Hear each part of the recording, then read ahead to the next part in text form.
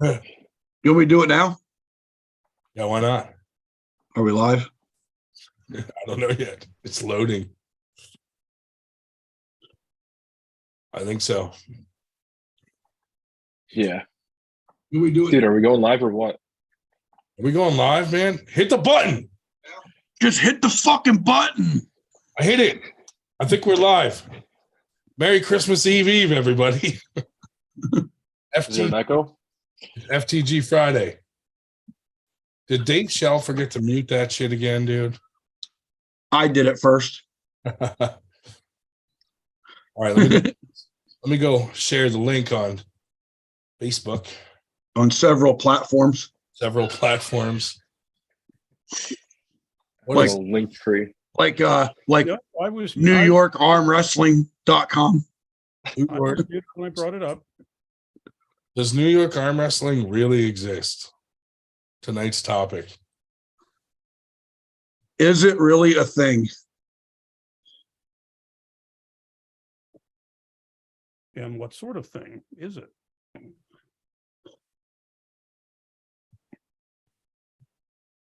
Before we get into that, what's this whole falling out that you guys had with Ron the Don?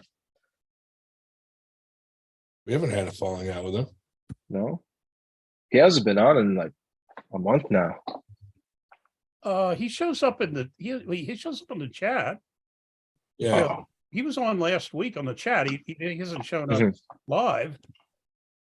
But oh, and hey, Puerto Rico's here with us tonight. Manolo. Greetings, Manolo. Manolo, what's up, buddy? Wholesale TV, that's the guy, right? Yeah, man. That's the guy. He's a good dude. Very. He's a strong dude too. Oh yeah. Do you want to join? You want to join us live rather than just watching, Manolo? We can send you the link. I'm going to share this on Ryan Bowen's page. Maybe he'll let me share it. Ryan Bowen. He's beefing up, dude. Be careful what you say. Looking saucy. Good for him, though. He's actually like doing like a full body workout, not just arm wrestling shit, you know? Yeah. Let's see. I think there's a lot to be said about like just overall general strength and conditioning. Oh, yeah, I agree.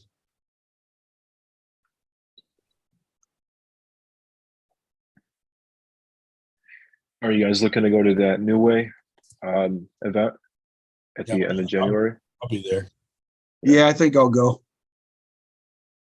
I will To compete or ref? I will I agree don't, with my I don't president. know. I'm going to compete in the BJJJ Jiu-Jitsu. Oh, jiu-jitsu. Okay. I'm going there to karate some motherfuckers. I'm going to wear this hat. I'm going to walk in there like I own the place. You're going to go sweep the leg? I already have a black belt. It's downstairs. I use it for pronation.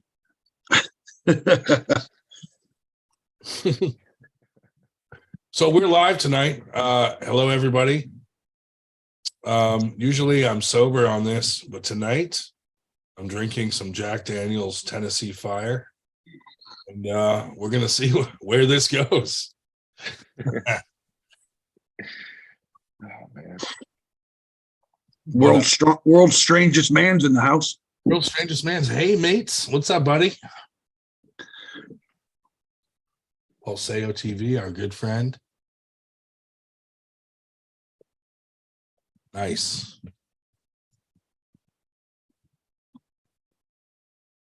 I could post it on some other groups. I just did. Oh, you did? All right. Yeah, a lot. Nice. Almost like Frank's Red Hot. I put that shit on everything. Manolo, I just sent you the link if you'd like to join us live. Send it to you on Oh, your you sent it to him? Nice. messenger. Manolo Sanchez. Yeah. What time is Mikey coming on tonight, Dave? He had said 10:30 roughly. 10:30? Mikey who? Stauffer. Mike Stauffer from Okay. Yeah. A younger kid with the tattoos? that's the one. Yeah. Look at Chuck looking all lean and mean. Yep. I finally realized that you have to work out to be in this sport. You know, someone told me that once, and Yeah. I mean, I've yet to do it, but I thought they were kidding too, but you know, I guess they're right. I may start to actually take it more serious. No, you're not. No, I will. I want to try some people. Like, you know, like finally just beat Dave Shell. Yeah, I told Hunter if he wants to really tie up the side table at that thing in January, I'll do the best of 20 with them both arms. Jesus Christ, Dave. Winter Blast. Dave's doing a best of 100. It's going to take all afternoon. Tournament starts when it's done. Chuck's beard turns a little bit more white every time you mention endurance. I know every time Dave says endurance test, Chuck's fucking beard gets whiter. Notice I did not use the 5-letter word that starts with S and ends with an ER. I don't want to get them all excited. Super. Oh yeah. That's the 20 super match. Yeah. Dave's doing a best of 20 endurance super match. Yeah. I already have my the motel reservations, and my reservation in for the strongest badge in St. Louis in July. You know, they had me as soon as I saw the thing. It said 6 p.m. Saturday, all night after party. But okay, I got to go to that one. Dave, you got to organize your own event. The David 500, just all endurance matches. I'm not going to go to not going to pull Masters though, just amateur, because Masters is plus 40.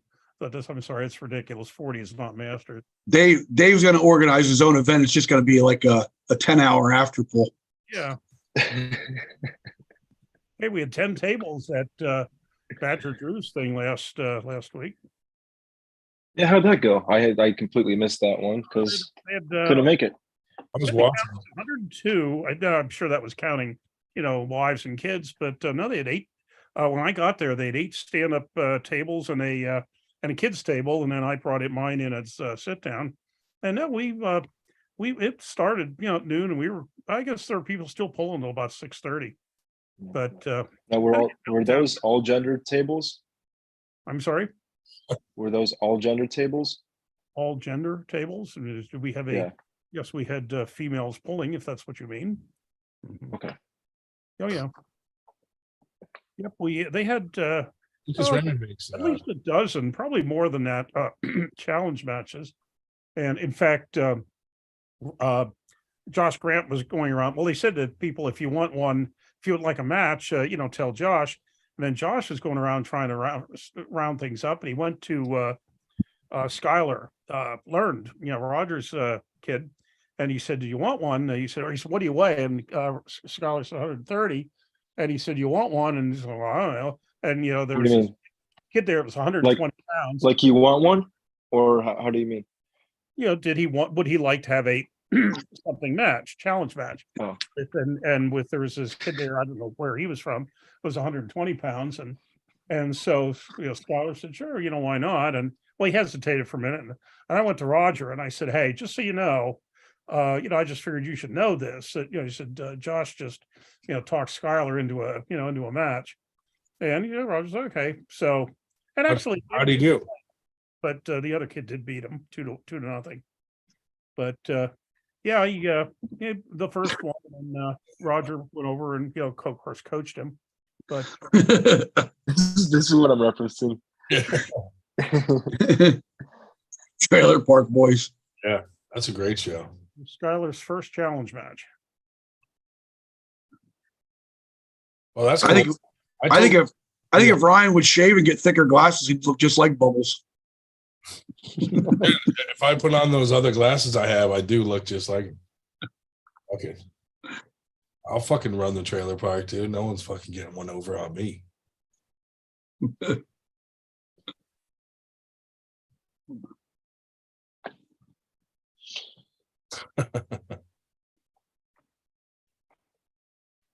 Is that your boy? Yeah, we're just hanging out in his garage.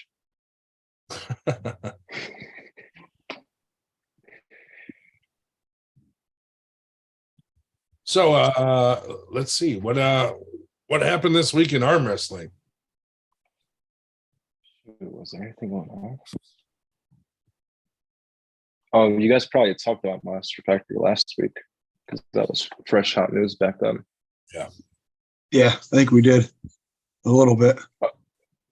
I was talking with somebody about Vlad the Destroyer. I mean, you know, he was running hot for a little while. What happened? Kind of laid low, but I guess his life just got real busy. He got a job, got married, got a whole bunch of stuff going on. But just recently, I think the other day, I was listening to a live with Neil Pickup and then the Latvian boys, and they mentioned that he's going back at it, back in arm wrestling come January. Oh, nice. That life is sorted out. Did he move back home or no? He got deported. Who knows? I don't think he's in the United States anymore, is he? Vlad? Yeah. Yeah, I think he's been back in Latvia. Yeah, that's what I was thinking. I think did he not pull Worlds this year? I thought he did. He might have. If he did, then I wouldn't know how well he did. I didn't see. Jody Williams in the house. Jody, hop on if you want. Manolo, what's up, buddy? How's it going? How you doing, man? I'm just a little tired, a little sleepy. Yeah. Yeah. Ready for the holidays? Not really. I'm sure all the people in the Northeast where the wind chill is about 20 below would love to know how warm is it in Puerto Rico at the moment? 73 degrees. Okay.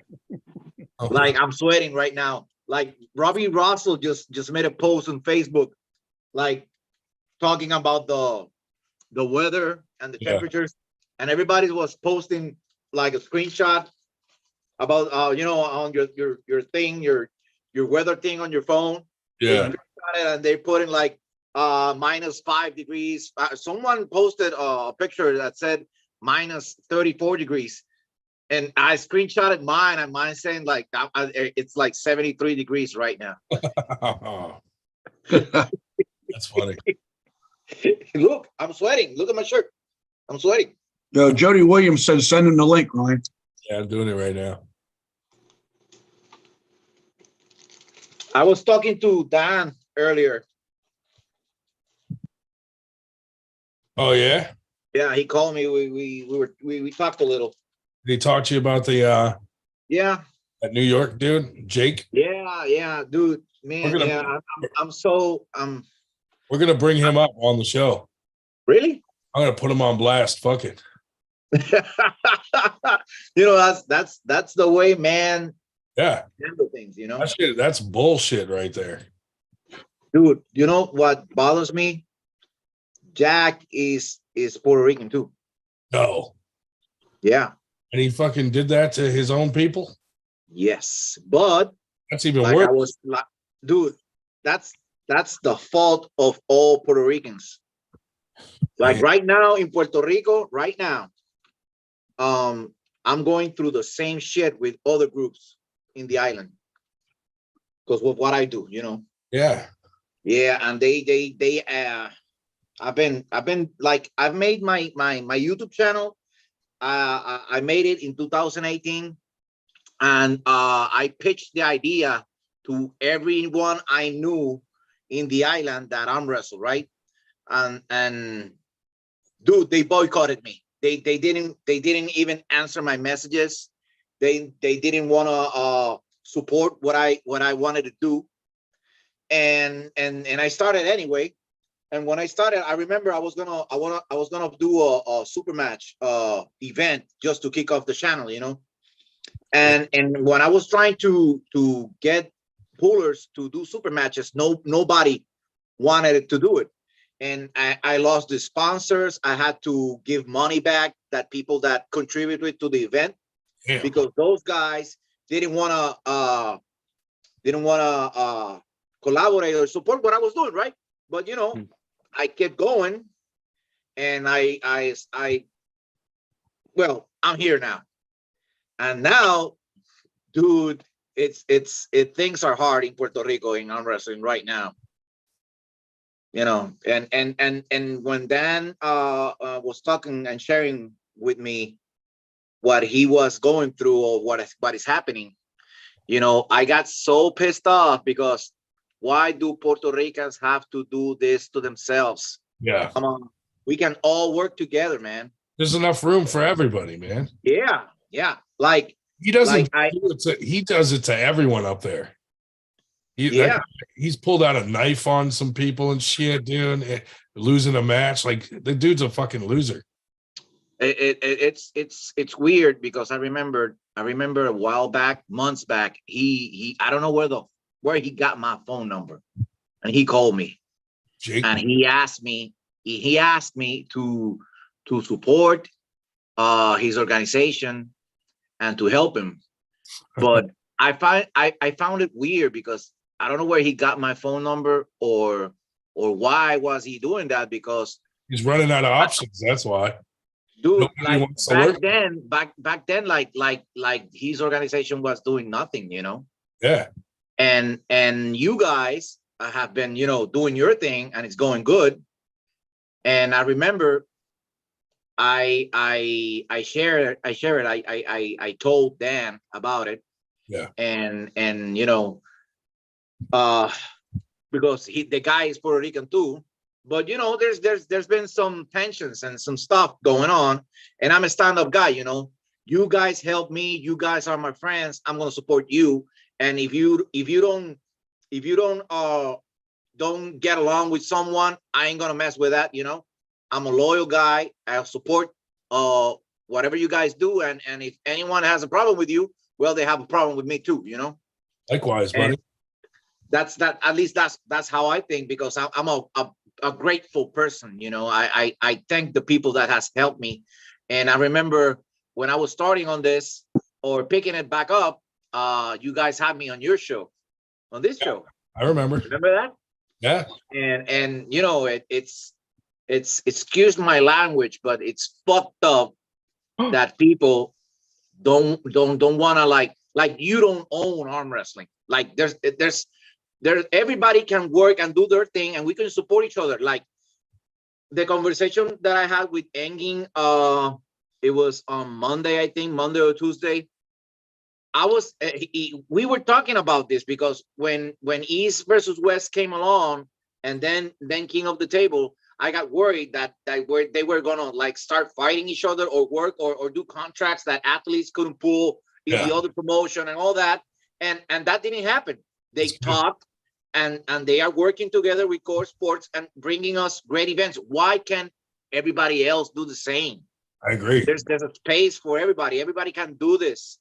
Everybody, like if he does it, we can support him. And if you do your thing, he can support you. And we can go to Florida, where Noel Nunez, who's Puerto Rican too, is a great arm wrestler. We can go and support Noel back then. And we could go to Las Vegas, where Arturo Pizarro, which is another Puerto Rican that it's living in Vegas, and it's arm wrestling. We can go support them, you know, and to be doing this, why we gotta shit on each other, you know?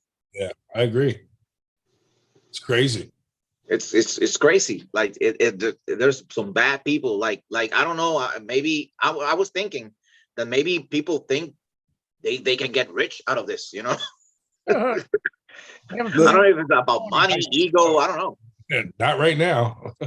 Yeah, not right now. I remember someone asked John Bursank about that, about the money and if he can live out of being an arm wrestler. And I remember his answer, his straight up answer was no.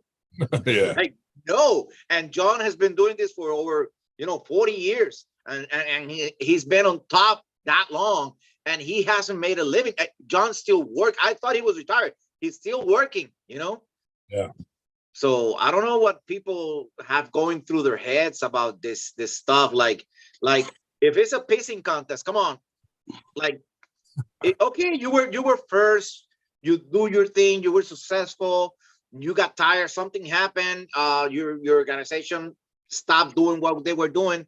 If somebody else brings it up, like the high tide lifts every boat, you know.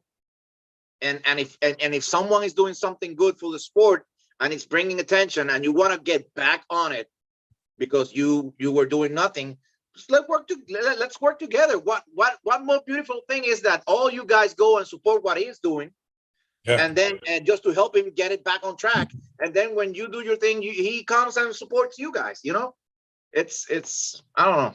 Yeah, but instead he goes behind people's back, tries to get their event shut down. So now none of us go to his shit, and he's failing. Dude, like, you can, if you have a problem with whatever anybody said about anything, you don't have to shit on another guy. Like if you just can say, dude, or whatever. Like I said, Ryan, please, the hashtag of this is about our organization. Please don't use it or try to like he had. I don't even know how to explain it, because you can own words like hashtags. You cannot own that. That's public. I don't know. I know he thinks he owns fucking New York Armwrestling. Yeah, and who really owns New York Armwrestling are the arm wrestlers that participate. You know, absolutely.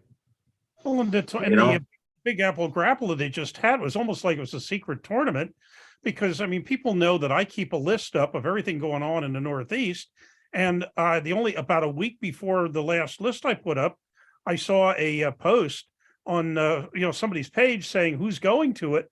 I thought, where the hell did that come from? I know. I saw you're getting around with the professor, and I saw that right there. Yeah, you know, and that tournament hasn't been done in years. Yeah, I didn't know a damn thing about it, and I thought, where the hell did that come from? And like I said, just by dumb luck, in fact, the person I'm fairly certain I saw it on Pedro Rodriguez's page. I'm not sure if he's Puerto Rican too. The Puerto Ricans are all over the place. I think, yeah, he is. He is half Puerto Rican, yeah. But I saw it. I think it was his page. I saw it on. I thought, well, where the hell did that come from? Because I'd been telling everybody there was nothing going on in that whole weekend, except that there were 3 big practices, one in New Hampshire, Pennsylvania, and Virginia. But I didn't know the tournaments, and then this popped up a week in advance. Like, what the hell? Yeah, but Jake's a guy. He'll throw a tournament the same week as your tournament, and then he'll reach out to all the pullers and say that yours is being canceled. Like, he'll lie just to try to get people to come to his. People figure that out, and then it's like now no one wants to go to his shit. Well, at least and I'm going to tell you something. Like the first in the new era of arm wrestling, of Puerto Rican arm wrestling, the first arm wrestler that started arm wrestling in the States was Richard Calero, and he did it on that organization, New York Arm Wrestling, and people that still active in the sport in Puerto Rico have gone and traveled to New York to participate on those events way back, and it's sad to see a fellow Puerto Rican like Dan, who is I will back up Dan even if it's wrong. Fuck it, he's my friend.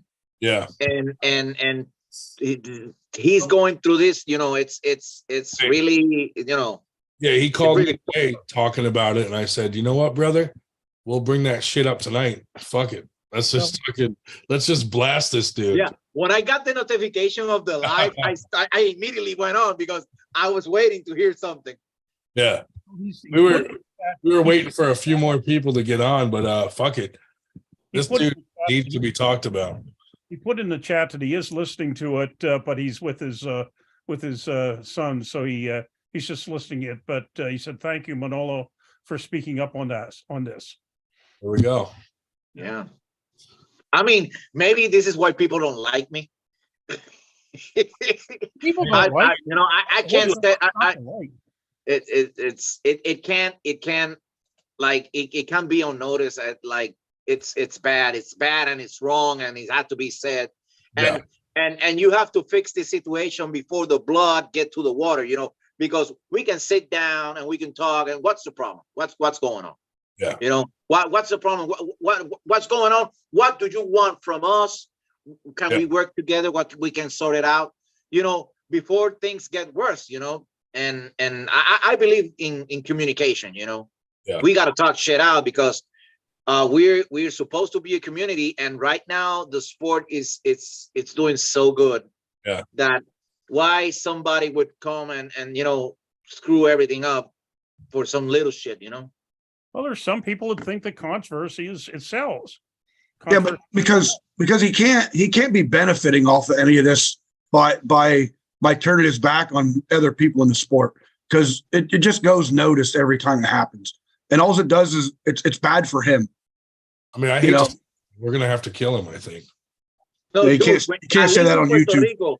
In Puerto Rico, we have a saying that when you do stuff like this, it speaks worse from the guy that's actually doing it that from the guy he's trying to hurt, because you are the one that you're going out there speaking like bad about someone who, like, to me, that tells me that he can do it to me too. Yeah. Like I go to David and start talking shit about Ryan, and David would say, well, if he speaks like that about Ryan, what does he say about me? Right. And Yeah, Sean Deal just asked, who are we talking about? It came in the middle of it. Jake Harris, the quote gent unquote who runs New York Armwrestling, is from Long Island. I thought it was Jake Anus. Well, maybe how it's pronounced, but spelled Harris. It's pronounced Anus. Mm-hmm. Yeah, Jake Harris, he's kind of doing some shady stuff. Plus, he reached out to venues too to get people's venues shut down. Stuff like that. Like, that's fucked up, man. I'd be pretty pissed. If he did that shit to me, dude, there would be some problems. I'd be pissed off. Dude, man. And it's kind of the thing that we're in Puerto Rico going through right now. Yeah. Like right now, some stuff happened, and I decided to just ignore whatever is happening over there and concentrate on the sport and doing my thing. And luckily it has worked out, and I got you guys that are my friends, and I actually can call Engin Terzi my friend, and Devin Larratt, because we have been talking to social media for so long, like texting, and finally they had the time to share a conversation with me, and if people that are up there can just look down and just like, they're busy people that are doing so much for the sport, and they can even like your comment, why are we cheating on each other, man? Down here we're just regular guys. Yeah, they're just regular guys too, just much stronger. Yeah. But yeah, you're right. It's funny because, like, when you interact online with people and you just talk, then when you meet them in person, you feel like it's someone you've been friends with for a long time, Yeah. That's it's how we started out. Yeah. Like 98 started out just doing Zoom calls. We didn't even go live back then. We just sat talking to guys from all over, and we just decided to start a little community, and it worked out.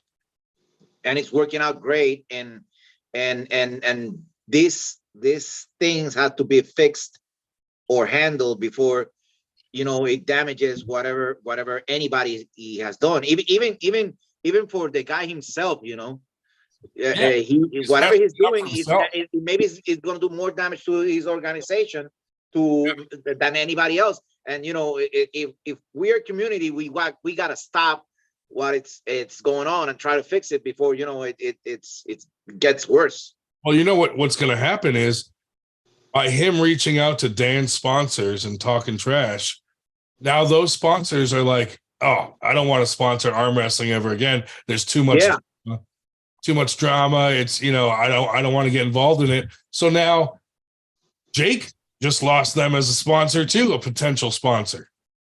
You know what I mean? Dan, every time Dan gets a sponsor, he shoots me an email and was like, hey, maybe these guys would sponsor you too. Yeah, You know, like, definitely. we can all share the same sponsors, but this guy trying to ruin it made that sponsor say, you know what? I think I'm just going to stay out of sponsoring arm wrestling. That is Yeah. not what we want to happen in the sport. Yeah. Like, that's classic definition of this is bad. That's bad for the sport. You don't want someone doing that. Yeah. It's people like maybe they have this set of mind that if it can be mine, fuck everybody. Yeah. You know? That's probably why the sport isn't bigger than it is already, because people fighting like that. Yes. No, you don't have. And you remember when promotions started getting on TV and stuff, they started doing contracts that prevented athletes from doing other events. That it's kind of like that, you know, because they don't want to share what they got, you know, with the community. And then again, I mentioned that Engin Terzi, King of the Table, Adam Silver, Don Ayers, you know, they are working together and they are leading us to the promised land. Why can't we all down here do the same thing? I know. It's crazy, dude. There's room for everyone. Everybody's doing something, but you know what? Everyone's doing something a little bit different.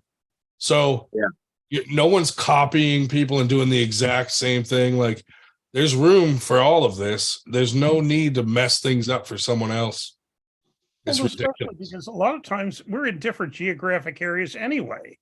I mean, you know, that other group whose name shall not be mentioned here, based out of Texas, we tried to cooperate with them, and no, they just want to go with the fire routine. But I assume this guy isn't part of the Northeastern Coalition then. Who? Harris? No. Yeah. Anus? No, not at all. You assume correctly. He tried. It was James tried to throw a tournament at the fairgrounds. You've been to that, Shubich, right? And because it said the word New York in it, he tried to contact the venue, get it shut down. He sent James like a letter saying you can't use New York arm wrestling in your fucking flyer. He did all this crazy shit behind the scenes, almost to the point where the fairgrounds almost were going to say, look, we can't have all this drama. Luckily, James talked him into having it anyway, and he changed the flyer and just put a picture of New York instead of saying New York. And then that was I remember that part about it, the whole fiasco with the name and the flyer, even whatever. These guys even one year contacted Alex Toproll from Arm Wrestling TV about changing the name on some of the videos because it said New York Arm Wrestling. They were literally gonna sue him for using the words New York Arm Wrestling. So they make that much money to be suing people because of that? Well, but they registered that name with the state. So like they have the rights to New York Arm Wrestling. They have it trademarked. Yeah, they do. Nobody else is supposed to be able to. Supposedly, allegedly, they have it trademarked. Jody? Hey, what's up, y'all? What's going on? Jody? We got Christmas, everybody. Hey, sounds like what happened a couple years ago. I'm drinking peach flavored Crown Royal. I got Tennessee Fire. Nice. So what are we talking about? Who's suing who for what? Why? So here's what prompted this whole conversation. So our buddy Dan Schwartz got a bunch of sponsors so that he could go to Olympia.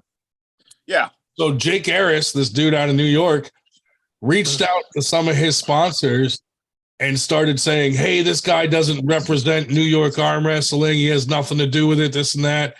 And Dan at no point said that he represented New York Arm Wrestling. He just said, I'm from New York and I'm from Long Island and I'm trying to raise money to go to this.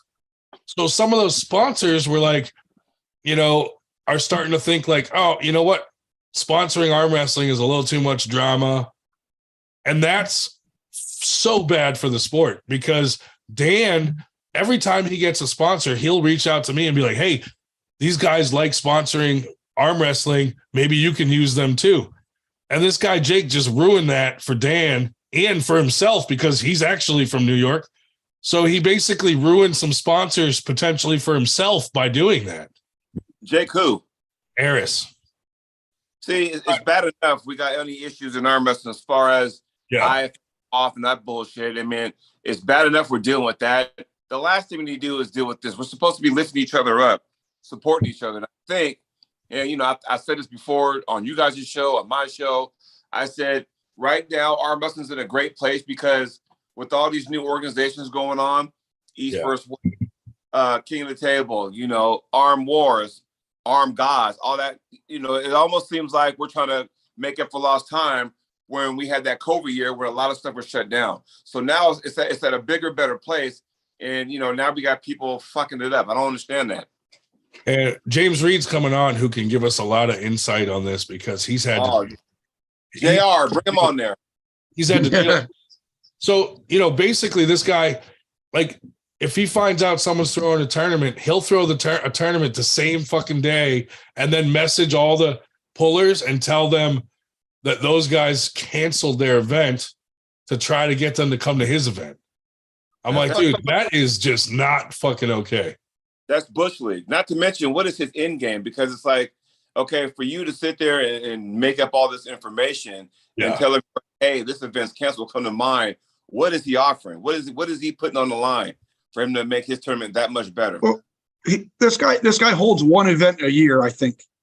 Yeah, the Big Apple Grapple or something. Yeah, it's just called the Big Apple Grapple. I think it's one event a year, and he acts like this. Dude, this guy lost a match and pulled a knife on his opponent at a tournament. Are you being for real? Oh, yeah. Yes, absolutely. I was like, we got to put this guy on blast. You know, FTG Friday for a reason. Like that, maybe you shouldn't be in the sport. Maybe you should do something else. But he literally went and got New York Arm Wrestling registered so that nobody else can use that term in New York. So anytime someone puts New York or anything in there, he sends them this fucking, you know, official cease and desist letter and all this bullshit. Recently, or was it a long time ago? Dave, when was it? Like 2013 or something, or 5, or? Is he watching the show right now? I doubt it, but if he is, he's probably not very happy. He's probably already sending the letter to me to shut up. Because I mean, you can't use the word New York. Can you use something like the Empire States? You know, that's why Steve Black and Mike Bisman named theirs Empire. Mm-hmm. You know, and Empire. You know, they use the word Empire instead of using New York because that dude was fucking harassing them too. They're the ones that he threw a tournament the same week as theirs just to screw up their tournament. I'm like, dude, why would you do that? You would think that everybody around the metro area would know about this guy and think, okay, he's no good. So they would quit showing up, right? Still go to his shit, dude. It's unreal. Wow. That's that's crazy. I know. Crazy. Yeah, what else is going on, everybody? Well, we're all comparing temperatures here in the east. You know, what's it like? What's it like out there? Today, it was 5 degrees yesterday, but today it was about 44, so it melted everything. So I had a chance to, you know, shove all the ice off my sidewalk and driveway and stuff. And it's fine for now. It's just I'm sick of being in this, you know, this winter weather, honestly. So you get winter weather like that often? Yeah, well, I live in Central Oregon, so you know, like right in the middle of the state, so we're higher elevation. So we blizzards and stuff here. So me traveling to go anywhere is few and far between. Just to go to Washington State weekend before last was we had to drive through a blizzard to get there. So Chris Kringle in the house. Yes, Santa. It's got to be James Reid in the house. I gotta get my camera working, man. Hold on a second. We don't need to see you. Yes, you do. Yes, you do. Just like Santa. There you go. There we go. The guy on the program right there. Yeah. From his microwave. Where we at? We were just talking about Jake Venus. The what? Jake Anus. We were just talking about him. Anus. Yeah, that's a good name, man. Take Anus. You want my history with that organization? Yeah. Well, I think I told you earlier, and Chuck's probably aware of it, but when we first started back in 14, 15, he got a hold of me through a mutual party. It was what's his face then? What was the other guy's name, Chuck? Camp. Gene Camp. Yeah, Gene Camp. Yeah, another miserable person. But they contacted. They contacted us, and they said, "Hey, we'd like you guys to join the New York Armwrestling League, and we'd like you guys to have qualifiers for our main event down in New York City, so we could have qualifiers all over the place." Well, at the time, I know the guys. I didn't know what they were like. I didn't know anything, but crossover. The guys, it seems like the guys that stayed in the city, and the guys that stayed upstate, stayed. There was a lot of crossover at the time. I said, you know what? At this time, I don't really see where my guys are down there and compete, so I really don't think it's for us right now. Well, as soon as I did that, it was just probably a matter of a month or so that we started getting the cease and desist letters from whatever crazy attorney he has down there. He started contacting our venues, saying he was going to sue them. Any sponsors he could find, he'd chase those guys around. He even went so far as to go after the Department of Agriculture in New York to try to shut me out of the New York State Fair, and all kinds of threatening letters. I talked to my attorney. My attorney's like, "There's no way these guys can own New York. They can't own the words New York." So. But yeah, everything, just one thing after another.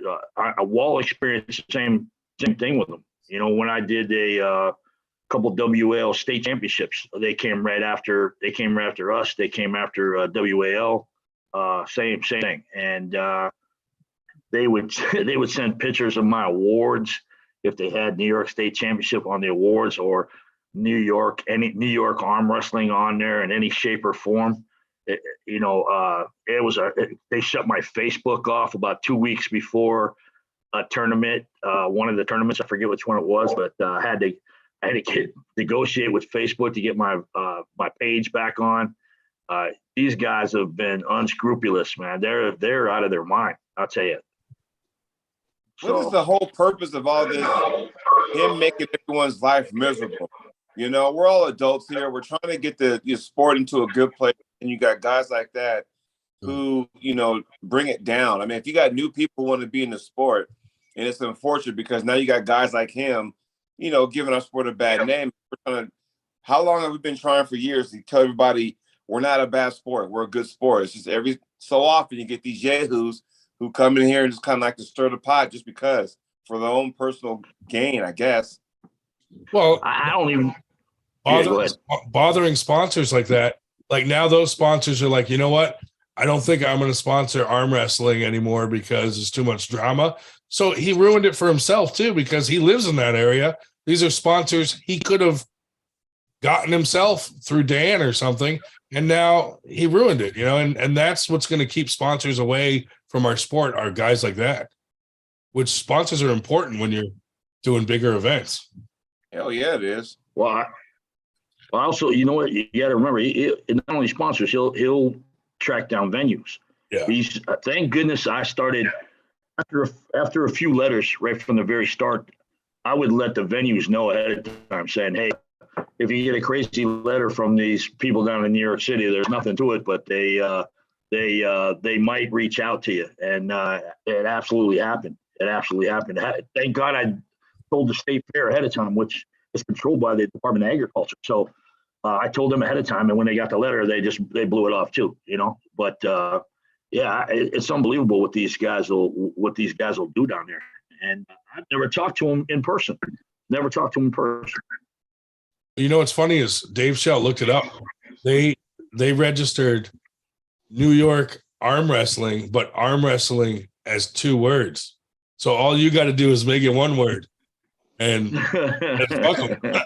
And it's good. It was good. And you're good, yeah. It got so bad that I actually took the just to stop some of the harassment. I took New York off of the flyer. I put a picture of the state of New York on it, and then said state championships. So it was actually the fair that came to me and said, "Well, you're at the fair, New York State Championships.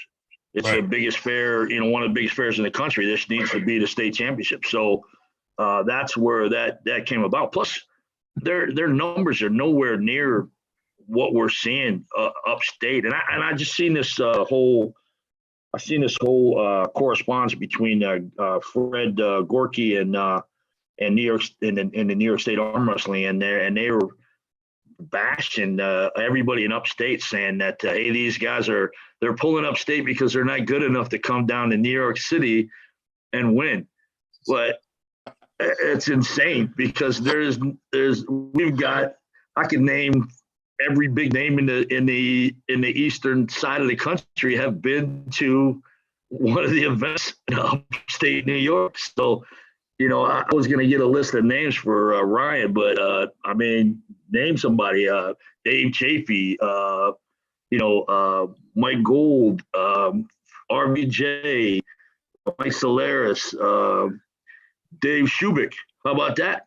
Anybody? Yeah, right there. Yeah, hell yeah. Right. That's what I'm saying, man. Well, you name it, and they've been to the events. And so it's crazy that's their claim of the fame too.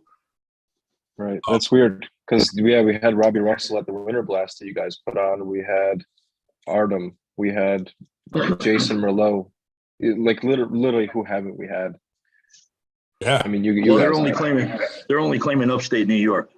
They're only claiming that the guys from upstate New York are ducking the downstate, which I don't even know hardly any of the people that are downstate. I don't know who they are. People don't. Not that it matters. There's some good arm wrestlers down there, but not that it matters. But there's nobody in upstate that are ducking, and there's nobody that came to our events that are ducking New York State. The only reason they're ducking New York State, and you can get this feedback from a bunch of arm wrestlers, is that the event has been. I haven't been to it, so I'm taking secondhand information from good, reliable sources that the reffing's terrible, the bracketing's terrible, and they wouldn't go back again. So a lot of guys aren't going to that tournament because of the terrible experience that they had or one of their colleagues had at that event. And, it has nothing to do with ducking an event. Well, word gets out. We all know in our word gets out. Yeah. Yeah, and you can watch some of their videos, and you can see that there's kind of a little chaos every time there's an event down there. You can see some of the chaos that exists down there. Where can I see it? I got my laptop up right now. Where can I see that at? I'm just kind of curious. Just looking in YouTube. Just look in YouTube, New York Arm Wrestling. You'll find some videos. Yeah. People from Puerto Rico have participated on their events, and yes, it is chaos. Just the fact that this guy's pulled a knife on someone while fucking, come on. That says everything about him right there. Yeah, that's a crazy story. I heard that years ago. Again, I can't confirm it, but I've heard it from multiple sources. So I would hate to spread it around, and it's not true, but there's a lot of people that talk about it. Dude, if someone, and I'm sure James, you can attest to this, if someone were to pull a knife out on someone at one of our tournaments, they would get their ass kicked. They just wouldn't be around ever again. They just would never. You'd never see them again. I don't think anyone would dare do it, to be honest. That's stupid. Dave, you're on mute. We can't hear you, buddy. Yeah, I was thinking, when you think of how things go viral, just for people, taking a swing at a ref. My God, can you imagine that? If somebody pulled a knife on somebody at a tournament. Good God, that's crazy, dude. Not that serious. If you're pulling a knife, for someone, first of all, let's get one thing straight. The fact that he had a knife in his pocket tells me that it was premeditated. Right. Because Who do you know packed a knife with them to go to an arm wrestling tournament? Right. Chuck Bardo. I mean, Chuck Yeah, Bardo. I do. I look at it If like he beats me, I'm gonna stab him. You'll see. I mean, that had to be premeditated, you know? Maybe he was thinking more like if he loses, he's going to slit his wrist. Why? His wrist didn't work in the first place. He was reffing. He was. The word is he was reffing at the time. Oh, he pulled out the knife as the ref.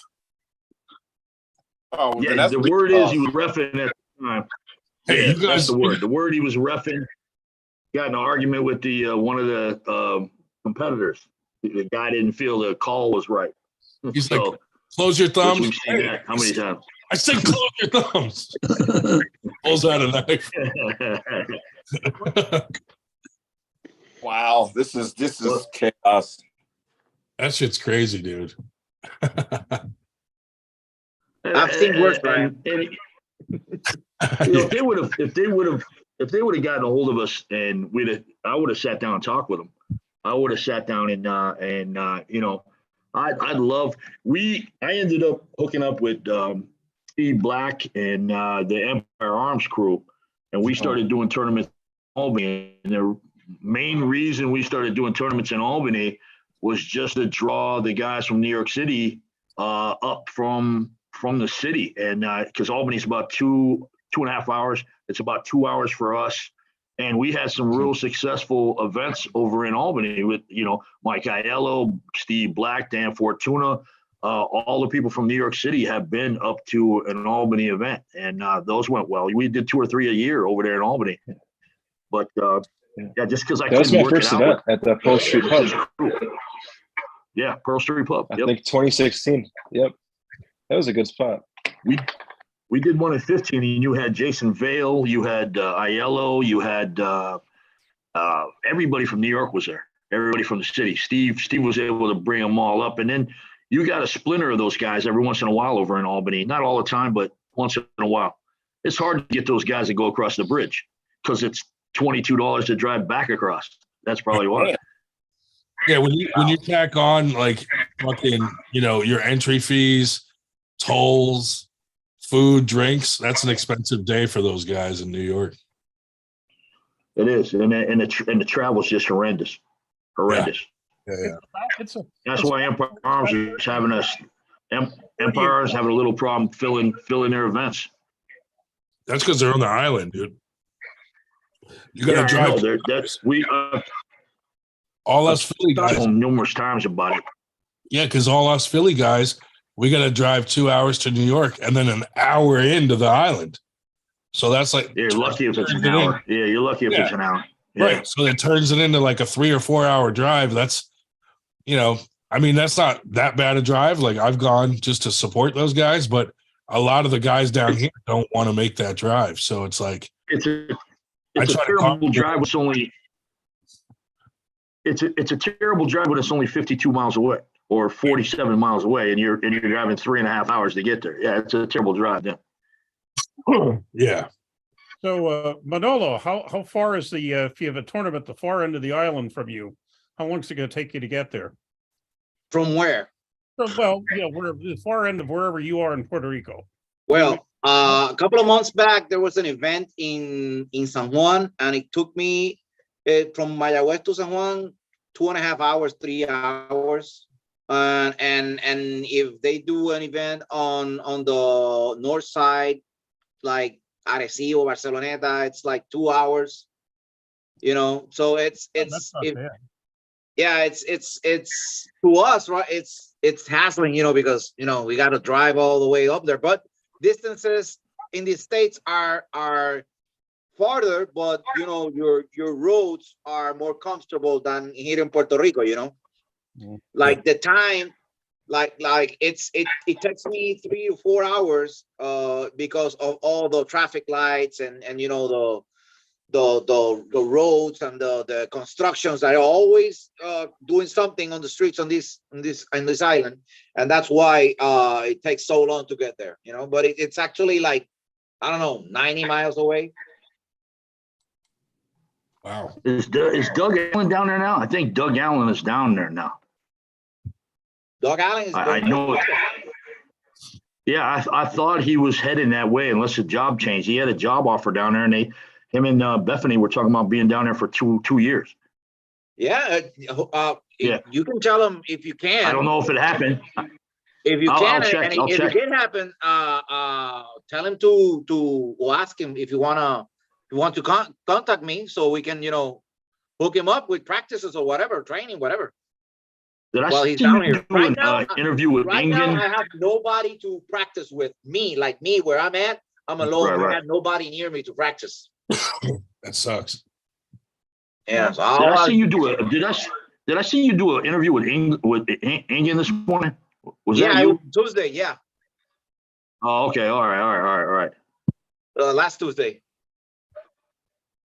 Oh, it was last Tuesday. Yeah. Oh, okay. All right. So it was he told me he was available and I said yeah, and it was like 12 noon here in Puerto Rico, so I just did it. Yeah. Because we were trying to get it done for so long, and Engin is a very busy man, and he texted me, said I can do it today. So I was at a doctor's appointment at the moment, and I was heading out. I was just getting out of the doctor, and Engin texted me, and I said yeah, let's do it. And I came back home and I did it. That's awesome.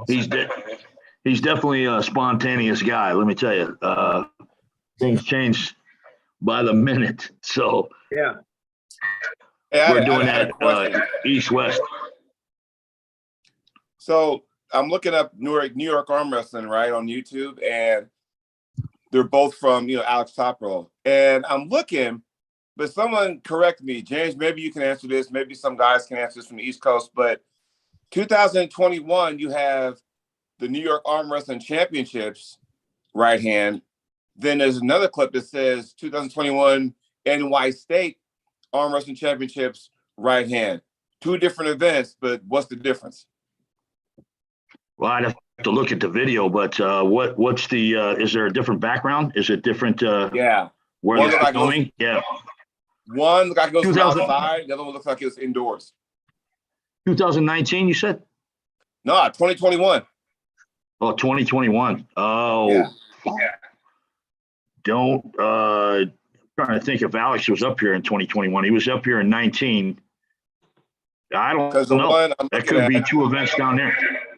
Because the one I'm looking at, one of them has Mike Aiello on the front, pulling some other guy, and then the other one has Alex Topro pulling somebody. But the one Aiello was outside. Put up in the search in YouTube NYC Arms. Oh, okay. I'll try that. Or even just look up Big Apple Grapple.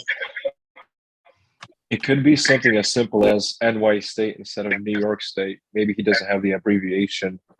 What's it called? Copyrighted or whatever.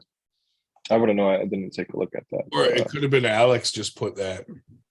Right. Yeah, because Alex was from New York, and when he started out doing his thing on YouTube, he was always recording on their events because he lived there at the moment. Yeah, and Jake. Oh, okay. Jake threatened to sue him too for posting New York Armwrestling on his fucking channel. Oh, come on. Leave Alex alone. Right? James, wasn't that in 2019 when Alex put that up? Yeah. I think he was at our event in what year was that? That was 2019. He was at our event filming. Him and his wife were competing at the New York State Championships and at the fair. Yeah, they were. Like, and then they moved. It wasn't long after that they moved to Florida. The last video they had up, it was 3 years ago. So 19. Yeah. That was upstate. That was New York State up in our area. New York State Fair. Syracuse. Yep. That was a good event too. That was a huge really good turnout. event. Yeah. That was a great turnout. James, I had somebody on the chat here asked about, he said he's from the Albany area and who would he contact up there? And I told him Upstate Armed Force and Ron Singley. Is there somebody else I could add there? Yeah. Jared Gendro. Yeah, who's Ken McKinney is Bigfoot. the main guy. Yeah, Ken McKinney is the I think he's the leader of that team. Kenny. Okay. Is he back on the horse? Because didn't Yes, he get crushed by a tree? No, he competed up in the New England states and a couple of the tournaments at the fairs. Yeah, he's back up and running. So yeah, That's what's yeah, that was bad too, I guess. Okay, well, Luce got that, Ken McKinney. Yeah, because they practice, I believe, last time I kept an eye on them, I've never been to any of their practices, but they have about 3 or 4 different sites they practice at on different days of the week. It's remote areas. That's why they have different ones. It's kind of remote areas to go to each one of those practice. Even when Chris Michaels has it, it's up past Lake George. It's up a back street in the middle of nowhere, so it's tough to get to.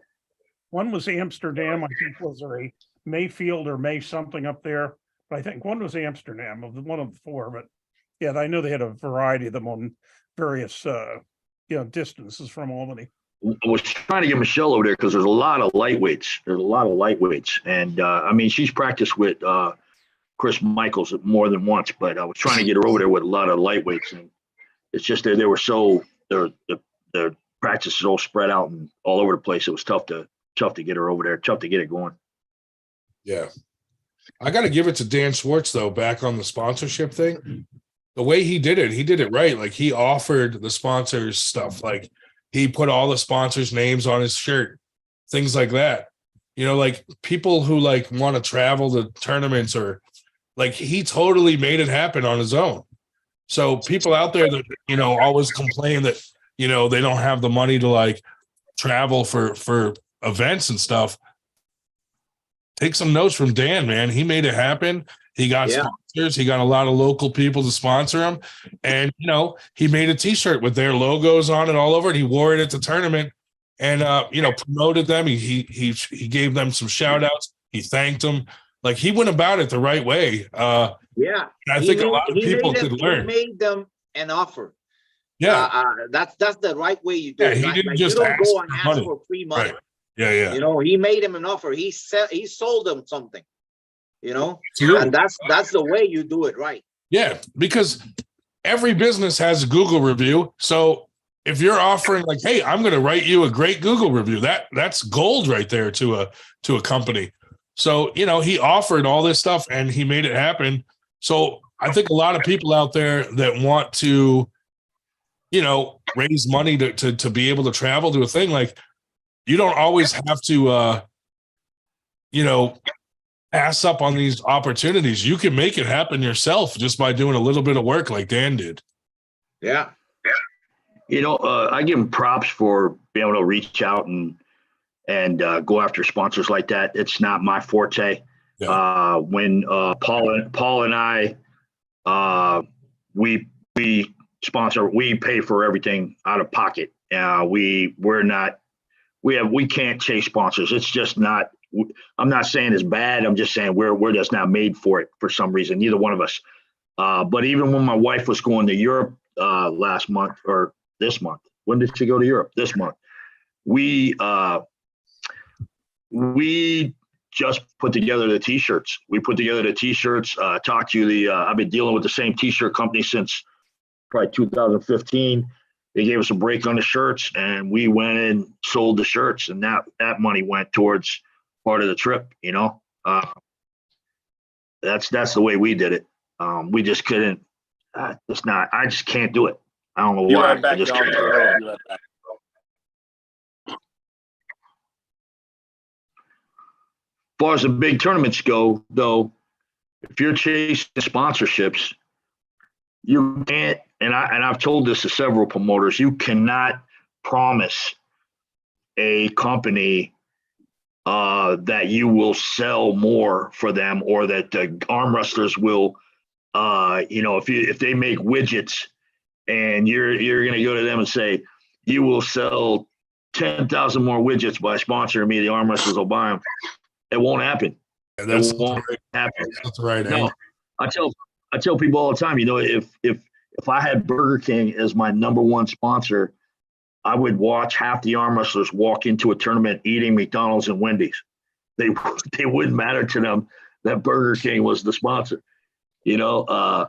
So you almost have to chase for bigger events. For me, it's almost you got to chase money that is allotted to a company for some type of civic service or community deal or whatever, that they are just going to write that money off for their taxes.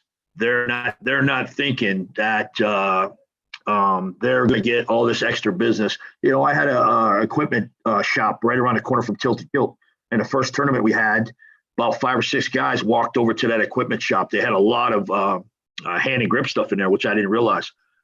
That guy sponsored that event, sponsored part of it. The second event we had, he stepped up and sponsored again. The third event, he hid in the back and told his employees that he wasn't there that day, and I couldn't even talk to him anymore, dude. It's just the sales weren't there, and it's just not going to happen that way, you know. I told Grondin we should get some orthopedists to sponsor us with all the aches and pains that, you know, some of our people get. BioFreeze. Yep. Yeah. I was just talking to Billy Ortegas today, and he was even saying, you know, his sponsors are, you know, wrist, what is it, wrist wrench or wrist grip? Yeah, wrist and the chalk, he's got that, but he's having problems with. They're not selling the products. You know, he's got all the codes for the Texas Arm Wrestling League, and the people just aren't seeing the sales. You know, so how long are those sponsors going to last? Can't say. You know, he said they've been good. They've been good up to this point, but you know, just the arm wrestlers aren't buying it. Look at the pay-per-views when guys were broadcasting, you know, the pay-per-view, and it was only what, $3 or something like that. Yeah. So we buy them even if we know we can't watch them. Not that, you know, not everyone. We get as many as we can. We buy them even if we can't watch them, just because. I mean, I'm married to the sport. I ain't got no choice, you know. So. Carolyn Looms with a $10 super chat. Thank you. With every hashtag you could ever think of. Carolyn. But yeah, see, like the things I offer sponsors are like Google reviews. Like, you know, I'll get 3 or 4 of our group to, you know, smart. 90%ers and be like, hey, let's all go give them a good Google review. And, you know, we got a good group, so everybody helps out, you know. Some other things, you know, like we'll put their name on our podcast here or something, or, you know, we'll put a banner at the event on the main table, you know, stuff like that. We like every package offers a little bit more, you know, like more Google reviews. Also, if we make a tournament t-shirt, we'll give them like 2 t-shirts with their logo on it, so they can see kind of what we do with the logo on our t-shirts, stuff like that. You know, we try to give them something that is tangible, not just empty promises like, yeah, dude, arm wrestlers will buy your products, because arm wrestlers most likely will not rally and buy the product. You know? No, they won't. They won't. Plus, you promise them that your 100-man troll army won't troll their stuff. Yeah, you'll hold back the reins on that. Yeah. If you sponsor, I do the opposite. Like if you sponsor, we won't give you 100 bad reviews before the morning. Yeah, exactly. Manolo said he's still watching us. Yeah, you know, thanks for joining us. It was good hearing from you and seeing you. And yeah, thanks for coming on, Manolo. He's a good dude. I like him. He's been a super supporter since the beginning when we had him on here and stuff, and very nice guy. Yeah, I gotta jump off so you guys can talk about me when I leave. But I just want to mention I haven't put this up yet, but this is exclusive for you. I talked about the New Way Combat Championships down in AC. Yeah, that too. anyway, I was looking at the possibility of breaking that up and putting it on a Saturday and a Sunday, but I think that it'd be better off just putting everybody in on that Saturday. So what I was talking to Ryan today, and I think I mentioned this to Chuck, what we're going to look at is we're probably going to try to keep the registration open all day. The AMs are going to start most likely about 11 o'clock in the morning. We're going to have a crew running those AMs. We're going to leave the registration open so the pros do not have to even show up to the event until possibly 1 or 2 o'clock in the afternoon. The pros will start about 4 with another crew completely, and we'll run them until they're done. We'll have the mixed bag of nuts divisions in between, and I think we'd be better off than forcing the AMs to show up on Sunday. I think I'll lose too many guys that way. So we're going to do it in one day. We're also going to look at the some of the major teams being able to do the Friday night weigh-ins. So you won't have to travel to if you're close enough, you won't have to travel down to Atlantic City to do that Friday night weigh-in. If I can't trust the most weigh-in, how can I trust that they're doing it right at their own moment, right? That's how I was looking at that thing, because I had a few people say to me, "Well, that's great, blah, blah." You guys are running their own events. I can't trust them to weigh people in for me. What are they doing at their own shit? You know? So that's what we're looking at down there. That's what I think is going to take place. I'll be posting that soon. And I was asked by somebody, that is not one where one had to qualify to be there, right? Atlantic City, or is it? Yes, absolutely. That's the one thing that I wanted to make sure that we did. I can't stand the fact that a lot of the championships and the qualifiers took away all the requirements to qualify. There was some major championships that if the guy at worked at 7-Eleven down the street from the thing was cruising the internet and saw it on there, he could throw himself in the mix on the following Saturday like everybody else. Well, obviously he's not going to do well, but I wanted that qual again. I wanted that old school qual that you had to do something to get to this thing. So if you told me, and I've had this discussion with several people, obviously we'd see more entries if we dropped the quals. I don't care. I don't care if you said to me tomorrow, I'll give you 50 more guys. If you drop the qual, I'll say, forget it. I'm not doing it. I bitched about that for 2 years now. I'm not going to go back on the qual. Now, we did make it easy, David. We said any amateur that competed in a qualifying event, that was just about everything in the Northeast, they are qualified. A pro, we listed how many places we went back on the pro quals. But we also said that if you were a former world or former national champion with any league, we're going to give you the respect that you're due, and you are going to be qualified for this tournament also. So if any of that criteria fits, they're good. Okay, so one does need to qualify, but you will put it on the once you come up with the you ramp up the promotion, the advertising for it. You will note on that what Those It's already in the comments. Yeah. Okay. That calls. Those have been on the event page since almost the very beginning. Okay, fine, good. Yep. Thank you. Real quick, Ron the Don with a $30 super chat saying Merry Christmas and Happy New Year's, guys. Thank you, Ron. Once again, big supporter. Have to go on to a plane. Carry on. Did he get his T-shirt yet? No.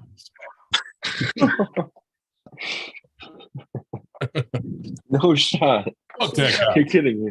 You're kidding me. No, we're doing a run of shirts that are custom with people's names on the back. So I told him just wait till then, because right now he would get like an old shirt and we would put the name on the back. So I said just wait till we come out with a new design so that he'll get a fresh one. Yeah, but that one we can't put his name on the back. It doesn't fit with the on the Don, the chain, and I'm taking off, man. Okay. all right, James, I'll talk All to right. you. You Later. got any more questions about New York arm wrestling? You want No, to? you can go ahead you wanna and take it say- off. I hate him. I hate him. Is it You wanna say is it true what Tim Lewis said? What's that?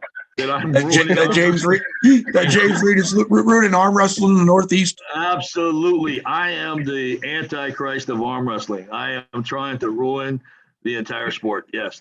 That was my goal from the very beginning. Is there anything you want to say to Jake Anus before you leave? No. I'd like to say, if we run into each other, bring your knife and make sure it's a big one. Make sure it's a big one. Chuck, I'll call you tomorrow. All right, man. All right. Later, buddy. Later. Take care. Fuck that guy. Fuck that guy. But yeah, dude, I just felt like something had to be said about that shit, dude, because you start ruining and messing with people's sponsors and you're messing with it for yourself. And it's given our sport a bad name when companies are going, you know what, I don't want to sponsor arm wrestling because there's too much drama. Like, come on, man. There's enough room for everybody in the sport. Everyone's doing something a little different, you know? That's the best thing, guys, because there ain't just one piece of pie. It used to be a while ago. The UAL had a pie. Yeah. Ball had a pie. Well, now it's a variety of pies. Now it's apple pie, peach cobbler, cherry pie, all the other pies. So what I'm getting at is that every organization now offers something, right? Where, okay, if I'm not good enough to be on Core Sports or East vs. West, then maybe I might be able to get on Arm Wars, or maybe I might be able to get on Armed Gods, or maybe I might be able to get on the Monster Factory. So all those organizations I just talked about puts everything on social media on mainstream. Now, you can still be able to attend all those other tournaments, and still, get the top quality athletes to come there and compete. So it's just, I don't know why people need to sit there and do this kind of stuff and sabotage each other. It's the stupidest thing ever. Yeah, I know. It makes no sense, dude. It makes no sense. I mean, that backfired on himself because now look, now you got people talking about you and people are going to hear you're kind of a fucking, you don't have very good character. So people are going to start shying away from your own event because you fucking did all this shit. Right. What a dumb. By the way, Jody, a while back, Carolyn Looms commented in the chat that Jody's so happy for you, brother. Love what you guys are doing with R. Kelly. Also, strongest, baddest commentary on the fly. Sentinels, Uncle John, Jody, R. Kelly, FTW. And I thought I'd hold off on mentioning that until James got off of that, since I don't think R. Kelly is the most popular person in their household at the moment. But because he was out at the wrong time. But it was nice of Carolyn to say that. Yes, Carolyn is a sweetheart. I hope I get to meet her in person one day because she is one individual that loves the sport, and you may come down to Winter Blast. You got to come up. Speaking of Winter Blast, some things that have taken place ever since the last time I was on the show, and all that kind of bullshit. And, not to bore everybody, but let's take everybody back. December 10th, Washington State. Now, prior to that event, my plans, set it up. Me and Beer Man, fucking let's go ahead so I can rock his world right quick, And then I had my two super matches versus Clayton Faulkner, left hand, right hand, and Uncle John and I were doing commentary that day. Well, after my matches, he got up on stage, said, "Hey, Jody, who's up next?" And I said, "Evan Burgoyne." Cool. Everybody knew about that. Not a secret, right? Then all of a sudden, the event's done. After every event, what do you have? After pull. Cool. I only want to pull one person. That's all I want to do, pull one person. Yeah. So I'm looking for Uncle John. I don't see him. All right, fine. My family and I they had a booth over there with our merchandise, I'm thinking, all right, let's go ahead and pack this thing up. We're all going to go get a bite to eat. And then he pops out of nowhere. It comes to the door. I said, all right. bro, me and you on this table. So we go to the far table, kick some people off, get the fuck off. Here come the boys. Yeah. So we get on there, and it's out there. The video's out there. So we get on there, and the bad thing about it is that you only got 1 minute of it. We pull for like maybe 2-3 minutes. Yeah. Because it didn't show what we did before we got the strap on. It just showed what we got when we had the strap on. So, we're going back and forth. I'm thinking, all right, cool. And I got this. I'm just holding here, and to the very end and stuff. I'm just about to the pin pad, but it gets very stubborn once I get toward the more my arm gets to the pin pad at this position, the more stubborn it gets, right? And it was good. Me and him kind of talked afterwards. Man, you need to go get a hold of Neil. What the fuck? So now, next day, I drive home, right? Driving home, I swear to God, I pulled up in front of my house, popped open the trunk. We're unloading everything else, and all of a sudden I get a call. I'm looking. Oh, it's Uncle John. So we're video chatting. He's at the airport at this point. Yeah. So I'm like, what's up, bro? He's like, hey, man. Because he was an Aussie arm wrestler while he was at the airport. And he talked about what was going on and everything. And so he goes, hey, just to let you know, I talked to Neil, and I think it's good as gold that you and I are set for Arm Wars March 2023. I'm like, oh, okay. All right. That's good, though. That's a good opportunity. Yes. So now this goes back to what we talked about, a few weeks ago. So I know I was supposed to come to Winter Blast and stuff. I'm thinking, okay, that's March 11th, right? Yeah.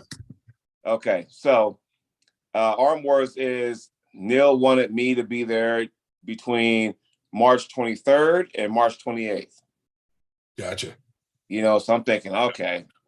And I really want that. I've been wanting to get on there. I was supposed to happen last year or actually this year, but things didn't work out. So now I got the opportunity to go this year, and I don't want to mess this up. However, my question to you guys, is there another event you guys put on? Is it going to be like the Fuck That Guy Festival you guys are going to put on like later in the year or what? Well, next year, like I'm trying to launch like 98 as a league this coming year so that we have our own little league up here. So right now we've just like last year we did Winter Blast and a couple other events. This year we got Winter Blast coming for 2023. I'm thinking we'll probably do 3 or 4 more events next year. Okay. Next year, as in 2023 next year? Or? Yeah. I don't think they'll be as big as Winter Blast because Winter Blast is our like Super Bowl one, Okay.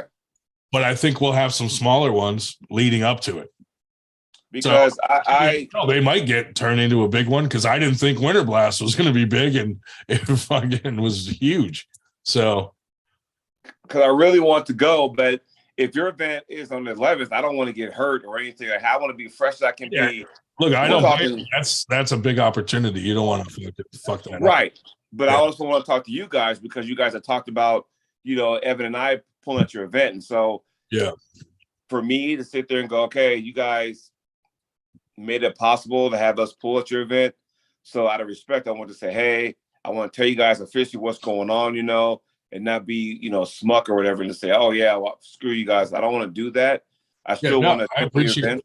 Yeah, no, listen, there'll be another Winter Blast a year after anyway, I can't wait till I'm to whoop Evan's ass. Sorry.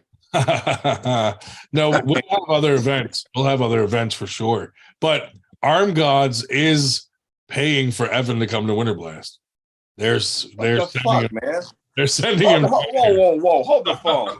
And I'm hoping. But he is officially one of their guys now. So he's like they're sponsoring him.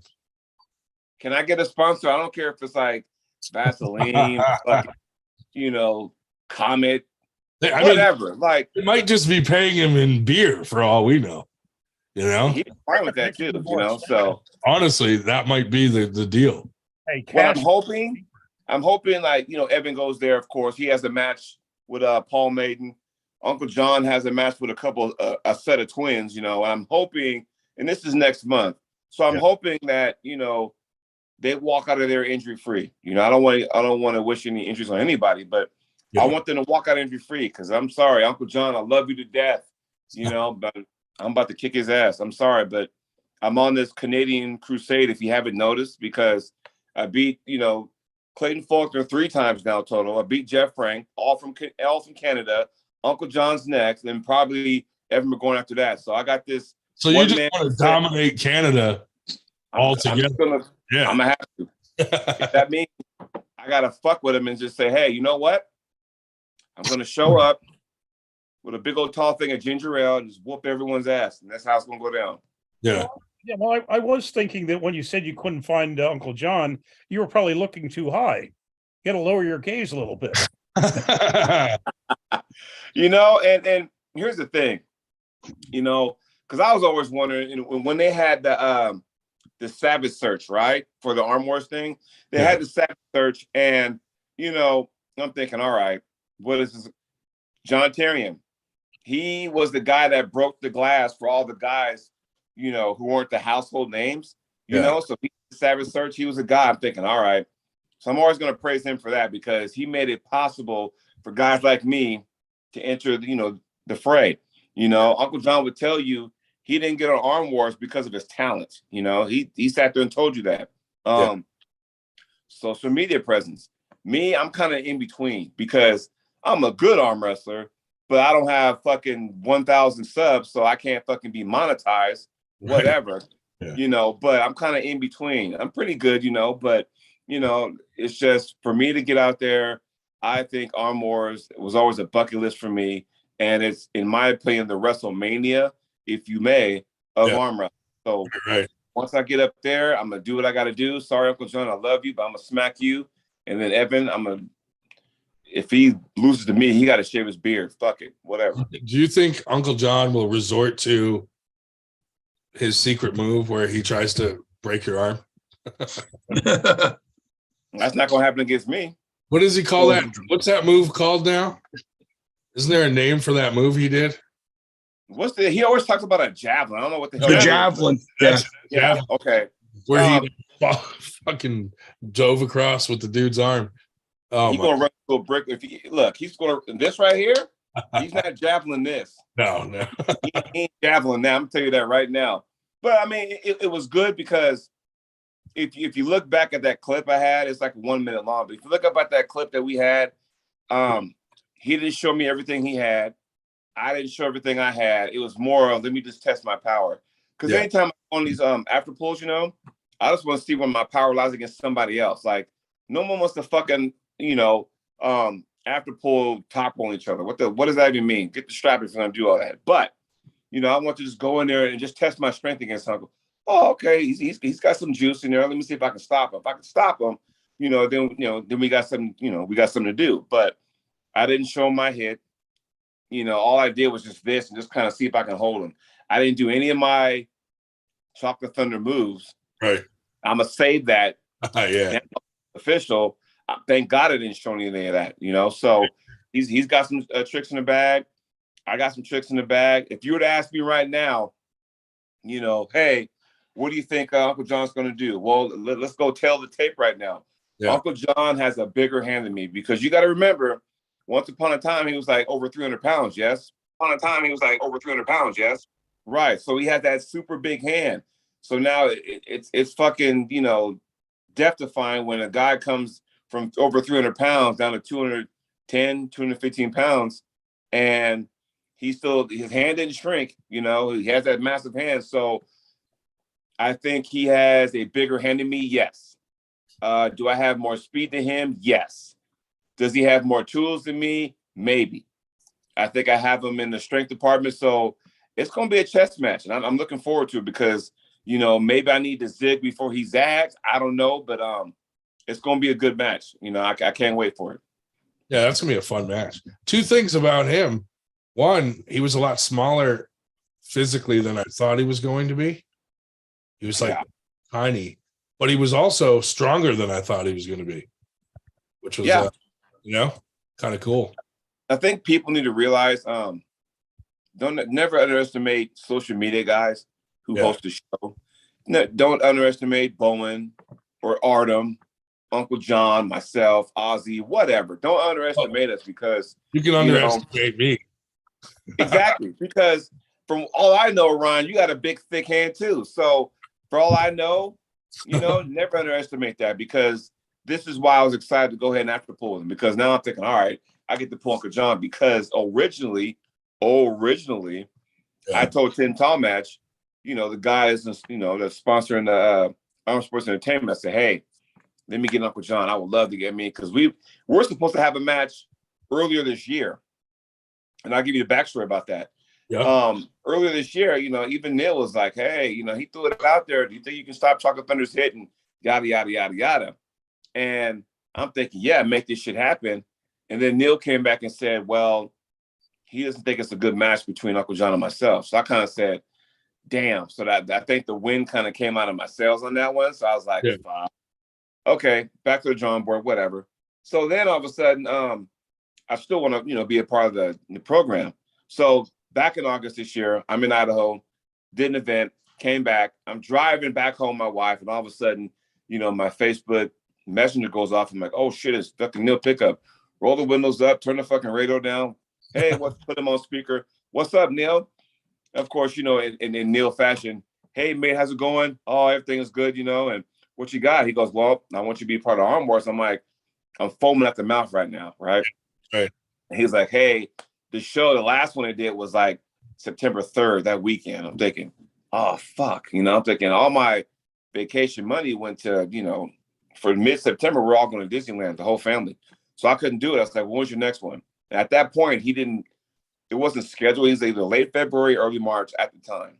Yeah. I said, I tell you what, pencil me in for that one. I'll go ahead and make it happen. So I'm thinking, as soon as I got home, I'm up here applying for a passport and shit. I'm thinking, all right, cool. We're going to make this thing happen. And then I'm just going to sit back and wait. Because if it does happen, cool. If it doesn't, then I can shift gears and focus on other stuff, which would have been Winter Blast, right? Okay. So now that that's all out in the open, and, Neil was on live today and mentioned Jody Williams is coming to, Manchester, England. All right, it's official. So I'm going there now. Yeah. So now I got my passport. I'm stacking cash, whatever, that kind of stuff. I even told everybody in my family, for my birthday, just give me cash. Make it that toward my trip to Manchester, whatever, and we're going to have some fun at the fucking, at the house. Iron Horse, 3 it is, I think we're on now. So we're going to have some fun. So I may not be elite. So you won't see me at East First West. You probably won't see me at Core Sports, King of the Table. But guess what? You will see me at Arm Wars. And I assure you, my goal is beating all these Canadians. Well, yeah. Well, that's awesome. But also, like these new guys, like Arm Gods, these could be new opportunities for people. You know what I mean? Even Paul Maiden, I had him on my show a couple weeks ago. We were chit-chatting. And hey, let me say this right now. I got to take another sip, because I'm telling you right now, don't think that him and I never talked about me going there also.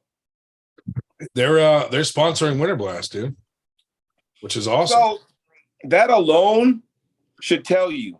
So I this is what I see for you guys. So now that you got those guys sponsoring Winter Blast, if I'm Winter Blast, show up. Everybody, Arm Guys is going to sponsor us. Y'all need to show up. Yeah. Now, with that said, if I'm Paul Maiden, Marcus Thompson, all the big wigs at Arm Gods, this is where you got to go, okay, where can I find a live feed, right? Yeah. Because if you want to expand or broaden your product, you're going to tune in on Winter Blast and then find out, okay, who's a stud? Is it Jason Malo? Who is it? Because then the next time they have an event, I don't know, it's like April, May, or whatever, then they can probably pluck a few guys from your event. Then they go to Arm Gods. It's funny you mentioned that, because I just was talking to Marcus about like us being kind of like a minor league to the Arm Gods major league. Oh, yeah. You know what I mean? Like maybe winners of Winter Blast qualify to go to an Arm Gods event. Everybody's going to qualify nowadays, right?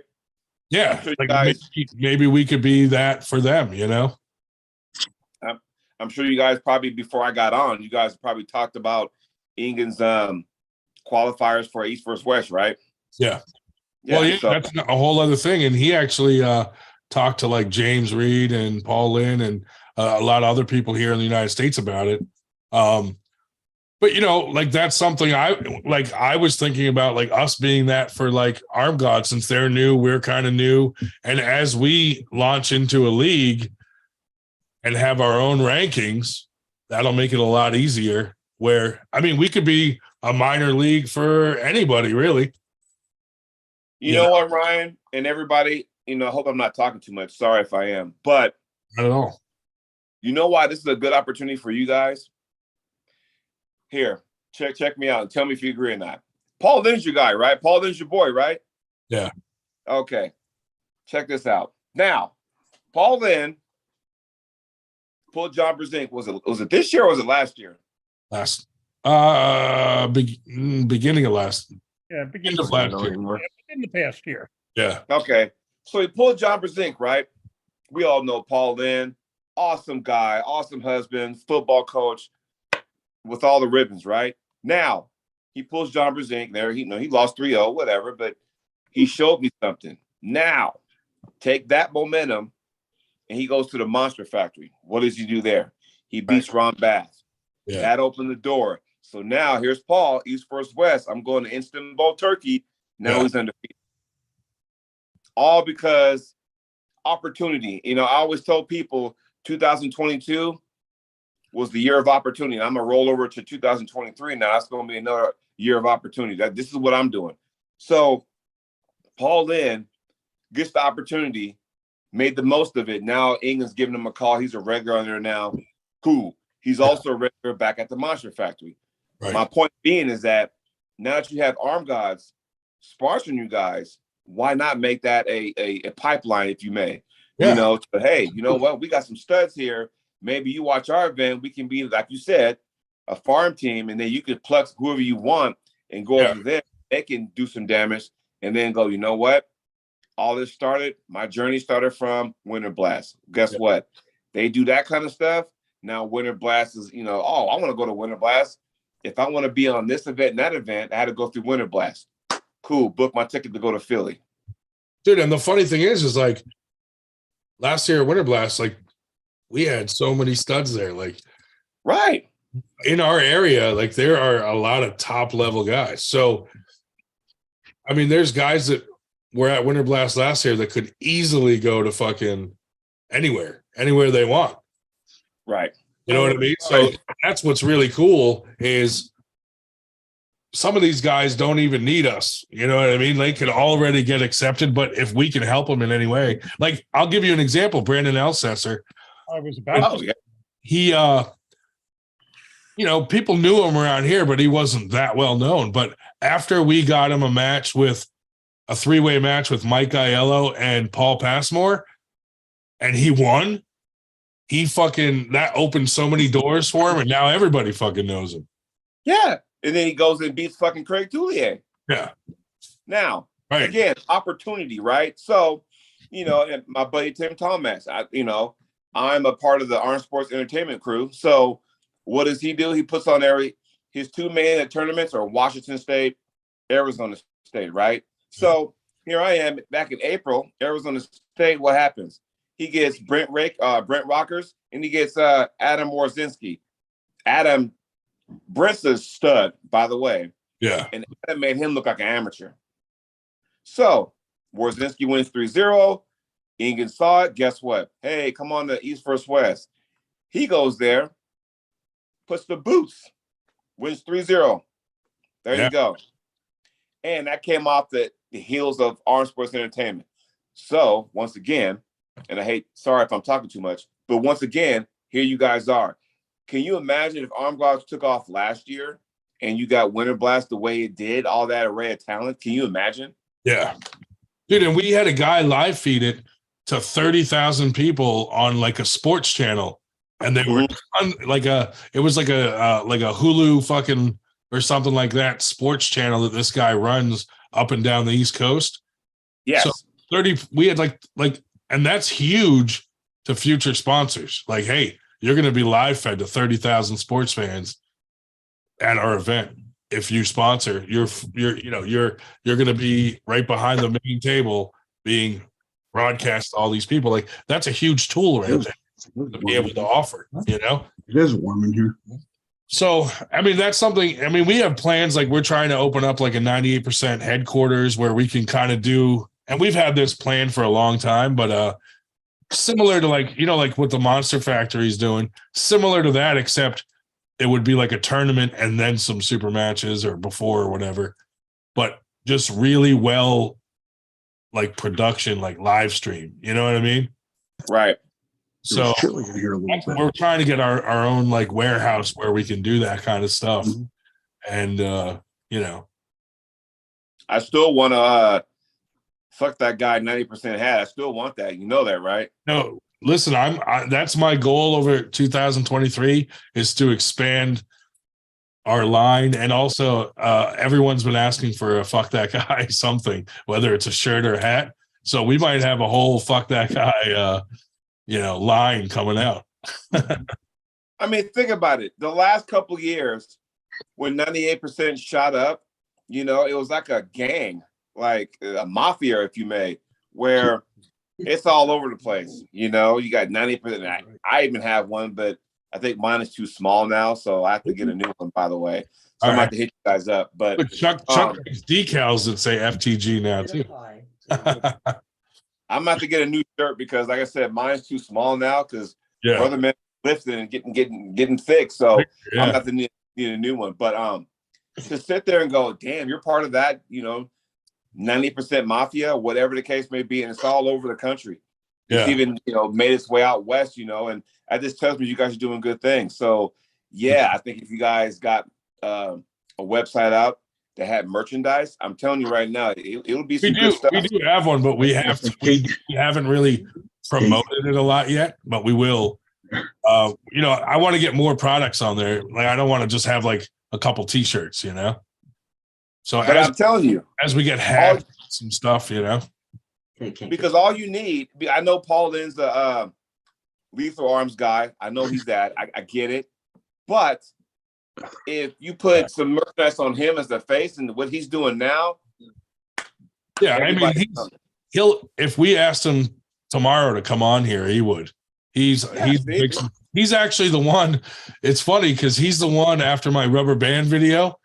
And you know, we went to a couple tournaments and we were having some fun with Josh Berger and a couple other guys yelling out 98 and stuff like that. He's the one who came up to me and was like, dude, whatever you guys are doing, there's something there. Like start a Facebook page and start a podcast. And we did. And he was right. It started blowing up. See? I mean, think about it for a second.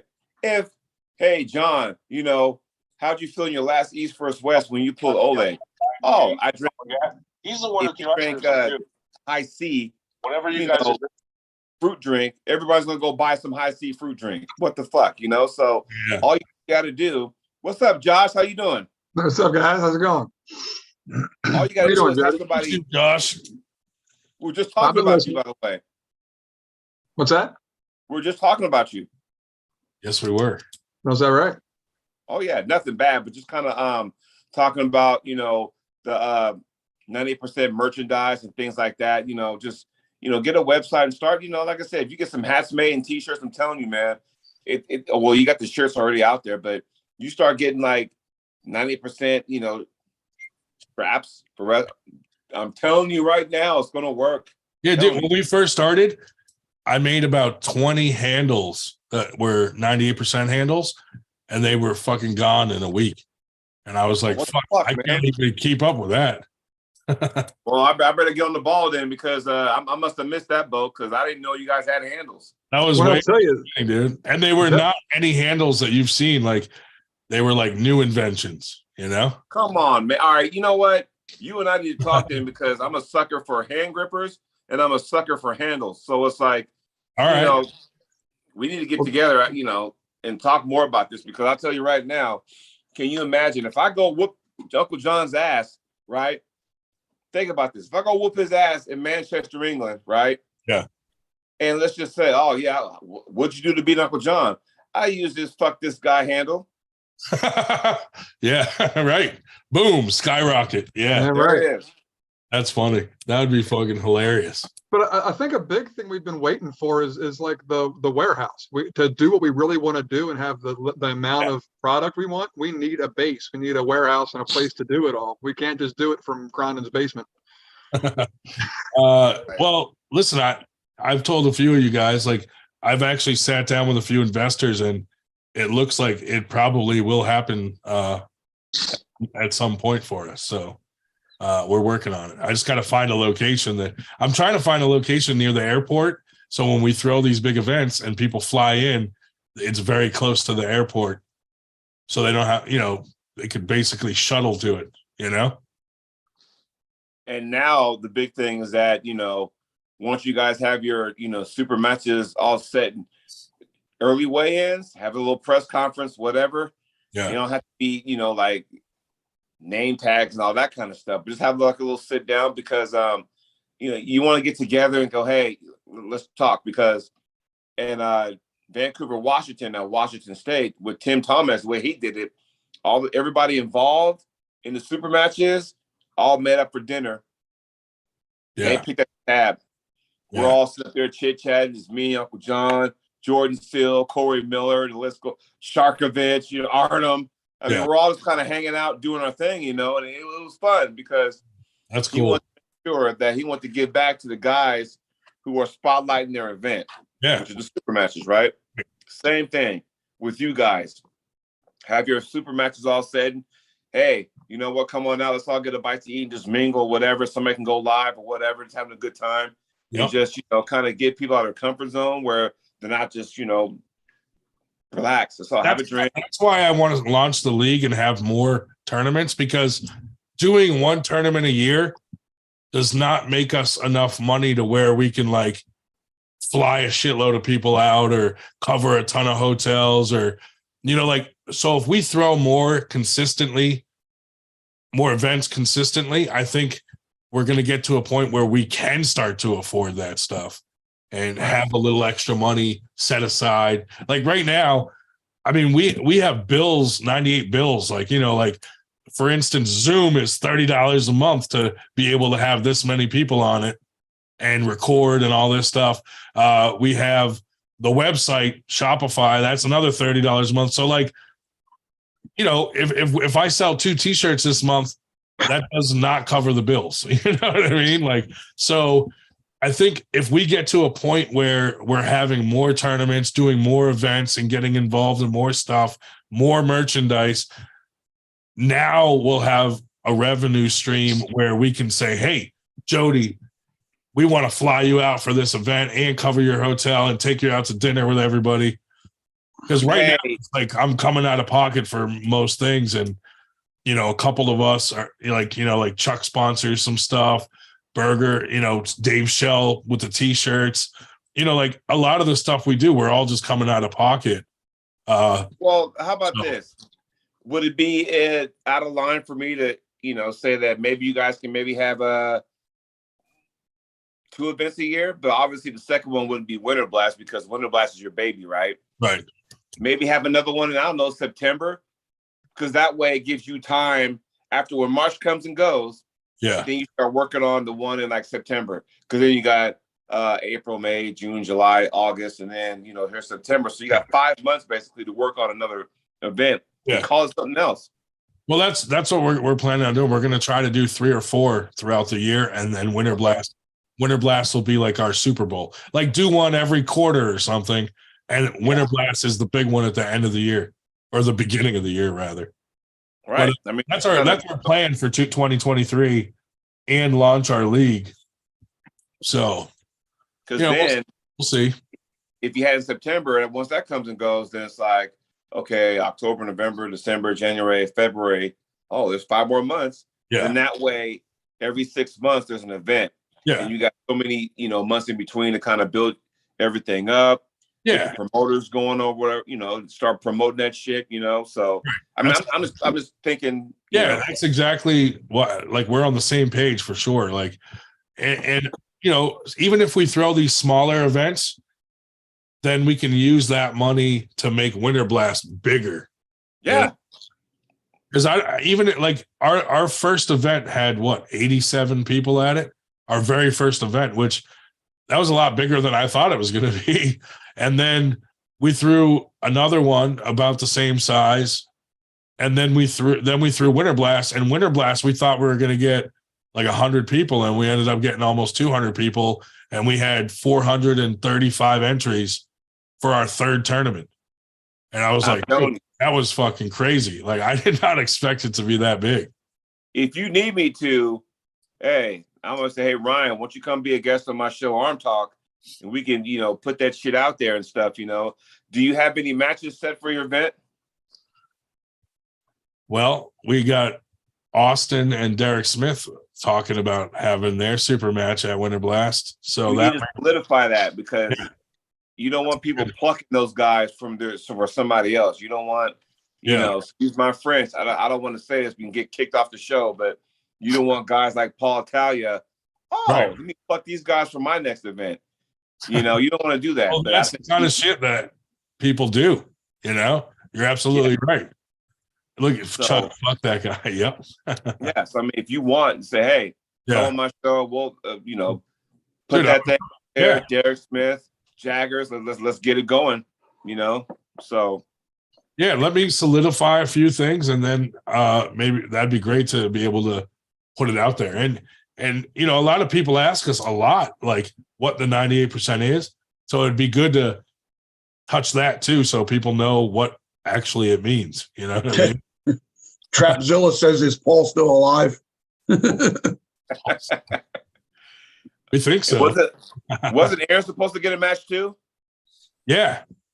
Whatever happened with that? He's supposed to pull Roger Bailey, but then I don't know. Roger, just decided he didn't want to do that match. I guess I don't know. Well, I think he's Disney pulling Evan now. Possibly, but that's not solidified either. But I know Arm Gods did say that they would sponsor Evan to come to Winter Blast, so I would imagine they might make that happen. Wow. But Aaron may pull Miguel Fernandez, who's another beast and a champion down in Argentina. Okay. So that could be a really good match. There we go. The last Winter Blast, if you watch the video, Miguel had a super match with Hot Rod Dennis Cockle. He's the guy that came in with the fucking bagpiper.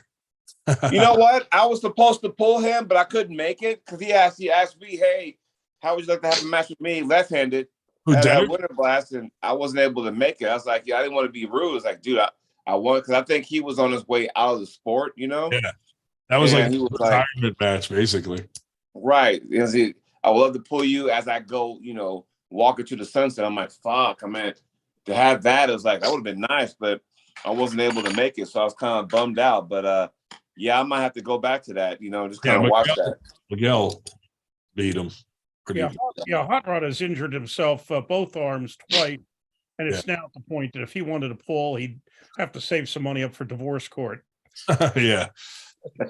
He's been forced to retire. So, but Miguel is a fucking beast. So that could be a really good match for Aaron. Where does Miguel live at? Where's he from? He's up here in PA. Eastern Pennsylvania, downtown area. But he's from Argentina, and he arm wrestled down there too. He's a former national champ of Argentina from some years back, at I believe either 90 or 100K. Yeah, there you go. Yeah, because Aaron ended up pulling the 198 class at Washington State. So he ended up doing that.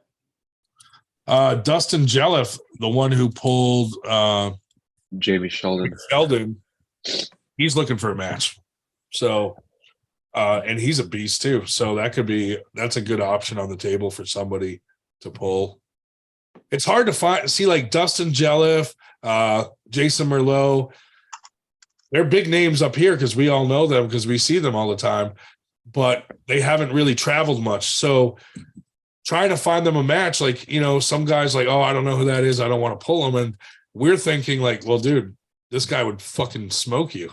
You know what I mean? But they're like, it's not a big enough name. And I hate that guys like shun away from giving a guy below or what they think is below them an opportunity to pull. You know, I think Okay. Adam Warzinski versus either of those would be a good match or a good proposition for a that's match. not a bad idea. Adam and Dustin. Adam and Okay, Dustin, good or thing. Adam and Jason Merlot. Yeah. Yeah. So a couple things. Yes, Adam would be a good match, but now that Adam got a piece of that pie, Yeah. He might not want to do it. right? And I you know gotta remember, exactly.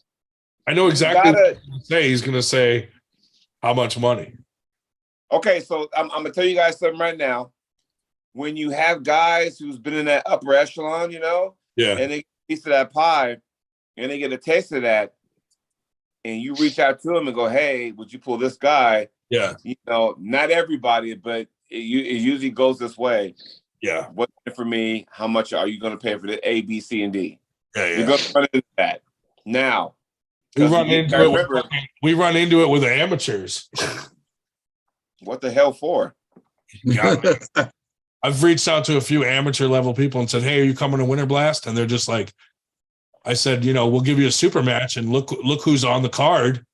Like, that's a good opportunity for you. And they're like, well, how much are you going to pay me to come to it? And I'm like, never mind. Okay, Still here's waiting for my check. Here's my theory. You want to hear my theory about that kind of stuff? Yeah. Okay, you guys don't hate me for this. Now, follow me here. Do you want the adult version or do you want the kid version? Somewhere in the middle. We'll go adult version. Yeah. I think it's this Crown Royal. Now, let's say you guys and your wife or girlfriend, whatever, let's just say you go to Las Vegas, for example, right? Yeah. Cool. Now you save all this money to go to Vegas. At some point, you're going to gamble. At some point, maybe you might go to a show. Unless you make it real big on the gambling table, do you expect to come back with all that money you went there to Vegas to come back home with? Hell no. Okay. Lucky Now I'm back with less. right. Now I'm gonna give you the kid version. Now, because we went to Disneyland this year. Yeah. We went to Disney World last year on the heels of the IFA championships. Now, all that money we saved, especially for Disneyland, right? So normally you got to save a year in advance for that stuff. Right. The parking, you know, the tickets, the fast pass, whatever, right? Now, all that money you save to go to Disneyland, right? And you go there, not to mention if you're going to spend 3 days, 4 nights, wherever the fuck, right? And then you come back home. Are you coming back with the same amount of money you went there with? Hell no. Okay. Yeah. So this is how I roll. And I'm not saying that, you know, y'all should, you know, do what I do, but this is how I roll. So if I go somewhere, right, it's like, okay, I want to go to this tournament. Cool, you know. And we'll use last year's or this year's Fallen Heroes event. You know, I'm laying in bed on a Sunday morning watching TV, and Ryan Johnson got a hold of me. Dude, I saw what you did at the Oklahoma tournament. I'm impressed. Yeah. I'd love to have you at my event. I'm thinking, okay, well, when is it? You know, he was like, hey, it's the fuck was it? It was the day I pulled Roger Learn, actually. Anyway, so I go there. I'm like, all right, let me look up some flights and that kind of stuff. He goes, hey, you know what? All I can do for you is pay for your hotel. That's cool. You know, I'll worry about the flight. If you got the hotel, we're good. No big deal. Yeah. I don't expect people to sit there and roll out the red carpet and say, hey, you got to pay for A, B, C, and D. I'm not like that. Yeah. If you happen to offer, cool. If not, it's not a real big deal. Right? That's just how I am, because I look at it as like a mini vacation, so to speak, you know. I don't know if that makes sense to you guys, but that's absolutely. And that's the level where I'm trying to get us to where we can offer stuff like, you know what I mean? Right. So that's my goal for this year is like, hey, let's start taking this serious, turn it into a league so that we can offer guys like, hey, we'll cover your flight, hotel, whatever we can afford for them to come out, and we can kind of sponsor our own events and things like that. So, but to me, like an amateur saying, well, what are you going to do for me? I'm like, dude, what do you mean? What am I going to do for you? You're going to be on a fucking card with fucking, you know, Mike Aiello and Paul Passmore and Brandon Alcesser or, you know, whoever. Like, to me, that's a good opportunity, especially when you're local. How the fuck are you going to say, what are you going to pay me to come out to a local event? You know what I mean? Whoa. You got local amateurs saying that to you? Yeah. Dude, and I'm like, where, like, at what point did something change where, you know, and I don't mean to throw people's names out there, but there's certain people that just throw money around like that, and that now these people expect it from everybody. Yeah, You know, not to mention any names, although we did mention his name a short while ago and wondered where the hell he was. But, you know, some people like go overboard and start throwing money at all kinds of people, and then now they go and expect it from everybody. And it's like, dude, listen, I would love to have enough money to pay for everybody to come to fucking Winter Blast. If I had enough money, dude, we'd be having some big fucking matches. But we do you think there yet, you know? Do you think the UAL and the WAL kind of spoiled some of these pullers? I think so. Absolutely, dude. I mean, WAL, look at how much money they were fucking giving guys for winning a fucking match. And now nobody else is paying them that much money. And I mean, now I'm sure they're getting flights covered here and there and fucking, you know, hotels and stuff like that. But no one's going, hey, come pull my tournament. Here's 10 grand if you win. You know what I mean? I tell you right now, when I go to Manchester, England, yeah, that's all me. That is all me. So think about it. March 23rd through March 28th. Yeah. I'm putting away money as we speak.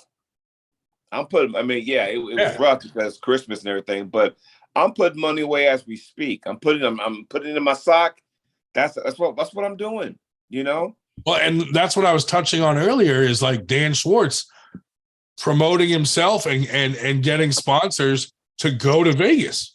And he did it the right way. He offered something and he got the sponsors. He did all the legwork. People could do that for any tournament, but nobody, you know, like nobody does it.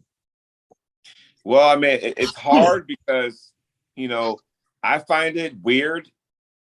No, I'm sorry. I find it awkward. Yeah. Where us athletes on this show right now, where we love to do this, but you know, it's weird for me to go ask for, hey, can you sponsor me? That is awkward to me, you know, because to ask, you know, and I put on an event, you know, my wife and I put on an event every summer, you know, every year. Yeah. You know, and for me, it was always weird for me to ask for, hey, will you sponsor me? So when I see people being sponsored by this organization or that person, or even that company, I sit there and go, man, I wish I could do that. How do you do that without being weird? Well, people. The trick is to offer them something. Like not just say, hey, can you sponsor me? Because to me, that's kind of like just asking for money. But if you tell them, if you write up a package and say, look, if you sponsor $50, I'm going to give you a good Google review. I'm going to put your logo on my shirt. Like now you're offering something, so it's mutually beneficial. I'll tell you a quick story. We all know Cody Merritt, right? Yeah. Okay, so there's an event every year in Hawthorne, Nevada, in the middle of nowhere, Nevada. But for some reason, they get all the talent there when they have their event. I've been there on 3 occasions. Now, Buck Hall has a sports bar there, right? And one time Cody went, hey, you know, I really love your event coming. I need some sponsors. And he said this on the show, on one of his talk shows. And Buck's like, okay, I need to find out what's going on. Cody was like, hey, I'm going to WAF Worlds. This was in 2019. I'm going to WAF Worlds, and, you know, I just need some sponsorship. How much would it cost you? Yeah. Roughly $3,000. He says, let me get back to you in a couple of days. So what happened? Got back to Cody in a couple of days. I got you. Let's do it. So all Cody had to do was just, hey, train for it, all that kind of stuff. Yeah. Now, what was the payoff for Buck? And as you said, Ryan, hey, what does the sponsor get back besides name recognition on your shirt or whatever? You go to the bar in Hawthorne, Nevada. There's a frame with Team USA jersey that Cody wore and his WAF gold medal there. Nice. At the bar. Yeah. That's cool. That was the payoff, you know? Yeah. So it's one of those things. I mean, I'm sorry, but, you know, and this is remarkable from Cody, but if I won a world first place WAF World medal. Yeah. It's hard for me to like, here you go, put that in your sports bar. But just remember how you got there. Yeah. So I mean, the long story short, yeah, you go in that bar, it's sitting up there, big old frame, Team USA, you know, jersey of Cody Merritt and his WAF World medal sitting right next to it. And, you know, in a glass, you know, frame. Yeah. So what we did at a bar is we threw a huge practice.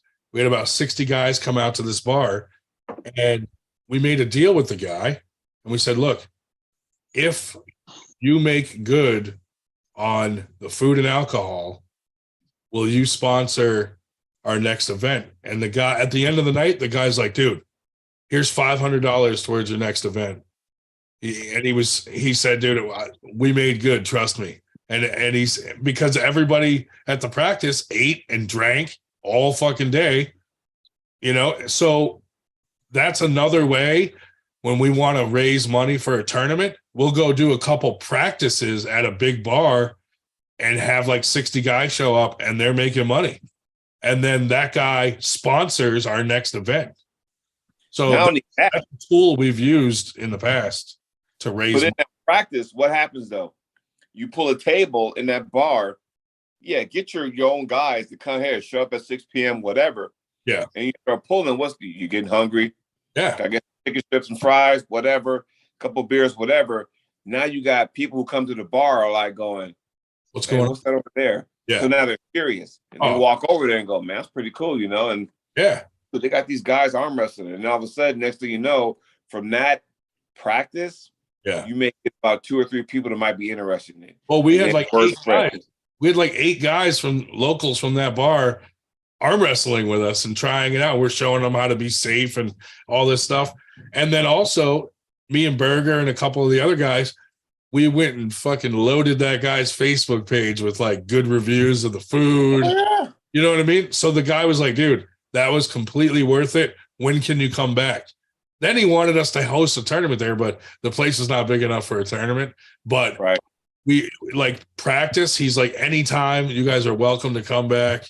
So stuff like that are some tricks that, you know, people can do these things to raise money. Like that $500.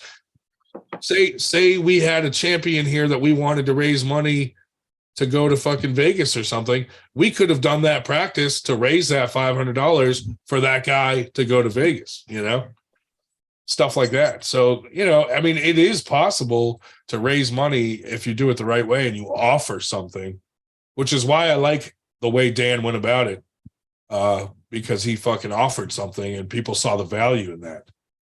Yeah. You know, it's just weird when people do the GoFundMe. That's weird. That's weird to me.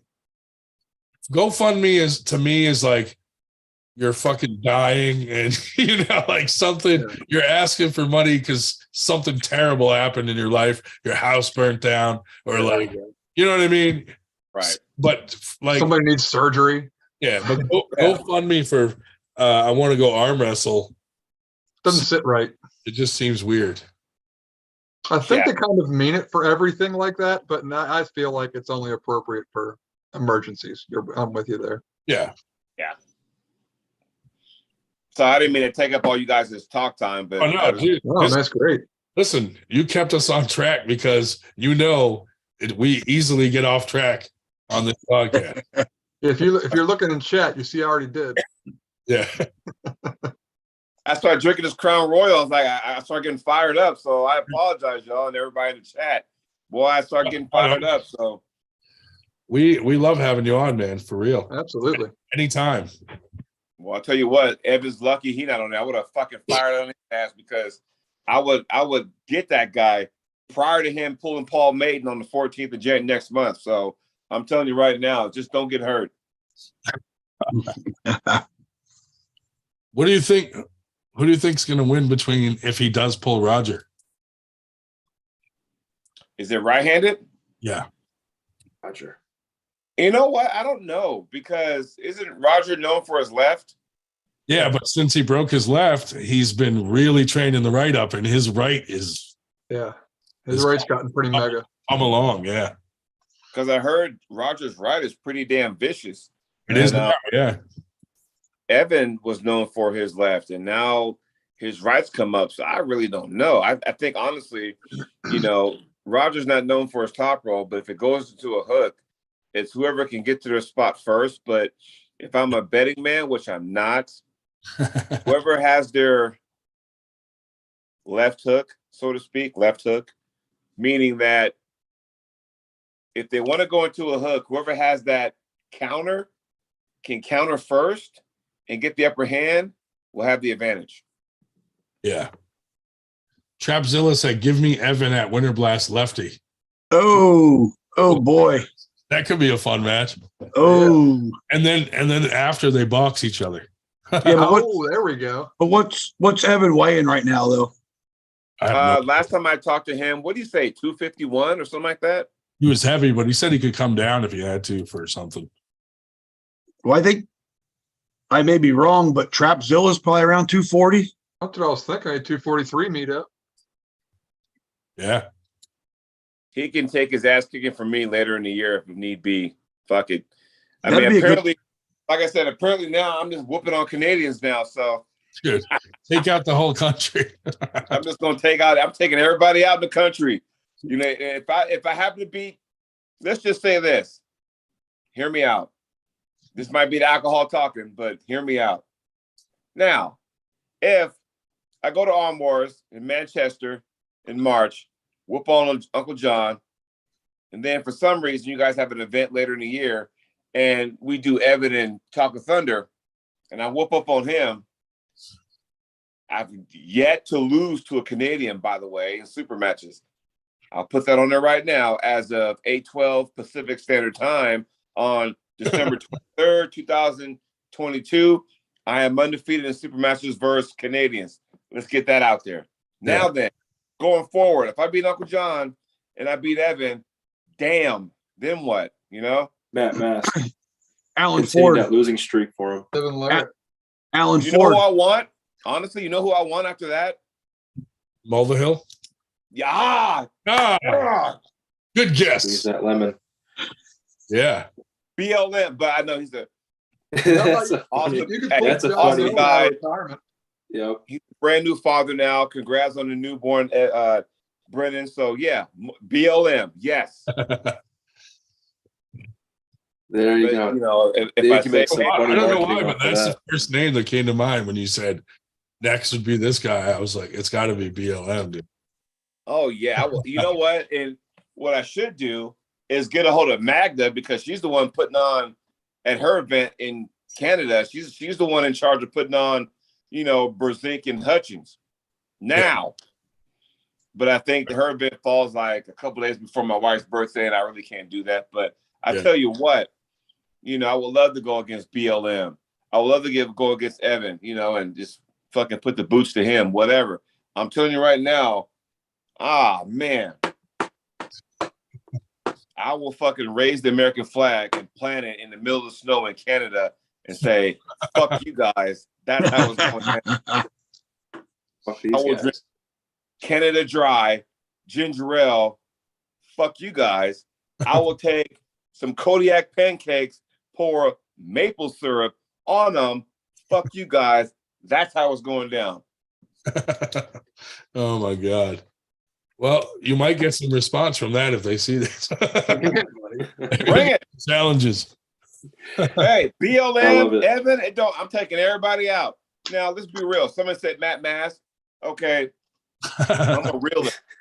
I'm here. Matt Mask is up there, and Devin's up there. So it ain't gonna be none of that going on. But I tell you what, BLM, Evan, hey, let's go. See if you can get John Mel to come out of retirement. One more Canadian for your list. There you go. He likes to go in there. I would love that. Anybody but Chris Gobby. Anybody but him. You have to cut so much weight for Gobby. Is he still alive? I see him chiming in sometimes on Facebook. Yeah, I see him once in a while throw something out there. The original troll, right? Yeah. Oh yeah. Yeah. He's So good. I've been training hard, guys, and I've been training hard ever since Neil said it's a go. I've been training hard. I've been watching all kind of. And that's the best thing when you're a social media guy and you post all your stuff on YouTube there's a good chance, you're going to see all this stuff. So that I've been watching all kind of John footage from Arm Wars. Yes, right. I've been like a football coach breaks down defenses and offenses. I've been studying that shit. So yeah, I've been training for it. So Uncle John, I love you, my man. It's probably fucking midnight where you're at right now, but I'm telling you right now, I cannot wait. Just do not get hurt next month at Arm Gods. Don't get hurt, because then I'll piss me off, and then Neil probably throw me against some guy from England, and I'm like, all right, now I gotta whoop his ass too. So, I'll be irritated, but Uncle John's the guy I want. Dude, during the match, you got to start singing "Oh Canada." Hey, I'm gonna say this. You want to know what? Hey, I'll tell you what now. What is it? All you guys on here, watch this. Everybody in the chat, hear me when I say this. Uncle John, okay? I'm gonna whoop his ass on Arm Wars. Love the guy, but business first, celebrate second. This is how it's gonna go down. I'm gonna smack Uncle John, and I'm gonna say, "Here's Johnny," out the door, just like that. Yeah. That's how it's going down. Evan Burgoyne said he arm wrestled someone, and they sang "Oh Canada" while he was just holding him, and he said it infuriated him. So maybe that works against all Canadians. I don't know, but I tell you what, I might, when I go to Manchester, I got a Pez dispenser, right? What does the Pez dispenser do? Opens his mouth and goes back. I'm going to crack their wrist back. I got a big, giant Charlie Brown Pez dispenser. You want to see it? It's right here on my mantle. You want to see it? Absolutely. Go get that thing.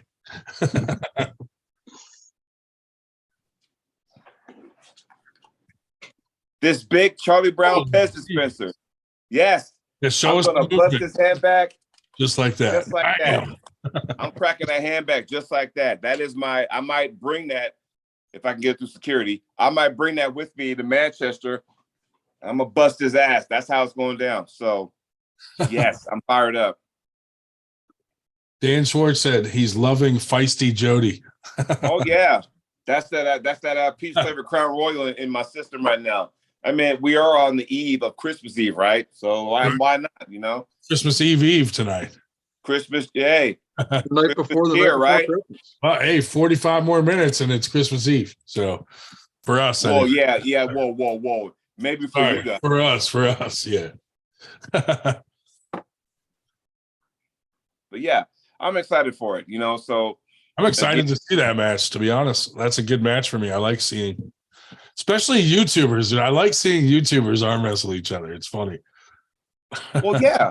And at some point, trust me, I'm gonna go, Uncle John, come on my show, bro, so we can talk turkey. Yeah. Let's do this thing. At some point, I might migrate to Evan's channel, but the problem with him or that situation is because his shows are on Tuesday, but I work swing shift, so I work, Sunday through Wednesday swing shift. So it's hard for me to go on the show on the days he's live. So yeah, I might have to get him to come on my show. Oh, wouldn't that be a hoot? Yeah. Especially post match. Oh God, can you imagine? He might not after. I don't want to hear no shit about him getting COVID and all that garbage. I don't want to hear that. Oh man, that's gonna be a fun match. Oh, I can't wait, man. I wish it was next month, but that just gives me more time to train. Not a big deal. That's good, man. I can't wait to see that. But I'll tell you, Ryan, Chuck, Berger, David, if by chance you have another event later in 2023, it's over. Just say, look, Evan, go get arm guards, call up Paul Maiden, Marcus Thompson, call your daddies, sponsor you to come to one of your events here because the Thunder is coming. I'm telling you right now. And I'm saying it on record. At 8-19, if Arm Gods bites on the idea of us, some of our tournaments being like qualifiers for some of their tournaments, that would be a lot easier to pull off. Yeah. And like I said Or if before, they're man, willing to fly out, like if they're willing to help us get people to our tournaments, I mean, that's huge. You know, just them offering to fly Evan out, that's huge to us. You know what I mean? yeah. This is the first tournament where we've had to actually pay a decent amount of money for the venue. The last tournaments, like the first two tournaments, totally free. Same with the last Winter Blast, we got the venue for free. Mhm. And, you know, they were willing to trade making money off the food and alcohol. This place wanted like $3,300 up front. And yeah, so, but it's a huge venue. It's a hotel. It's like their expo center. So we got the whole area, but they're willing to deal with us. If they like what we did and they're making money, next year they will negotiate that price with us. So this is like the first time for them. They've never had an arm wrestling match there.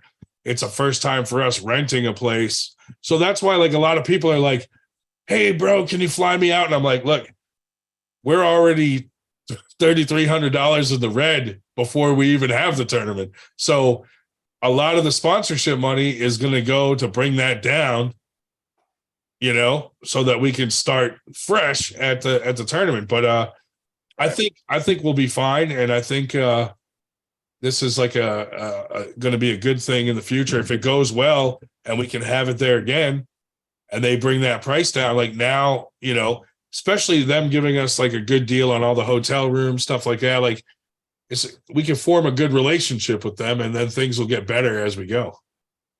I think what they want to see, and I'm only saying this because, you know, dealing with Tim Tom Madge and Arm Sports Entertainment and what they did a couple weekends ago, I think what they're looking for is that once you guys come to the event, right?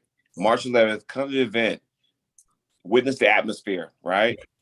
The super matches will kick things off, get everybody going. Then the amateurs are like, you know, with this hard on and ready to fucking think they're going to do. Let them do that. Then the open guys will come.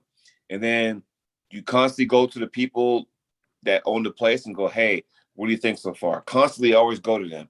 And then they're like, oh, I like this. You know what I mean? So you got to constantly, you know, check on them.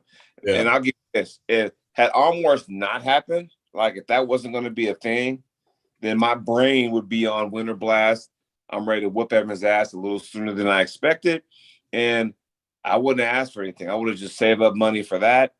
You know, come on down to Philly. All I asked for is a cheesesteak, a bottle of water, and some Sour Patch Kids, and I would have been fine. I would have been fine with that. You know? Yeah. But you know what? Like I said, I want to get us to the point where we can fly people out or cover their hotel. Like that's the goal, you know? Especially with the super matches, you know? Right. I think you will in due time. I think it's just how long you guys have been doing Winter Blast? Last year was our first one. Okay, so I think give it a few years to where you guys can like, you know, build up that, you know, that revenue and build up that relationship. And I think it'll, trust me on us. I've been around this sport a long time, and I'm telling you, once you build relationships, that is the main thing, especially when it comes to promoters, venues. You got to build that relationship. Once you build that relationship, and they like what you see, then like it's easy for them to go back. Well, a lot of people reached out to us. One, everybody said it was the funnest tournament they'd had ever gone to. So that was cool to hear. Yeah. I couldn't believe that we reached 437 entries for one of our first major tournaments. You know, it's the first tournament we threw. That 137 entries? 437. Think about that. I want everybody on the pod to think about that for a second. Everybody in the chat, think about that. 437 entries. Nowadays, you can't even get that number at a national. Yeah, right. That right there tells you all you need to know. Yeah, I would say in this quadrant of the country, about the only ones that were bigger than us were Keystone and Michigan. Yeah. Keystone and Michigan were bigger, but I don't think anybody else was. But those tournaments have been going on a lot longer than us. Also, Yeah. I think the more we go, like you said, it'll grow. It'll grow the more we go. And if we start throwing more tournaments throughout the year and we launch our own league and we have our own rank system for our league, people are going to want to get on that list and more apt to come out. Also, too, and I'm thinking just, while you guys were talking, we talked about how, certain guys like, hey, how much you're going to pay for me, blah, blah, blah, blah. Well, let those guys pull a different organization or what have you. Now, lately, the thing is, the prizes, people are all, like, ooh, is there a belt up for grabs? Is there here, example, Michigan State.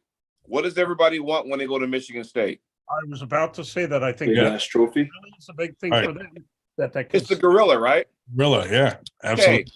You go to Kansas City, Missouri in the fall for Fall of the Heroes. What does everybody want? Those hatchets, right? For awards. Yeah. Now, what you guys did earlier with the necklaces, 98%. Yeah. It's something that's unique because only you guys do it, right? Yeah. So people like the dragons too from Winter Blast. We had some big dragons. So think about it. I mean, sometimes it's just that markets everything. Or you go to Louisiana and get those gators for the trophies, whatever. Get that. I'm telling you, those. I mean, I got a statue with the arms going. The statues. I got one sitting right there. Yeah. On my right behind me.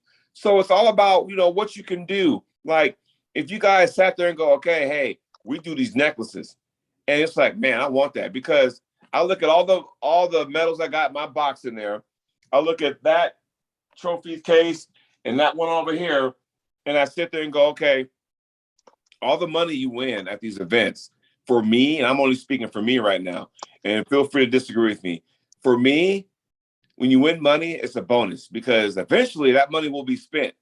Now, if I get one of these trophies over here, then guess what? Then that reminds me, it's a keepsake for me. And it reminds me all the training. It reminds me, I had a good tournament that day. I had to go through so-and-so person to make sure I won. Matter of fact, Hoffman, Nevada, the tournament I talked about where Cody Merritt, well, it's a military town, right? So the bullet I got for my super match I had a few years ago, check this out. This is a bullet, right? It's a military town. Well, look at the size of this bullet. Oh, shit, yeah. Look at the size of this thing. So 2019, Kenny Bostic, Freedom Pool, super match champion. Look how big this bullet is, right? Yeah, that's cool. So that right there speaks volumes to me, right? So to sit there and do that, it's like, that's awesome. I'm a sucker for awards. I'll show you one more award I got before I bore the hell out of everybody, right? Sorry, everybody. No, it's fine, dude. I'm rolling right now. I'm rolling. This right here, I went to a tournament. It was the Epic Arms 2015 overall champion. It's two guys, but look, they're at an arm wrestling table. Oh, that's cool. Yeah. I mean, look at this. They're pulling. That was the overall, event. I mean, you got two, stick figures, right? But it's on an arm wrestling table, and you got the overall. That right there, that speaks volumes to me. So that I can go back and go, man, I was a badass tournament that day. So for me, it's all about that. My point being, before I blab too much, sorry everybody, but when you go 90%, those necklaces you guys did, dude, that's right there. I welded those in my garage. Yeah, you see what I'm saying? Like, who does? I want one of those things. I got to show up to get it, though. That's what tells me if I want one of those, I have to show up to that event. Yeah. I wonder if those folks are still around. I remember how they used to do. They'd bronze the baby shoes. Maybe we can get them a bronze cheesesteak. A bronze cheesesteak for the Philly tournaments. That'd be funny as hell. Burger, can you scooch over? Just a tad. Can you move over a little bit? Oh. All? Yeah. At Hermes. Oh, man. Burger's got some of the best. He's got some of the best background. One of the things I was thinking we were talking about doing, Jody, and I'll run it by you, is once we start our own league, I was thinking like we'll pick a tournament, say it's Winter Blast. Yeah. We'll have the normal trophies that we normally do, but then the first place guy at the tournament in each weight class for pro gets a belt. And that belt is not their belt to keep. That's a championship belt. And then at every tournament, like say like the top contenders that win like first place at the next tournament can challenge for that belt. So it'll be a constant. We can have little super matches at some of the smaller tournaments, or when it's a real good matchup, we can save that for Winter Blast, but it will make some of the little challenge matches come more organically than us just going, who should we have pull? Like people can challenge for the belt, and we're going to make a set of rules where, you know, if you don't compete at a tournament all year, you got to forfeit the belt or something, you know, stuff like that. That way, if like say you came up and won the belt, but then didn't come to another event for a year, you'd have to give it to whoever the current champion was in that weight class. Yeah. Two things. I like the idea.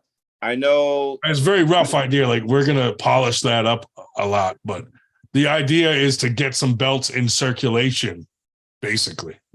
Well, in the Midwest, the Plains, like Kansas City, the top roll, right? They got belts out there and people are champions. I know Louisiana, if you go there and win your class, you get a belt. Now, you have to come back the following year and defend it. If you can't make it, then you got to send the belt back. Good thing about that is that your name is engraved on it. Right. So you could do something like that. That'd be awesome to do something like that. Let's just say, Merlot wins the belt. Cool. Yeah. It's easier for him. He's already in that area. What if somebody from a cross country wins it? Yeah. You know, hey, when is it? All right, cool. Then I got to make sure I do not put anything on my schedule and make sure that I got to go there.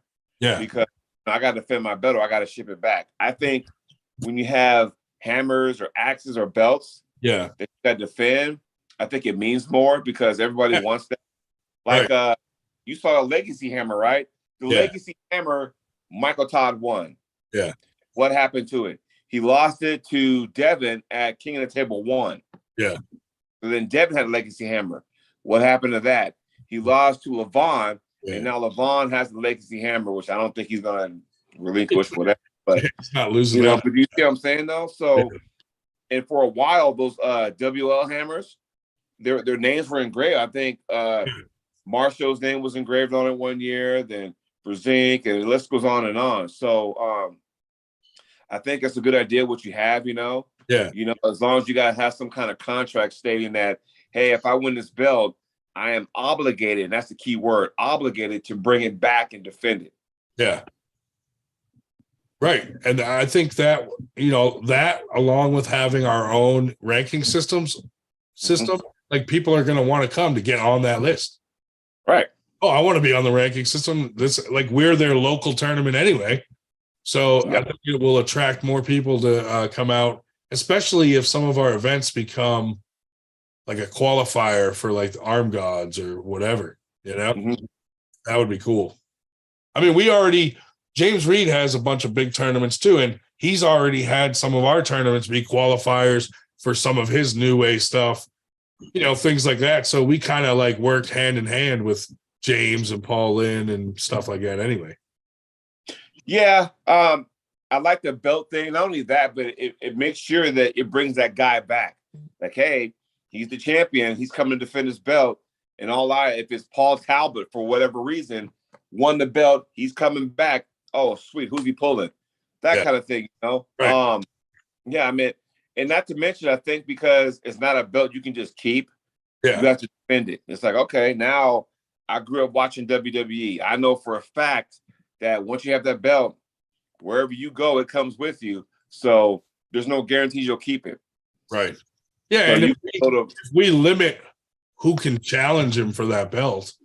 Right. I mean, so then that will attract people to come compete at the event to get first place so that they can challenge someone like Paul Talbot who has the belt. You know what I mean? Like, you got to come earn it, basically. So Now, that's question. tough. Yeah. So you only have one event right now, and let's just say, since we're talking about it, example, I whoop, let's just say Arm Wars didn't happen for me, and I go and I pulled, Evan, whoop the syrup out of him, right? And I got the belt. Now, do I come back March 2024? Or do I come back later in the year at a smaller event? Well, that's up to you. That's what I would ask, because if we put in the contract, like, you have to compete at something within the year. So that, I guess that would include the Winter Blast. From Winter Blast to Winter Blast would be our year of our tournaments, because our tournaments will be between Winter Blasts, basically. Like Money in the Bank. You got 1 year to cash it in, huh? Right. Or, 1 year to defend it. If you don't defend it, then you just ship it back. That doesn't mean you can't come win it again. No, that's fair. I mean, I like that. I like that theory. And maybe you guys should get together and talk about that more. We have like a little 98 committee, and we'll sit and just bounce stuff off each other and kind of like, think of ideas and stuff. So like, we never just make a decision. Like, there's not one guy that just makes a decision. Like, a lot of times we have a meeting and we'll vote on stuff for things. That way it's not just like a dictatorship, Right. Speaking of, I just had an idea. Fuck you. Yeah, but never mind. I'm kidding. We've been going off in chat about poor Paul San Diego and wondering where he's been. But a lot of guys have some funny stuff in here about the memes, like, what country he's from and all that stuff. So we had, Paul Afghanistani and all that stuff. But anyway, we should do like let chat kind of figure out what the meme should be for the week. And then during the week, we can all work on a meme. And I'm going to do one too. But then we can see who can beat Burger's meme. That could be a whole a little segment. New thing. Beat Burger's meme. Yeah, we could do it on Friday Night Live. And All right. I'll have a meme ready every week, and everybody can submit theirs. And we can see who can beat my meme. That's perfect. That's a good idea. PewDiePie used to do something like that in his subreddit, and he'd call it meme review or something like that. He'd just have his shitty memes, and just the way he presents is just a funny. Well, we'll start next week. All right. Meme review. So the meme has to be like what country? Instead of Paul Italia being Italian, it's Paul Italia from another country. You can pick any country you want. It could be Paul Americana. Paul Somalia. An example, but it can be any country. Make it funny, make it rhyme, do however you want to do it. And I guess everybody will vote in a poll later to see who has the best meme. All right, we'll do that'll be this week's project. All right. Beat Burger's meme. I beat my meme all the time. When is Paul going to compete again? Italia? Yeah. I don't know, dude. Does he? Has he ever? He's been kind of low key lately. I'm thinking, wasn't he trying to open up a new like fucking marijuana fucking store in New York or some shit? Well, I know he's low key because Jerry's not pulling. Yeah, right. I know he's low key because he's short. He's low key because he has no one to latch on.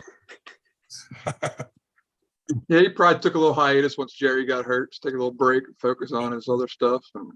Yeah. But now Jerry has a match at East versus West. He's still doing his podcast or no? No, it's not. I mean, here's the thing, and like I said, this is not a hit on Paul. Yeah. These are the facts. Remember when I say this, these are the facts. Now, prior to Paul hooking up with Jerry, who was he hooked up to? Travis. Okay. What happened when Travis lost to Brendan Elsesser? Yeah. Jump ship. Yeah. These are the facts. Yeah. Now, if Jerry had lost to Gennady, would Paul still beat Jerry? Oh, he'd be on. No, they would break up. These are the facts. Yeah. Once again, not, for the record, these are the facts. Yeah. Because we all know with Travis, and I don't know why people saying, "Oh, Travis, come back." He doesn't need to. Yeah. And I want everybody out there to hear what I'm saying. This is not anything against Travis. These are the facts. Right. He's done everything he needs to do. Yeah. He won WAP Worlds. And he beat Alexei Vovoda at the time, the stud, beat him for the gold medal. He's won Nemiroff Zloty.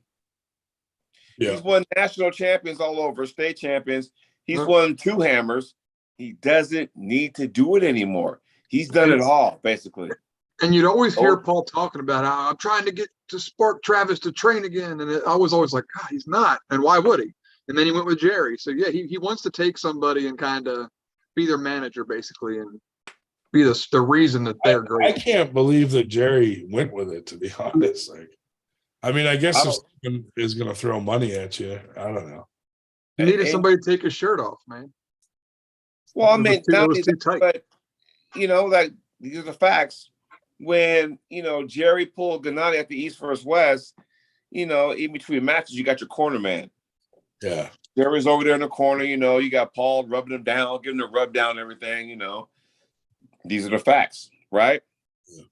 And I'd like to say, had Jerry lost, he'd probably latch on to somebody else. Who would that be, though, is the question. Paul probably stand on a chair to rub Jerry's arm down. He tried to latch on the Hermes. Yeah, why do you think I had that? And Hermes walked away. If you go by the hottest U.S. pullers right now, as far as East versus West, there's Paul Lynn, there's Adam Warzinski, because those guys have not suffered a loss yet. Yeah. These are facts. Yeah.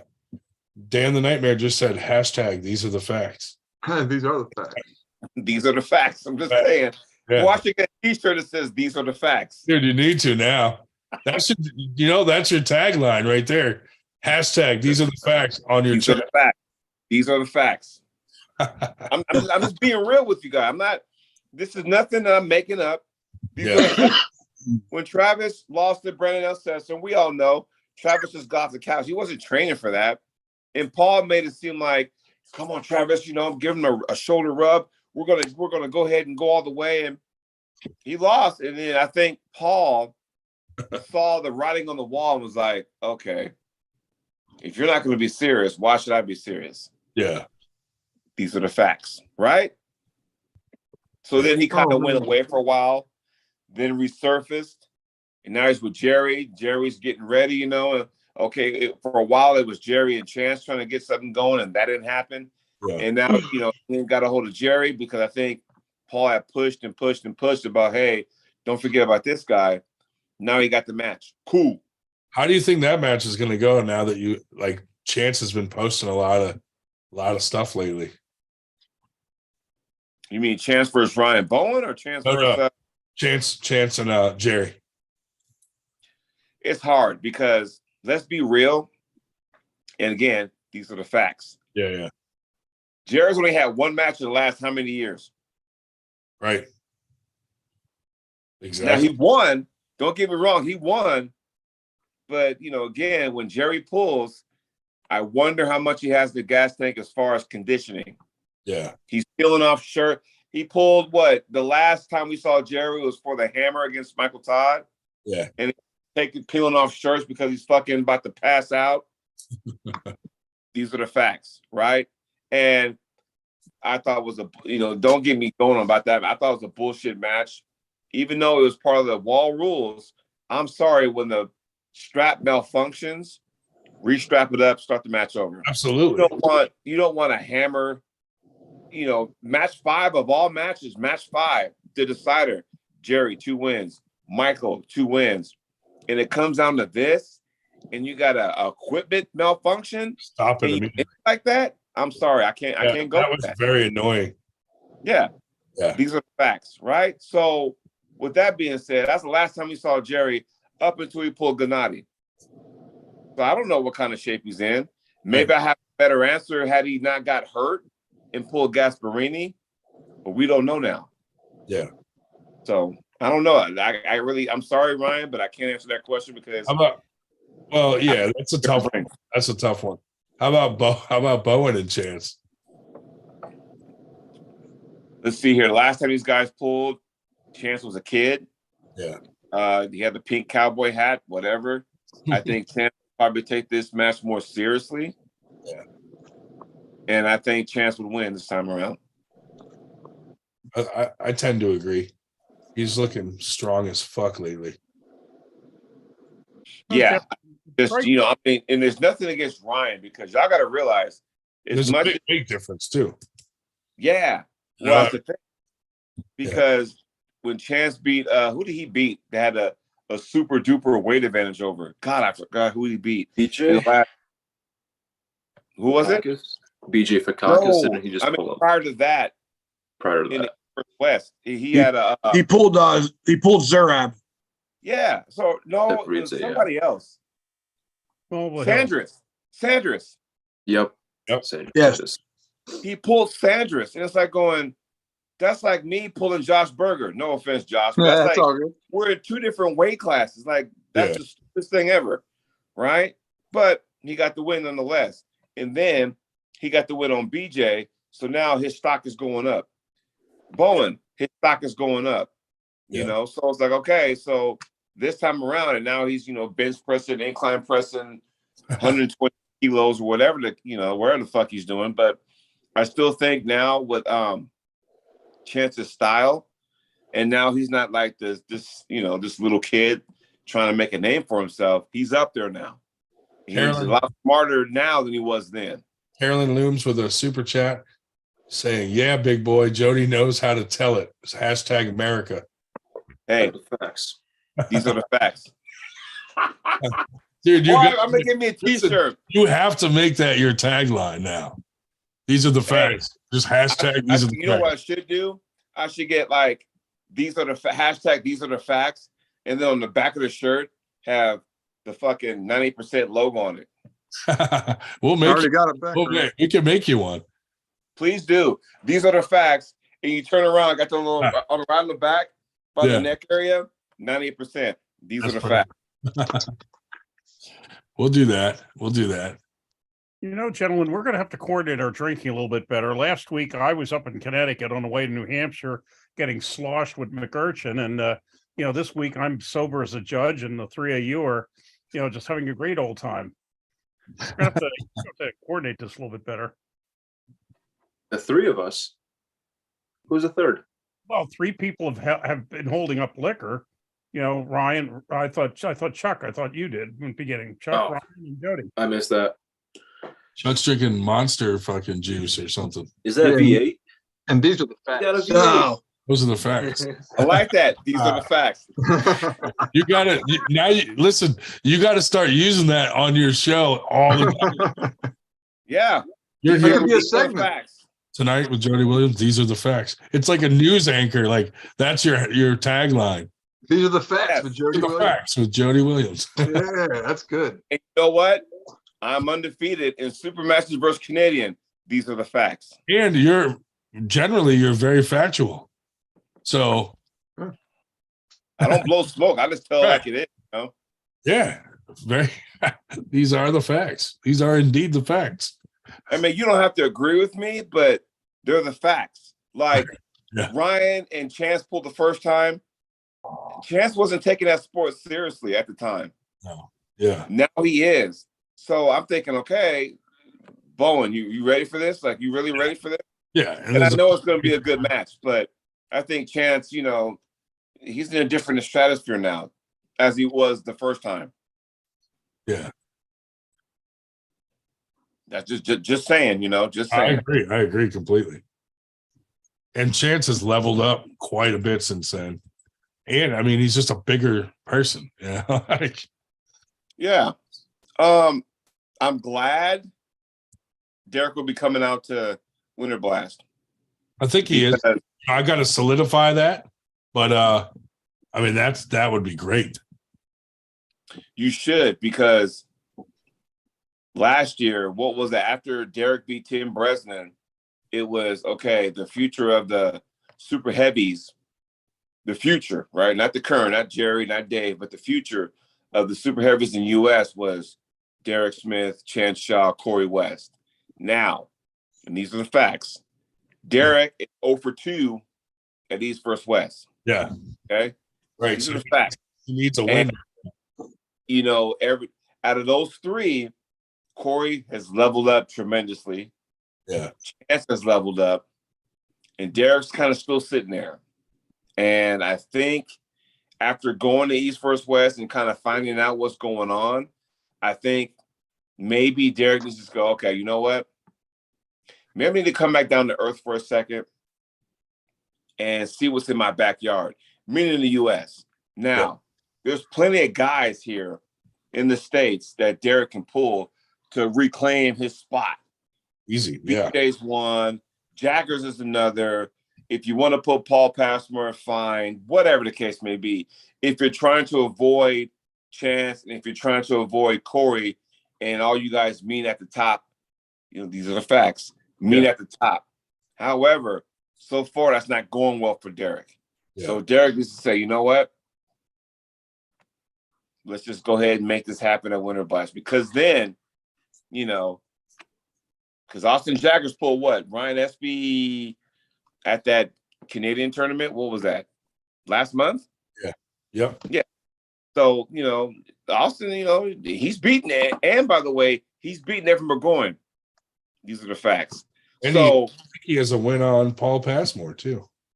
Yeah. So again, that would be good for Derek to get back on that rocket ship, so to speak, you know? So yeah.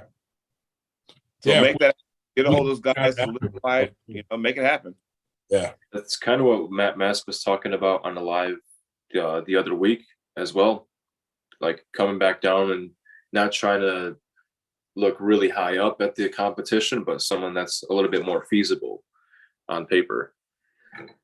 Kind of like what you're suggesting Derek do. And yeah, I think that would be probably a really good test for Derek in the future is a Matt Mask. 2 tall guys going at it, but that's a little far out of reach, I would say, right now. No, I mean, I like what you said. I agree with what you said. And then piggyback on that, Matt Mask, 0 for 3 at East vs. West. Yeah. These are the facts, right? So it takes a great man to admit that, like, you know what? I put myself out there. I thought I was up there. Maybe I'm not right now. Yeah. There's nothing wrong with coming back down, challenging guys in your own country or in North America, whatever, to get back on there. You know, there's nothing wrong about that. Now, I don't want people out there to sit there and go, oh, we're taking a back seat now because you couldn't hang. It's not that they couldn't hang, is that I applaud anybody to go over to Turkey because it's not an easy thing to go to Turkey and compete on a national level. Now, this is not Nimrov. This is not WAF Worlds, but damn it, it's as close as you can get without being that particular organization, right? Because you know Inga's going to bring some killers over there. If he invites you to go to his show, Inga's going to bring some killers for you to pull. So you find out where you stand. It just so happens Paul Lynn answered the bell. These are the facts, right? Matt Mask, 0 for 3. Derek Smith, 0 for 2. These are the facts. Now, when I say that kind of stuff, I'm not like crapping on them. Right. It's just that for them, it's like, okay, I need to come back down to earth. You know, does Matt need to pull somebody like Ryan Espy? Yeah. I need to get back on there. Do I need to do that? Yeah. Does Derek need to pull Austin Jaggers? You know, if he doesn't want to pull Corey or Chance Shaw, do I pull Paul Passmore? Do I pull Austin Jaggers? Whatever the case may be. Yeah. What do you need to do to make sure you get back to where you want to be? Because I think after Derek pulled Tim and won, I want to say he was ranked 12th in the world at that point. Yeah. But now he's taken a couple losses. He got knocked back down. So, yeah. Just saying. These are the facts. So, you know. These are the facts. These are the facts. Well, it's like us, like you touched on Engin. You know, when we have people come from out of town to our area, our first thought is like, who would be in our local area a good match for that guy? You know, so Yeah. that like even though we're bringing someone from out of town, we still want to showcase our local talent too. You know what I mean? Yeah. But we try to like who would match up good, and you know, because you don't want to match like a blowout match 3-0. You know, you want to have like a good fight. You know, especially if you're putting all this work into throwing this super match. So we always look at it like that. We have enough talent here to where we usually can match the level of guys that are coming in one way or another, you know? Yeah. I mean, I agree with what you're saying. The problem is that once you set those matches up, there's no guarantees it's going to be a good match. Right. Example, who thought Jordan Seal was going to lose 3-0 to the Gage Jordan 2 weeks ago in Washington State? No one saw that coming, right? Oh, no. Yeah. So, I mean, you don't know until it happens. Now, your whole plan was to say, as a promoter, my goal is to get the best matches possible. Yeah. And then after that, it's up to the pullers to do what they do. Now, you know, if one shows up, the other one doesn't, it happens, you know? It just, Brian. what can you do? Like, who do we need to get? Like, who would be a good guy for, like, Ryan Turner, for example? Yeah. That's a tough question right there. Ryan, we need AJ Henson at Winter Blast. There you go. Him versus Jellifer Merlot, because he's running shit on the other side of the country, all up and down. That dude is like everywhere that I see him, he's killing it. Yeah. Like, who does he lose to? I don't even know the last time I saw him actually lose at a tournament.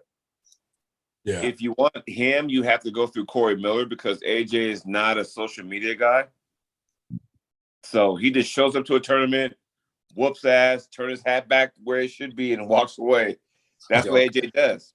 That's AJ in a nutshell. But he has no social media, right? No Facebook, no Instagram, no, you know, YouTube, none of that stuff. So your best bet to have him come out there was to go through Corey Miller. That'd be my suggestion. Okay. That's my job. I reach out to people. And maybe Roger and I can run it back. I don't know. I mean, I'm just throwing it out there, you know? Yeah. Yeah. Dude, I mean, but first things first, I got to whoop the Canadian ass first, though. I'm always thinking of like who would make a good match with who. I get a lot of feedback, you know? I think AJ versus Merlot, that would be because Merlot kills it at every tournament he's ever been in. Same with AJ. That's your match right there. I think, yeah. I mean, I don't know what would make it lucrative enough for AJ to come all the way out here, but maybe he's a guy that would enjoy the cold. Have Dave Shell give him a hand job. With gold bond Nice powdery one. Gold bond powder. I'm glad I'm sober tonight. Why? Because you might have. Because he'd have said yes. He would have said, "Yeah, I'll do it." No. Who was Sir Fatty? DJ Foley. DJ Foley. Steve Foley. Said, I want me some Jody. Okay. Whoa. Lefty. He's a bit heavier than you. How heavy? TJ, what are you at right now? For this we buy him 350. He's in the 300. Yeah, probably 300, 325. Oh. You know, I'm like, there were the numbers were reversed. He's like pushing 350. I know it. I'm like 230. Oh. I was thinking maybe Sir Fatty would have to be working a double shift. He wouldn't be able to join us. What with the hit that crypto's taken recently? I'm just he's 340 right now. Told you. Oh, damn. Can you come down 100 pounds? I'm assuming there's no weight cap. Oh, speaking of that, I'm gonna ask all you guys all five of you guys. What do you think when someone calls you out for a super match, right? But they say, yeah, I want to pull you, but hey, can you pull a certain weight? I'm like, should that be legal or not? Yeah, that's. I mean, I hate seeing that, dude. To be honest, like someone's like 230 and they're challenging a 260 guy, and they're like, "You come down to me." Well, why are you challenging him? Yeah, I don't know. That's weird to me. Do you mean in technique or weight wise? Weight wise, I'm only saying this because now Washington State was live, right? Yeah. So Uncle John and I were on, we're doing our thing, and then his weight class was called up, so I took over for the live feed. And then I'm not going to mention the guy's name because I love and respect him, but he was like, "Hey, how about so and so versus Jody at the Arizona State Championships?" And dude was like sitting behind me when they, the guy on the live feed. And I look back, I'm like going, "Oh, okay." I'm thinking, all right. So while the tournament's going on, I'm like going back and, "Hey, what about 220?" I'm like going, "Wait, you called me out." Yeah. And I'm supposed to cut the 220. I'm thinking, how do y'all feel about that? I'm at 230. I'd be like, you come up to my weight. I don't like it because I'm usually on the other end where if I was going to offer someone a match, I'd say, "Hey, will you come down to me?" And I wouldn't feel comfortable asking somebody to cut 20 pounds to meet me where I'm comfortable. Yeah. Like I wouldn't do that. So no one's ever said, "Hey, will you gain 30 pounds to meet me?" And if they would, I'd be like, "No, I'm not gaining 30 pounds. Like, that's hard." Yeah, but you're ranked. You shut up. You're ranked. Oh. Sir Fatty said he's going to be over 360 tomorrow after the Christmas cookies. See, I don't like the burger. I don't like the burgers ranked. I'm probably not going to be for long, but I haven't pulled in a while. So maybe I just taking a couple months off. I'll lose to inactivity, and I'll be back in the 98. Yeah, you might. So, Sir Fatty, I need to know. Sir Fatty's at 340 pounds. He said 360 after the holidays. So my question is, where's he from? He's not even the biggest dude on his team. Maryland. He's from Maryland. He's got a team of all 300 plus fucking pounders, monsters, just big monsters. Yeah, so south of Baltimore is where it's from. The Monsters of Maryland, huh? Is that where? Yeah, pretty much. Maryland's 8. There's the Brisbane's 8, and there's Maryland's 8. Armed and Ready. Armed and Ready, yeah, that's the team. Armed and Ready Calvert for Calvert County, Maryland. Armed and Ready. But he's got some big boys on his team, man. All great dudes too. I mean, think about that. 340, and I'm 230. Which tells me that he has a humongous hand. Like I'm picturing a Sean Latimer type hand, right? That's what I'm picturing. Probably not quite Sean Latimer. It's big though. It is big, but Latimer is fucking really big. He's also fast too. Latimer? Yeah, Latimer. For TJ. TJ. Yeah, TJ is definitely fast for his size, for sure. Yeah, Latimer just squeezed in under 400 at Winter Blast.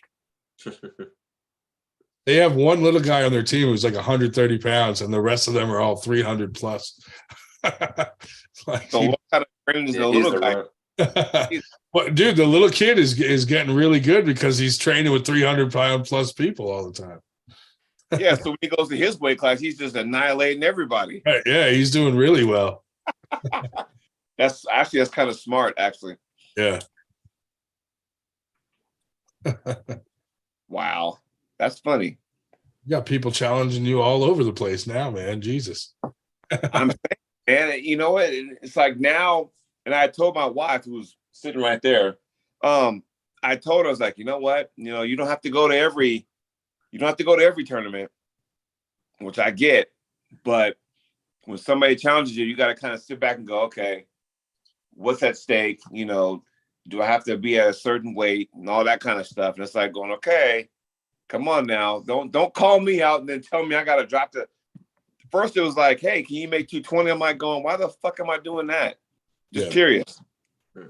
How about this? You meet me where I'm at, or just if you are where you are, because he pulled the 220 class, I think. He pulled the 220 class at Washington State. But he challenged me live on the live feed and was like, okay, why am I coming to 220? And I pulled the 242 because I walked in at 233, whatever. But I'm like, I shouldn't have to come down to that. That's weird for me, especially when he called me out. Yeah. That's just weird.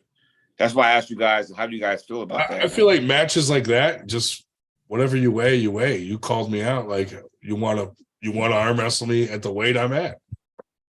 But I'm not gonna say, all right, fuck it, I'm going to 250. I'm not saying that. I pulled 230. I pulled 242 because I'm not 198 or I'm 20. Yeah.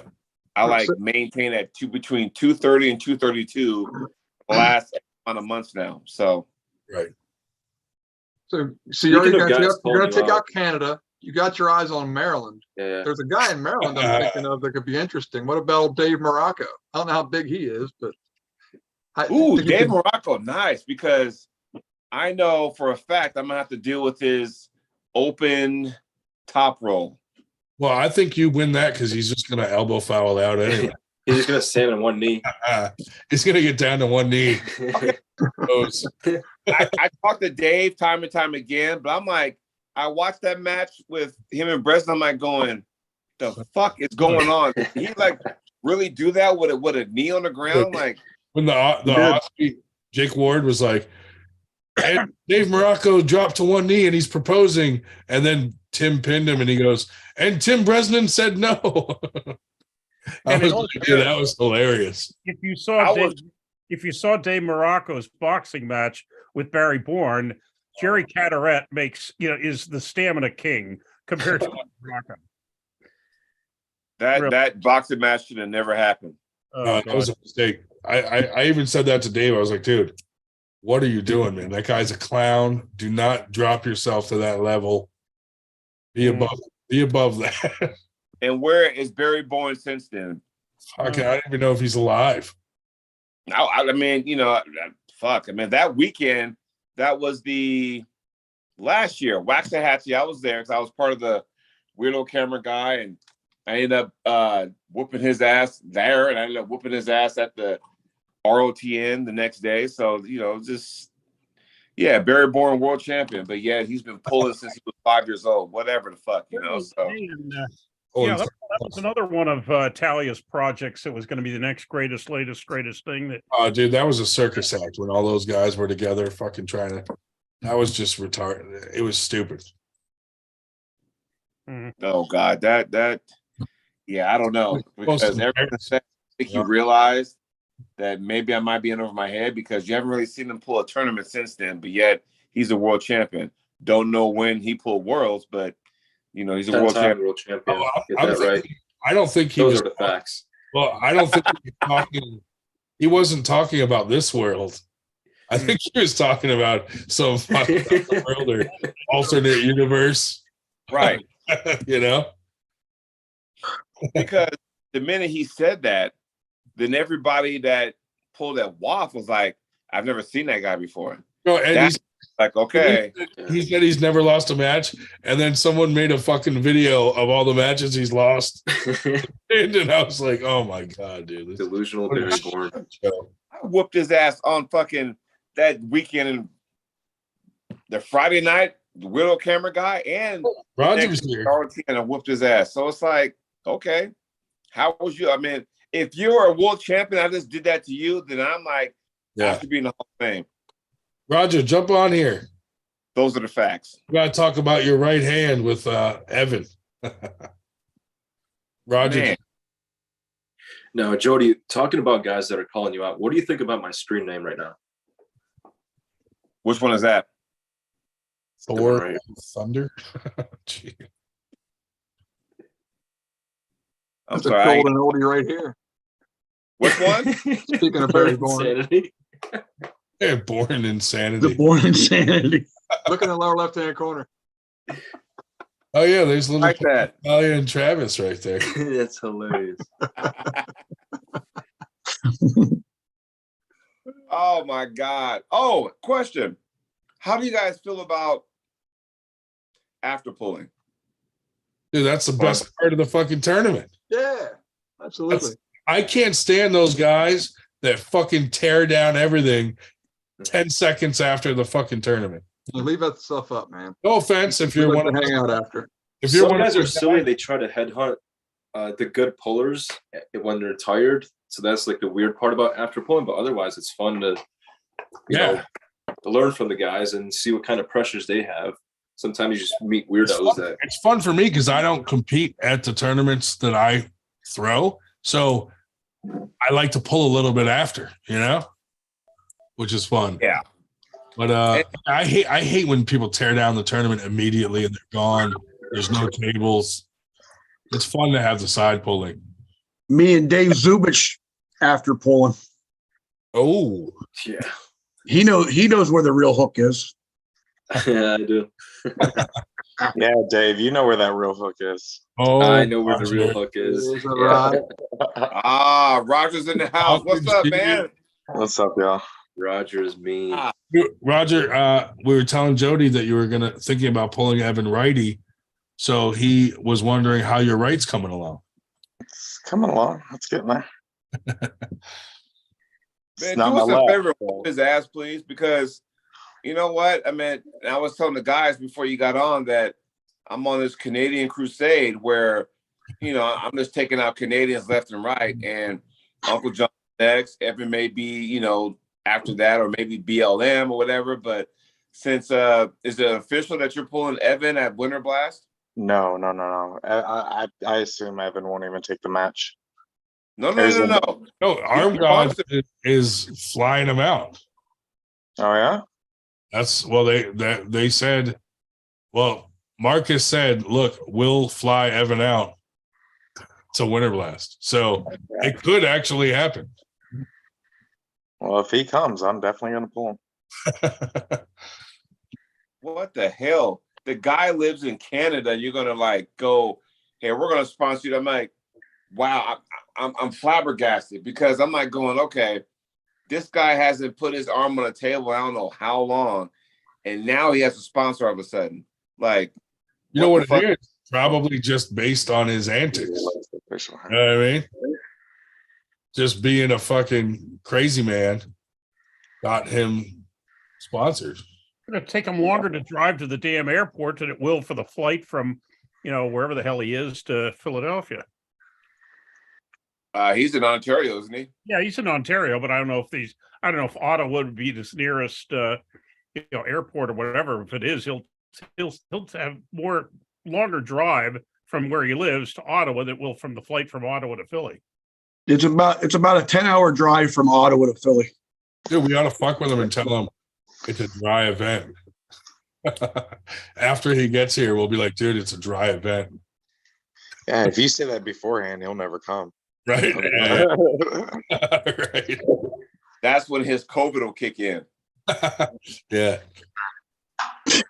And then we'll send him a video. Just kidding, of all of us drinking.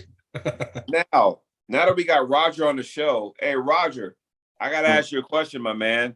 And I need to know whatever happened between you pulling Aaron Yearsley for $1,000. I need to know what the hell happened. Honestly, I was weighing the options. I was looking to get on the rank somehow, and looking Aaron Yearsley lately, he's been losing his matches, and I honestly didn't see no upside. $1,000 is $1,000, but just I didn't see no upside of it for me. I mean, I'm not saying that Aaron is a bad puller. It's just he's not well known yet. Like, he's not where I'm not chasing after Aaron Yearsley. I'm chasing after something bigger. These are the facts. These are the facts.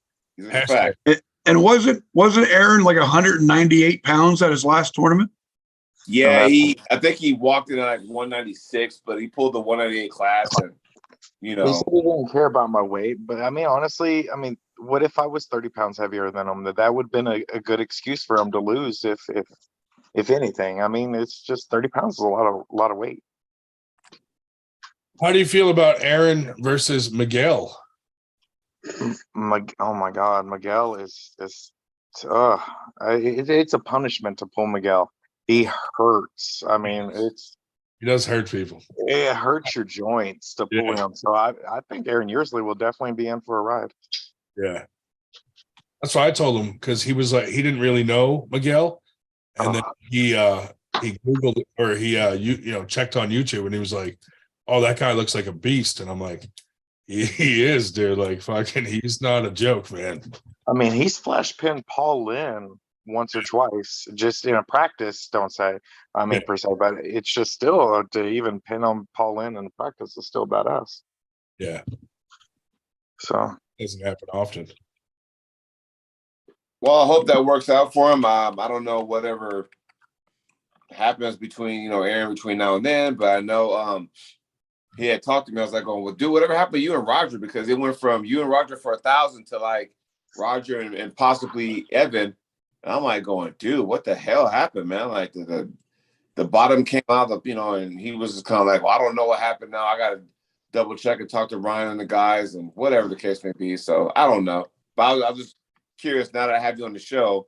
Yeah. Not me, but now the guys have you on the show. What actually happened with that? So I don't know. Evan seems like a bigger prize. He's not he's not on the rankings per se, but he's well known in the community. Right. So I think it'd be a good win if I get it. I think you will. Honestly, I mean, I understand history says that both you guys are predominantly left-hand strong, but because of different scenarios, that you guys are now a lot stronger with your right. So these are the facts. Are you coming down for Winter Blast? I was going to. Hey, here's the thing. So these are the facts.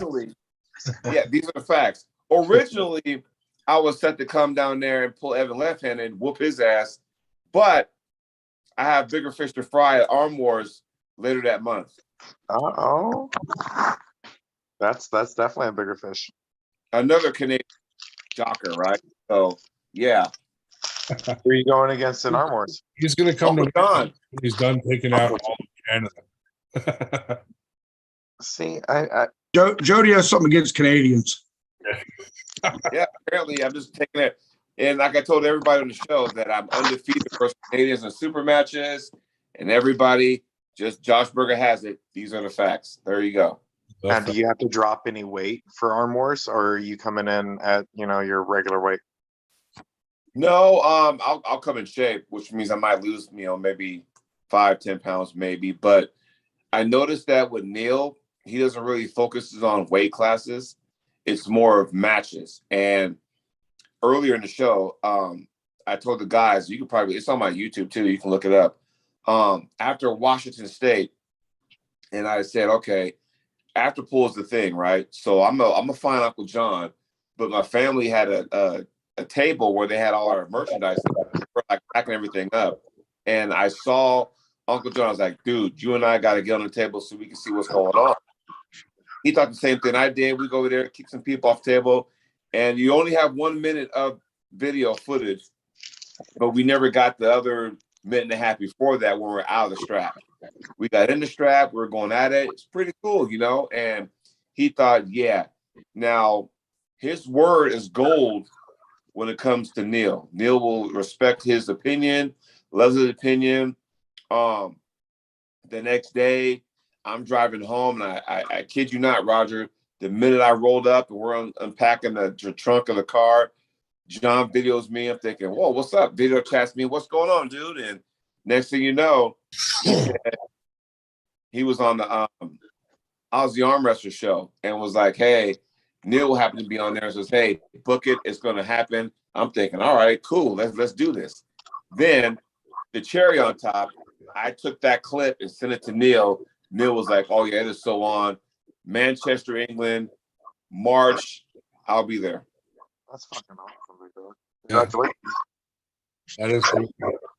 I know my 2023 goal is honestly to chase after that East versus West qualifier. So I think that's going to be one of my main goals this year. Who's running that, by the way? Is it James Reid? James Reid is running the New Jersey and Texas one, as far as I know. No, he's just running the Jersey one now. Texas Arm League's going to run the Texas one. Okay. Roger, you versus Wardzinski in the hook. Gotta happen. Yeah. I think I would have to lose about 15 more pounds before me and Adam could really be a good match. You don't have to lose nothing. He pulled the Bushido, and Bushido was like 185. I mean, to call him out officially, though, I have to be around his weight, don't you think? I mean, 242, call him out right now. It's like 205, 210. He wouldn't care. I mean, I would. If He's I big dick. like that. No, last time I felt him was 2 years ago. He came up to a Zach Lee tournament, and me and him had center table on the hook. But that was 2 years ago. And that was my left arm, too. So that was a different. How is your left coming along these days? Fucking sucks, dude. I'm telling you, it's 40% from what it used to be. Wow. It's the healing process it's just taking forever. I'm beating him lefty, if that tells you. Are you still sending Doug Allen death threats? All the time, you know? He's fleeing the country, I hear. Whenever I see Doug Allen, I'm like, I don't call him Doug. I'm like, hey, aren't you the one who broke Rogers' arm? Oh, yeah. Don't do that. He's got a big old list of arm breaks. I mean, like I said, Dave Chafee is one of them. Yeah. It's hard to believe Dave Chafee being that big, got manhandled like that. Well, Dave wasn't that big. Dave Chafee won his walk world championship at 242. Yeah. How do you think that match against Roger is going to go? Who? Dave Shea versus Roger Cunningham. Roger. They're going for #1 in Michigan for 242s. Roger. Yeah, I think Roger has too much, honestly, too. He's too cunning. Dave is strong. It's just Roger's cunning. He's real good. Roger's too smart. Look what Roger did to Brandon Elsesser. Yeah. When is Roger Learn going to be on the Monster Factory event? If I was better at promoting myself, I think I could. It's just my confidence and me being, I don't know. I don't see myself on that All level. you got to do is ask us. We'll promote the fuck out of you. I don't feel good. I got to earn that shit. I feel like I need to put a couple more years into it. Well, when you're ready, you let me know. I'll fucking get you. Roger, let me say, Roger, I'm going to say this. You have the machine pushing you. What I mean by that is that you got the whole entire 98% machine pushing you. All you got to do is say it. They will take it from there. That's all you got to do, man. I'm telling you. I just want to make it worth it. I want to make sure when I'm on the big stage, I act a professional. I am a professional, and people look at me like a professional instead of a glorified amateur.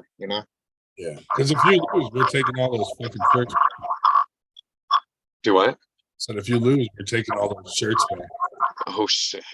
I mean, the way you beat Galgochi, we don't think that you're a glorified amateur. Yeah, you beat Galgochi, dude. He's a fucking monster.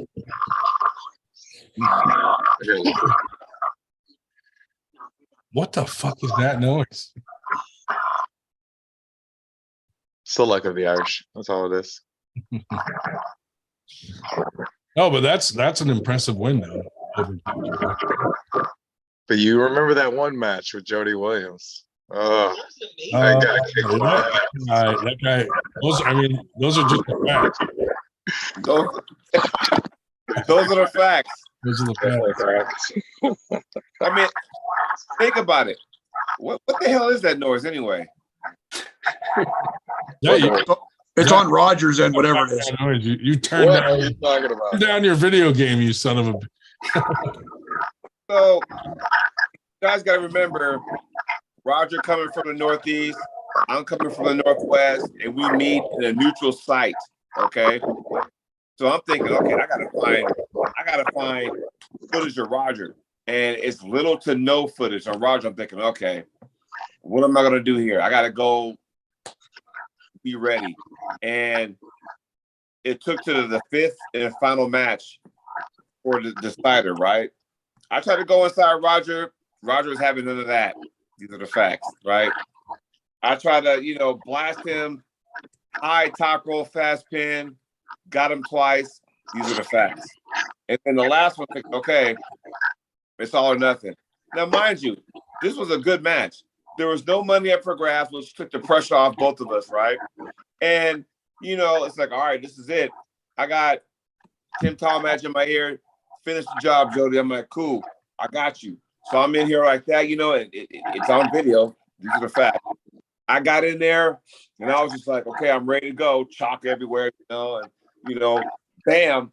And I hit. And when I got, I was like going, the weight off my shoulders was just like, okay, I was stressed out going into that match. I was stressed out. And then that talk afterwards, because oh my God, I was so discouraged. But here's the thing, though. We all sat at the same table. Yeah. Yeah. So y'all think of this. There's one table, right? One of the tables. It's me, Roger, Jennifer, Cody married, his wife. We're all sitting there mingling. That's weird to have two guys who got a match going on sitting at the same table, just kind of interacting. It was cool, though. It was cool. I like that. But yeah, we're all just hanging out, you know, doing our thing and stuff. And the tournament started. It was fun. It was fun. So I enjoyed myself there. I definitely enjoyed myself too. It was a good time. Yeah. It was a fun loss. It was a good one. I mean, even the tournament afterwards, I took an ass whooping afterwards. It was just being able to hang out with your friends. Like, I mean, even if you've never met them personally, yeah, you've met them in this community and you meet them face to face. It's like, you know, you've known each other for a long time. It's weird. Me and Jody clicked right off the bat. It was like, shit. Well, I like our youth when we do our Zooms and we got like 20 people on here, because, you know, we're talking to a guy like Jody who lives far from us, but if you ever come up to Winter Blast, it's gonna be like we fucking are just meeting up with an old friend. Yep. Yeah. Me and Roger was kicking it, whether it be in Waxahachie, Texas, or Kansas City, Missouri. Roger and I, man, it was good times, man. We hang out. We was having a good time over there. So Texas is a whole different story, bro. That battle for the camera guy, that was entertaining. That was, you know what? I'm still mad about that. I'm still mad at the fact that I finished the Artem, second to Artem, both hands. I wanted that belt so bad, but it's all right. It's okay. It's okay. Yeah, they were. I don't know. Travis seemed like he was favoring Artem that day.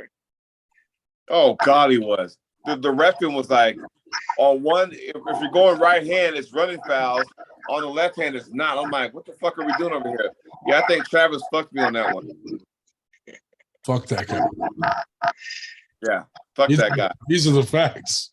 Yeah, fuck that guy, Travis. These are the facts. Got you. What is that noise? Sounds like someone shitting What into the the mic. fuck is going on here? There's some weird noise coming from your phone or your something. I'm not. Or like some reverb. Let's see if I can fix. Perfect.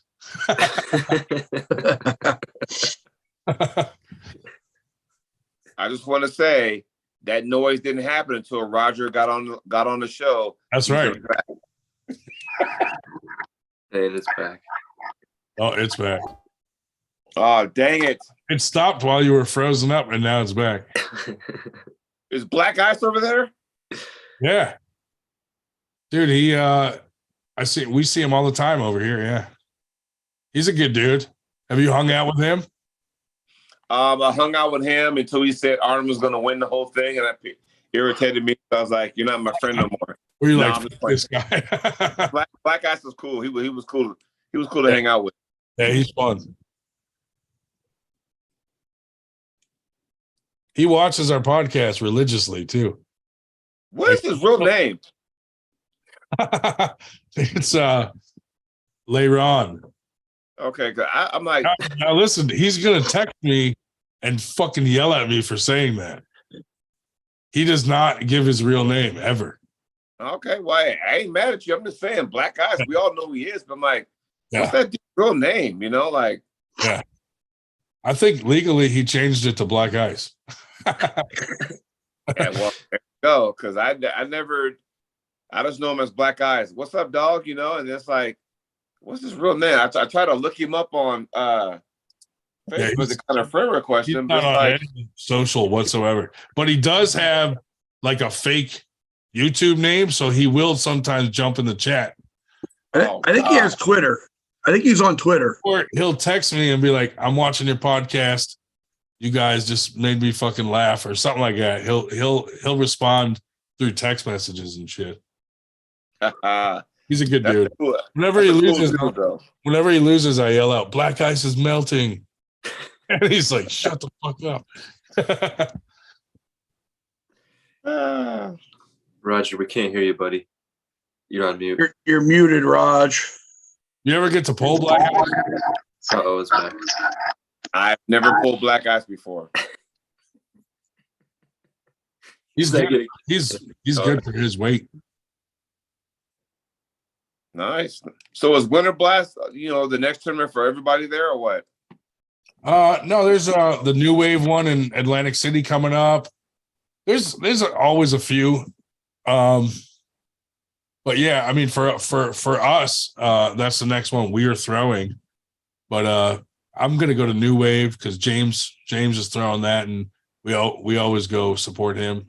So, but yeah, probably New Wave is the next one I'm going to. Nice. I know from what I hear, what it sounds like that. Okay, Winter Blast, everyone's gearing up for that, and it's like, okay, let's all put our eggs in that basket and train for it, and don't get hurt between now and then. There is a tournament a week before us. What? Yeah. So that I don't know if that's going to interfere with us or not. That's not a Jack Anus tournament, is it? Jake Anus? What is it? Fucking Arnold's or something? Yeah, the Arnold's is the week before Winter Blast. Arnold's is a week before us. So that could not as big though. That could interfere with us. Well, Arnold's is always the first weekend of March. Y'all know that, right? Yeah. Yeah. Okay. Well, we do now. Yeah, it's always the first weekend in March. Yeah. Well, last year, though, it didn't really interfere with us at all. I don't know why. Our event was good, so I don't know. And we had it on March 12th last year. Oh, Ryan, what y'all should do if you're open to advice. Yes. The venue you guys are going to hold it at, have someone go down there and this is what Tim Thomas did for Washington State. He actually went to the venue and kind of video and go, hey, guys, I'm here. This is where Winter Blast will be at, yada, yada, yada. Kind of take a look around, did photos, did live feed, that kind of stuff. And then he went back again when all the chairs were set up, like the week before or whatever. So if you want to kind of get it out there again, you can always do that if you want to. Yeah. I mean, we went and did the initial tour. Mm-hmm. Cool. Me and Sue Fisher. She's the one who used to throw Winter Blast back in the day when this was her tournament. Right. Now that we linked up, me and her went out there, looked at it, checked it out, went through the whole thing. They even showed us the hotel rooms, everything. So, but I didn't even think to live feed it. That would have been cool. Yeah, I mean, just to kind of, and then post it. That way everyone sees it. Because I think the more eyes you get on that, the more people see that. You know what I mean? So. Yeah, I'll see. I can always stop in, or she can, and do a quick video. Because they're also letting us use the second floor lobby for the night before for weigh-ins and stuff. And then there's a huge lobby going into this venue that they said we could set up stuff in there. Plus, we have a lot of vendors coming too. We teamed up with Phil Abundance. They collect food for people that are less fortunate. So they're going to come out and we're going to set up a table and collect some food for their food drive. We got the Savage Sisters coming out, who are big in the community for drug addiction, alcohol, all that stuff. They're going to come out and show people. They're going to do some showing people what to do if someone overdoses in front of you, stuff like that. Right. We got region options coming out. They Sean Latimer and a couple guys in our area have gone to them for treatment, like PRP injections, stuff like that for recovery.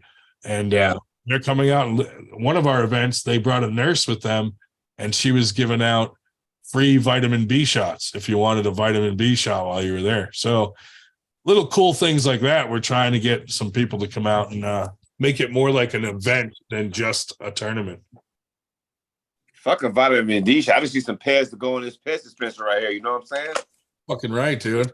Crack that wrist back like a Pez dispenser. I am going to hashtag pest dispenser. I'm telling you right now, Uncle John, he may have a big hand, but I'm telling you, 6 rounds, right? No matter what, it's 6 rounds. I will bust his hand back at some point within those 6 rounds. There you go. I have no doubt that is a fact. Yes. Do you think he will get any pins on you whatsoever? You know, when that question is asked to certain people, hey, what's your prediction? Are you going to win? Oh, yeah, I'm going to win 3-0. Yeah. I'm not saying that just because it sounds cool to say. Yeah. I think John will beat me. I think, honestly, if I'm looking at it, it's either going to be 4-2 me or 3-3 with a silver bullet.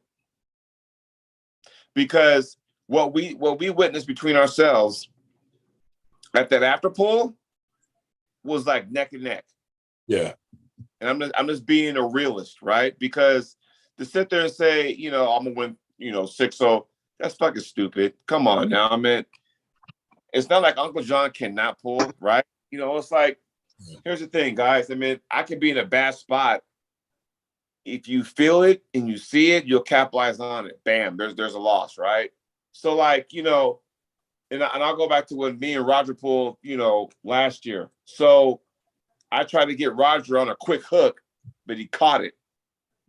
He caught me here and then brought me back. Okay, cool. No big deal. Next match, top roll. I said, okay, I got it this time. Came in, nope, caught it, brought me back. So I'm thinking, all right, the hook's not going to work today, right? So to sit there and say, I'm going to beat my guy 3-0, I'm not going to do that, because, I got way too much respect for John. And I'm saying that not because I don't have confidence in myself. It's just I'm a realist, right? I'm honest to God realist. If you were to say, hey, would you beat Evan, 6-0? No, I'm going to beat him. Just won't beat him 6-0. Why I say that is because of this. And damn, I'm empty. Fuck. Here's why I'm going to say this. I don't have to always be great. I only need to be great when I have to. Yeah.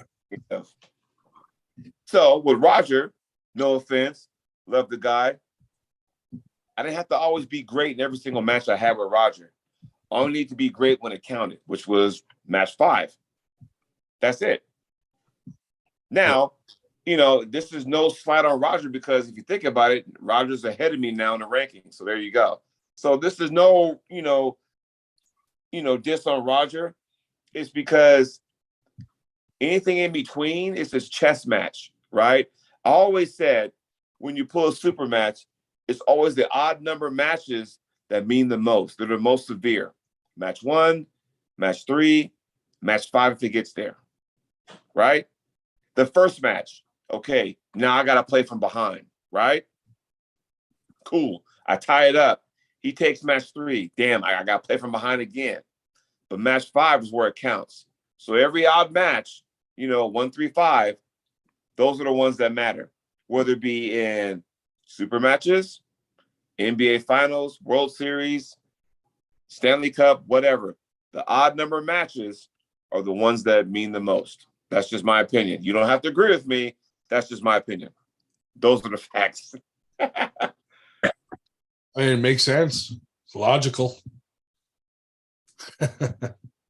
Sir Fatty says, Roger, I will avenge you on the side table, pulling with Jody right-handed, though. Does he know I have a disease in my right hand now? That's why he's targeting you. Oh, okay. I'm just kidding. Do you really in the right hand? I got osteoarthritis in my right hand.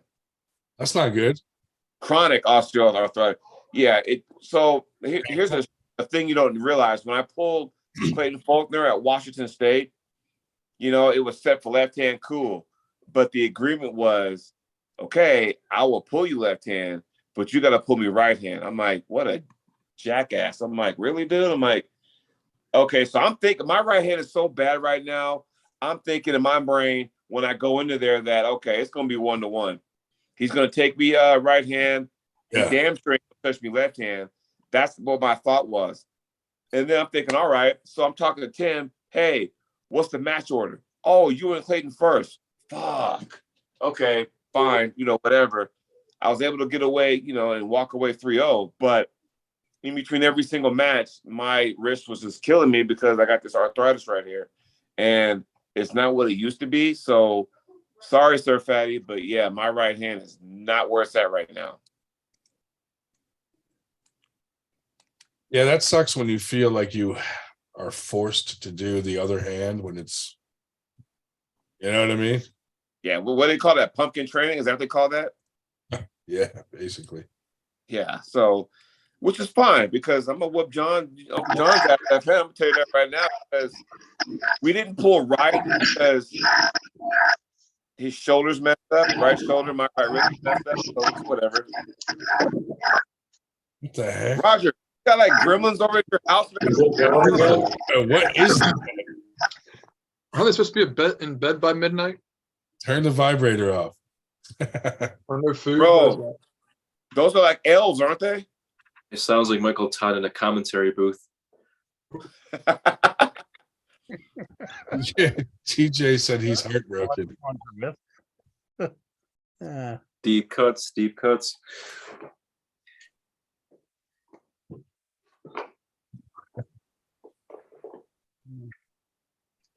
Oh, yes. Yeah, I'll probably take off myself as well. Come on. Bye, babe. Bye, guys. Love you. Fuck that guy. Oh, Roger. They're just all leaving now. Well, that was a good conversation tonight. Yeah. Yeah. I do think Jody's a little Covered bit a lot young. of topics. Jody's a little bit young for arthritis, isn't he? I mean, I got the same thing here with my left. Is really giving me grief. Yeah, but Dave, yours is from masturbation, not arm wrestling. Oh, that's right.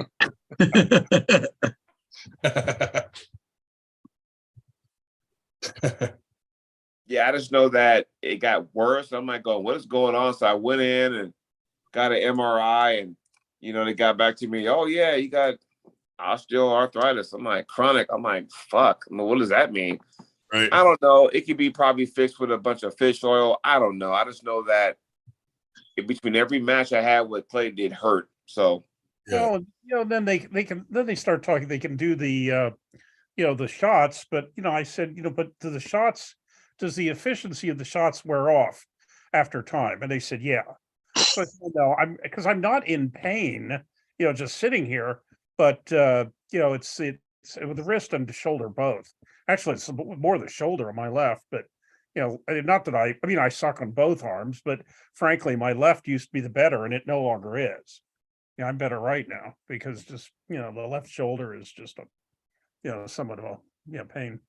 Well, I'll be 47 in February, so as far as arm wrestling goes, next year will be year number 13 for me in the sport. But I've done all the semi-pro football, I've done the rugby, so my body's kind of like, okay, but still it's just like, hey, I'm gonna go till the wheels fall off, Yeah. We can't all be John Brzezinks. No, I mean, and here's the thing. When I see John Brzink and I see Ron Bath and Todd Zilla, to do what they do in their 50s at a high level is phenomenal. I know I cannot do that. I know that. Yeah. So these are the facts. I'm just at a point where I want to be the best version of me I can be, and then wherever it takes me, you know? Yeah, but you know what? Now you have other options in the sport to give back other than just arm wrestling because you have a show. Yes. You don't have need a show. to be physically okay to do a show. I got 2 shows. I got 2 shows too. Yeah, that's right. That's right. But yeah, that's that's giving to the sport in a different way, Right. Well, and hey, let's face it, Ryan and I are both fairly well into the sport, and God knows it's not for our arm wrestling. Right. Right. Yeah, I'm not known for arm wrestling, that's for damn sure. It either. One day, Jody, I'll pull with you, and then you'll be like, "Oh wow, he really is the worst arm wrestler in the world." Well, this is why I love pulling the Masters, and I pull open too. But I like to pull the Masters because one day my goal is to stand up on that podium next time with a first place rather than the second place at the Worlds. So nice. Yeah. I have no doubt that you will make that happen. Because if you look at the Corey Miller was the air system, rating, whatever. Yeah. Look me up. Masters 242 and over, left hand. Tell me what my record is. I'll have to look it up. I'll tell you right now, 23 and 0. Oh, nice. So what I was amazed is I'm actually on the damn thing myself. I had no idea, just because a couple of the because I was trying to figure out who the one guy was that I beat in the 60 plus at Orlando. And then somebody said, well, there's this thing called, the airs. And I thought, holy shit, I had absolutely no idea I was on the damn thing. Yeah. As long as you keep the same weight class, but even if you don't, they just kind of go up. Like if and we'll use Bill Collins events. Well, instead of the normal 198, 242, 243 and over, then he goes, okay, instead of the 190, he does 185. And then the next class is 205, 232, and 233 and over. So basically, if you place there or do good, they'll take that ranking and just go up to the next class. That's how they do that. Yeah, there's a couple others. I'm showing up because of a couple tournaments, and astonishingly enough, some of them, I actually won at. But it's not like it's a total wipeout. But I had no idea I was on the damn thing. It's fun. I mean, it's fun to look and see your name up there. Oh, it's pretty good, And like I said, I will probably be the first person to say this, is that I want to be one of the best Masters pullers out there. Not a lot of people say that because they think Masters, they kind of stick their nose up at Masters like, you guys are Masters, you guys are washed up. I want to make Masters relevant, and when it comes to Masters pullers, I will back them up any way possible because I am that guy. And I don't want anybody to sit there and crap on the Masters class because those guys are crafty.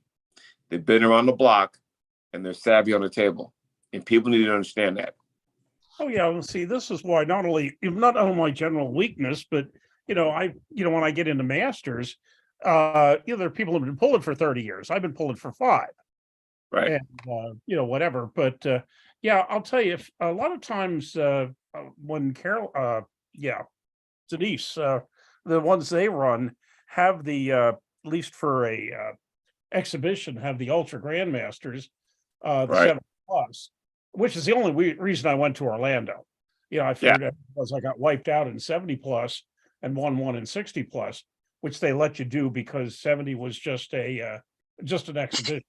Normally they won't let you do 2 Masters classes, but the IFA Nationals are in Joliet, Illinois this year in April.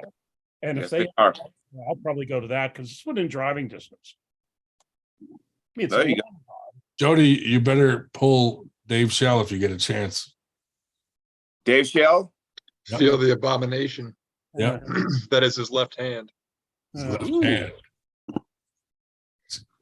It's very creaky. Yeah. Sounds like at first see Dave Shell, Sir Fatty, Oh, Uncle, Uncle John, BLM. Oh, Yeah. we missed. I should get a towel and write everybody's name off, and then as I beat him, just cross it off with a Sharpie. Oh yeah, that would be hilarious. Man, Do it on a Canadian flag. Oh yeah. It'll be like Shawn Michaels and Bret Hart all over again, right? Oh my God. Can you imagine defacing a Canadian flag with all the Canadian pullers that you've beaten and just cross them off? You know what? I'm thinking about doing it. Just get like a towel. Yeah. Faulkner, beat him 3 times, cross it off. Yeah. Jeff Frank, beat him, cross it off. Put Uncle John's name on there, Evan Burgoyne, BLM, and just wait, beat him, cross it off, and just go, okay. That might motivate him to hell. That's water cooler talk right there. At the top, right? These are the facts. These are the facts, exactly. And Jody just like sits by himself and mutters. You gotta run with this. These are the facts thing now. Yeah, you should. This is like gold. If you can make me a shirt that says hashtag T, right?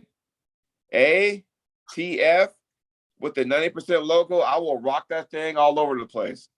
Hey, we got the right guys to pull something like that off. Chuck's probably already got Kate making buddy. Yeah. What size, Jody? I like that. There you go, Josh. I like that. These are the there you go, hashtag. Facts. What size is the shirt, Jody? XXX. There we go. Done. Yeah, but you talk about the after pulls. I'm going to go to the strongest badge in St. Louis in July. They had me one that said 6 p.m. Saturday, all night after party. But okay, that's definitely one I want to get to. There you go. All right, I'm getting out of here. All right, buddy. Jody, I'll be in touch for your address. I will get that T-shirt made. Nice. Sure, thank you. And I'm gonna go ahead and call it a night too. I gotta get up. We got Christmas Eve morning breakfast. I know you guys on the East Coast are doing Christmas Eve as we speak, so I'm gonna go ahead and shut it down. But hey, thanks for letting me be on the show tonight. Thanks for sending me the Hey, Team Predator, we have so many heathen at Team Predator. We're going to have our usual Sunday morning practice on Christmas Day. Jesus. There you go. So, gentlemen, I'm going to say this. Enjoy your holidays. Merry Christmas. And you too, brother. Fuck that guy. Fuck there that you guy. go. I'll talk to you soon. Take care, you guys. Have a good one. You too.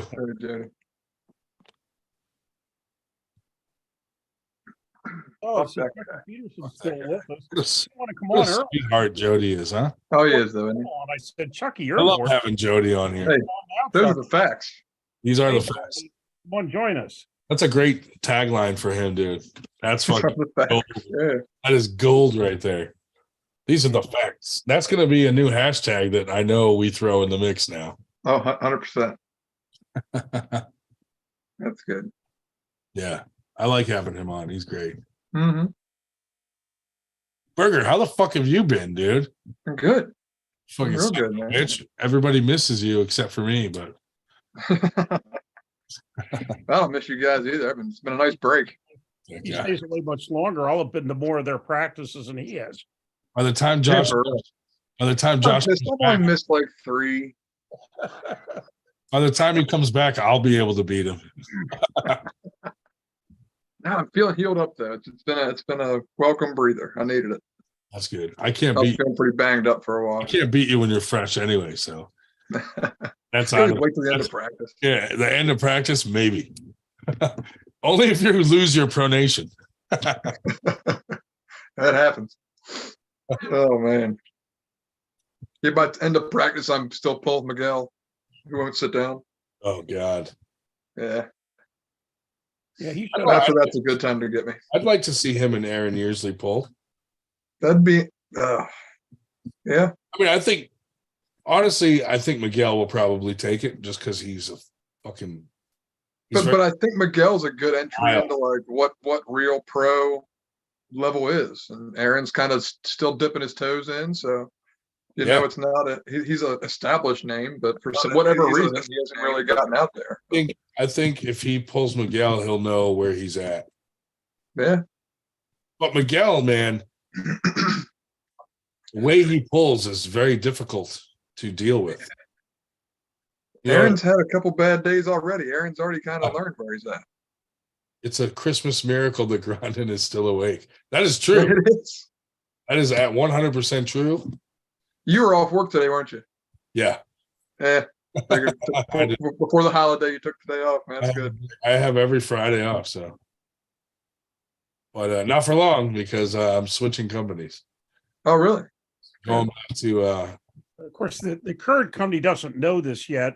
So if they're watching, which they're probably not, they're watching. I don't give a fuck. Fuck them. all of what do you have? Fuck 13? those guys. We're at 13 at the moment. Scumbags. I hope they watch. But yeah, no, that was a good night, dude. I mean, no one can complain because we did not get too crazy about, abortions, masturbation, fucking necrophilia. That was a very PG-13 night. That was good. Yeah, that's pretty good. And on topic of arm wrestling and Lucas said, it does help to have guys like Jody jump on and James Reid and people that are a little more serious than me. Yeah. it's a Christmas miracle. Grondin is still awake. Indeed. Hey, Joe, Chucky, if you need the thing again, he said he'd come on, but absolutely full deleted Zoom. Okay. I will send you the thing again. Hang on a minute. Burger, we're gonna design a new, fresh 98% league logo. And I don't know how we're gonna do it because I don't know if I want it to be like 98 and then arm wrestling league or like AWL or just AL or something that looks cool. It has to look cool. I don't care how exactly it says league or whatever, as long as it just looks fucking badass. yeah, we'll talk about some ideas on what we can do with that. I've got some ideas, but we might want to go with some other things. So we'll work on it because it kind of depends on how we're going to run the thing, and I want to we'll work some things out. We'll talk some details and. Yeah, I like the shield with the stars as our main logo, though. Yeah, we can do that. That's my favorite logo. Okay. For sure. All right, Chucky, I just sent it to you again. I want to do a custom shirt run soon, so something completely new. But we'll do the names on the back, like just to get that out there before Winter Blast. Cool. So just keep that stuff in mind if you get bored. Oh yeah. So once the holidays over, I'll have time I'm going to get back in the swing of things, and we'll really get some things rocking. Yeah. Same That's here. fun. I've just been I miss it. busy with the sponsorship shit, dude. You know how that goes. Oh yes. A lot of work. But hopefully we'll hit our mark. If anybody out there knows someone with a company or even an individual that would be interested in sponsoring such a beautiful event, please send them our way. Thank you. A highly anticipated and Or if watched event. if you're Lots gonna of eyes. if you're gonna rob a bank, just keep us in mind. Yeah. Throw something our way. We'll even help. I'll come out and physically help rob the bank. I'll be the getaway driver. I'm little. I'll be a grease man. I'm just kidding. I like pistol whipping people. Yeah, freedom's good. We'll stay out. Yeah.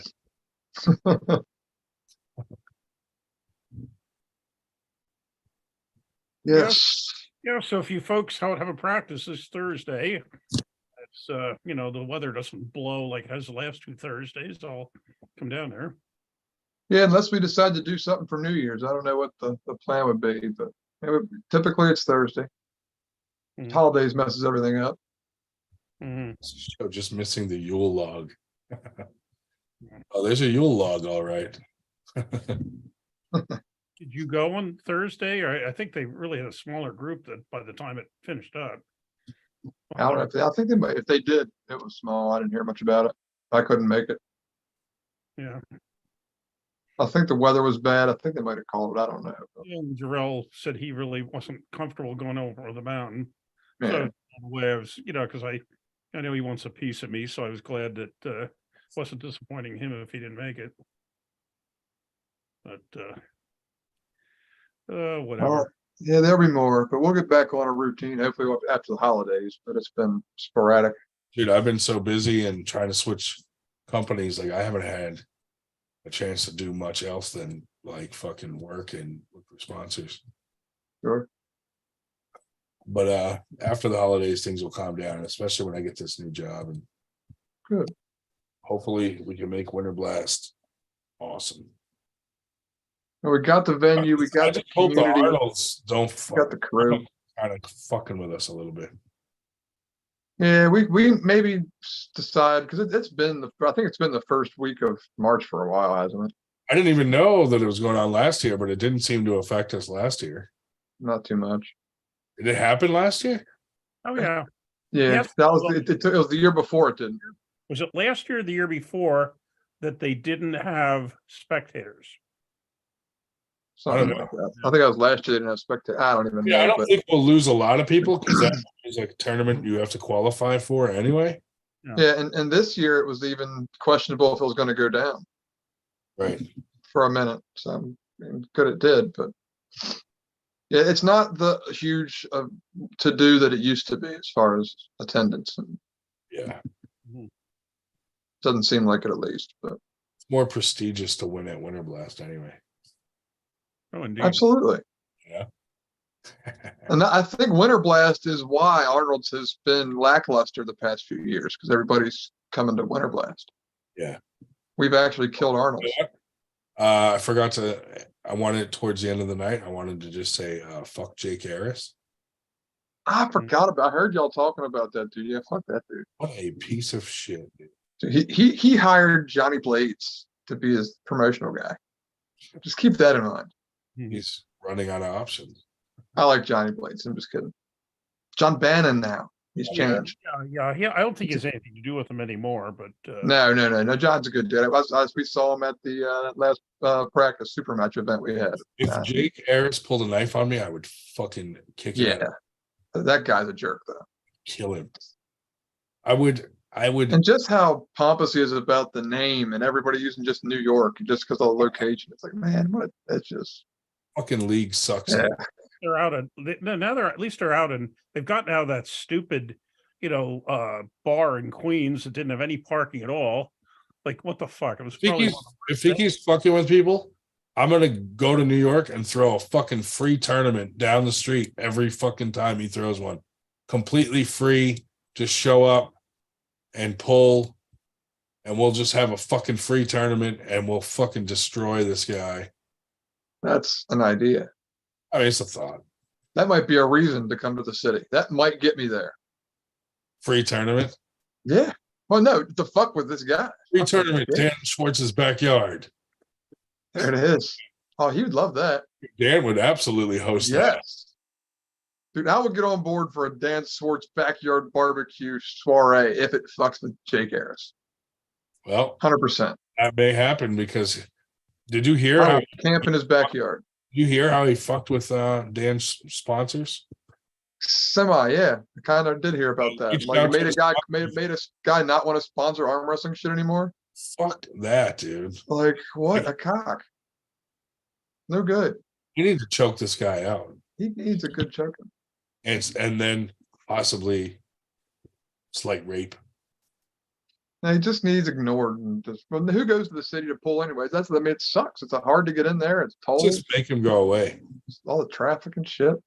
You know what I would do? I would go through a tournament just outside New York where it's easy to get to, so that not only would everybody from around here go to it, also the people in New York in Long Island could just come to it because it would only be like an hour drive for them. Right. Just go right outside, like just outside the fucking shitty area. Make sure Devin Larrett's there. Yeah. Tournament.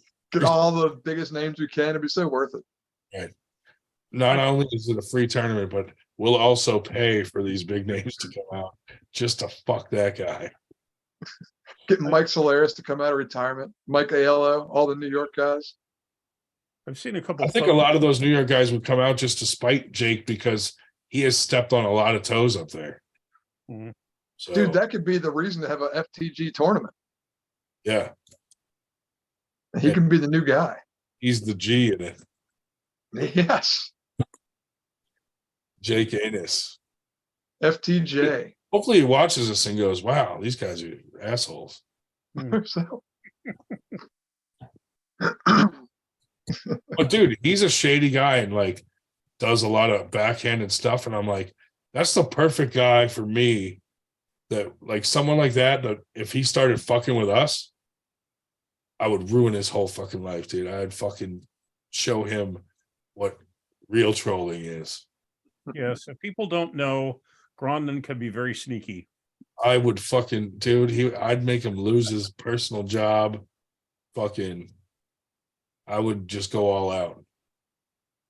He'd be on the fucking sex offender website. Fuck that guy. Except it would have an error because he's already there. He's already on it. So yeah, there'd be 2 stars on his house instead of just one, like double sex offender star above the house. There's 2 of them there and they have the same name. Level 3 sex offender. There'd be posters on all the fucking telephone poles outside of his kids' schools with his picture on it as a level 3 sex offender. That's mean. Oh boy, that'd be good. That's not nice. But if he fucked with us, that's what would happen. That's what could happen. That's what could happen. Just ideas. I mean, technically, unlike some people on this chat that have been on this chat in the past, we don't want to announce felonies publicly. You know, we just do them without announcing them. there are some youngsters in Philly that you give them $1,500 and they'll go shoot anyone. Yeah, It's a good deal. just saying. It's a bargain He does, in the hit game. he does look like he could be Christopher Gregory's uncle, says the schmo. I heard Devin Lair looks like just Devin. 1/4 of the price.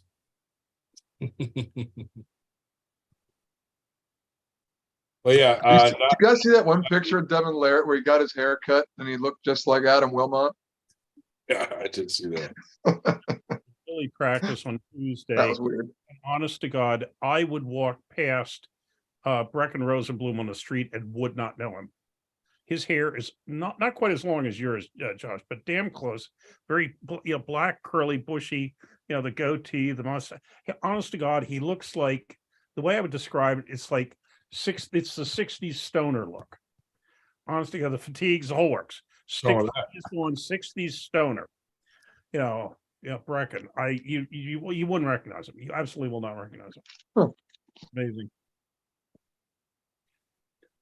Interesting. How's his arm wrestling coming along? Oh, I think it's still stout. I only warmed up with him, so whatever. But You warmed up with him and didn't know that it was him? absolutely, I kid you not. And he knew who I was. He knew my name. Hilarious. And I'm thinking, who the fuck is I was this? like, wow, Dave's really giving me the I cold. wasn't sure. And then I said something after everybody else had left. We only had like a handful. I think we had 7 people there. And after they'd all left, Josh and I were the last 2. And I asked, he said, that was Brecken Rosenblum. I said, I really wasn't sure. But I didn't say anything and make an idiot out of myself. But honest to God, I wish I would have taken a picture because I would have shown you the picture, said, who is this? And you would not have known. His penis didn't feel the same? Sorry? Probably.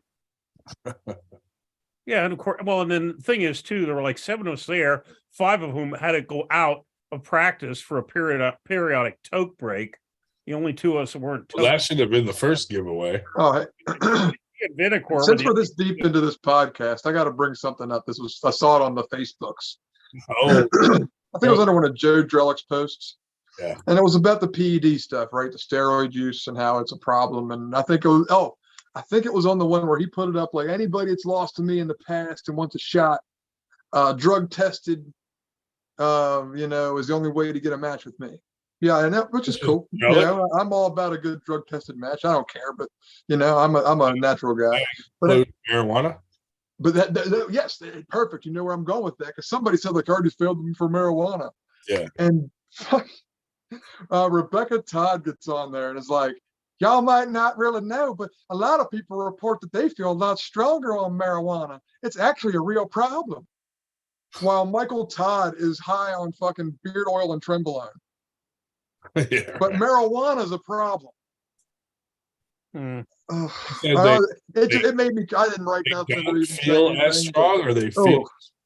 She said they don't feel as strong on marijuana. No, they say they feel stronger. Like she's saying that marijuana is like a problem as a performance enhancer. Come on. Yeah, no, I swear to God. Well, and Joe liked it or whatever, and he was like, yeah, but the real problem is Adderall, and that can help. You know what I mean? That's more of a performance enhancer than weed. I would say Adderall more than weed, yeah. But even Adderall, like they're just going to be more focused on the fucking match.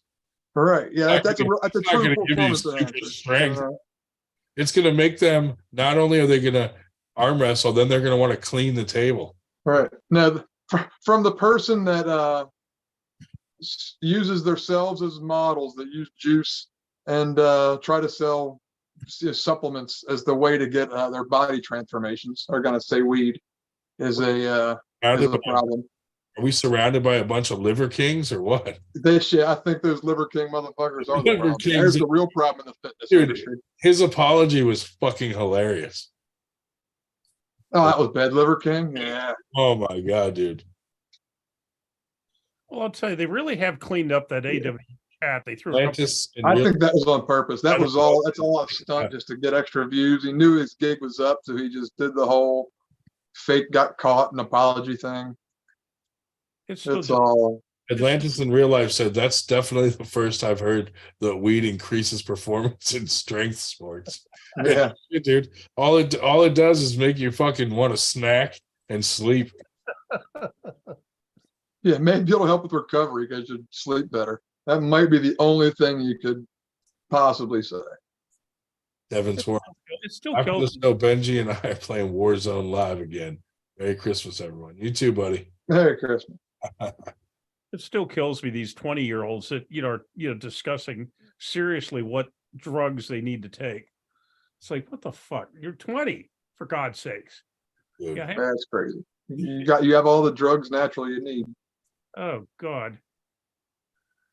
Dude, for someone to complain about marijuana when your fucking husband's probably taking more fucking drugs than I can afford. Yeah. It's comical. I couldn't believe it. The audacity of that shit. The audacity of that. The audacity. I don't believe you'd have the audacity to say such a thing. But yeah, because I kind of already didn't like them. I'm sure I don't now. I'm like, oh, fuck those guys. And they mean well, and they're great for the sport, yada, yada, yada. But they're also bad for like people's self-esteem that can't get buff like Michael Todd because they don't use the same steroids he does, and they just take their same shit products. I always I hold up a picture of Michael Todd, and then I look at myself in the mirror while I'm naked, and I just start to sob. Okay, Chucky, it's time to transfer some of the photos to the computer. He can't because his phone's full. Whatever, he had to get rid of. What's he trying to look for? Oh, he was going to come on and join us. I told him to join us. Oh, I thought he had nudes of you. Oh God, I hope not. Just nipple. That's only you, Dave. You better not have a picture of your nipples. I'll be pissed. Never seen any of those. Nope, you're the only one that's ever seen it. Just for you, Ron. I keep a cup full of stem cells next to the bed. I just have a fetus near my bed, and when I need stem cells, I just take them from the fetus. I just take a bite. We're still alive, aren't we? I take a bite. I take a bite of the fetus like it's an apple. Yes. Yeah, Jody was worried about he was doing too much of the talking. Hey, no, when he was on, he was actually talking. He was saving us talking about what we're talking about now. Yeah, well. No, that was fun. That was a good night, dude. Yeah, Wasn't sure if we'd get a turnout since it's like Christmas Eve. that was pretty good. Now it is Christmas Eve. But it is It true that is. next time Brother Baldwin comes to the same practice you're at, Everly's, you're back. Everly's gonna wake me up in about 5 hours. Mm. Mm. Go back to bed. Psychedelic stem cells. Psychedelic stem cells. That sounds interesting, Captain Obvious. Just mix them with some shrooms.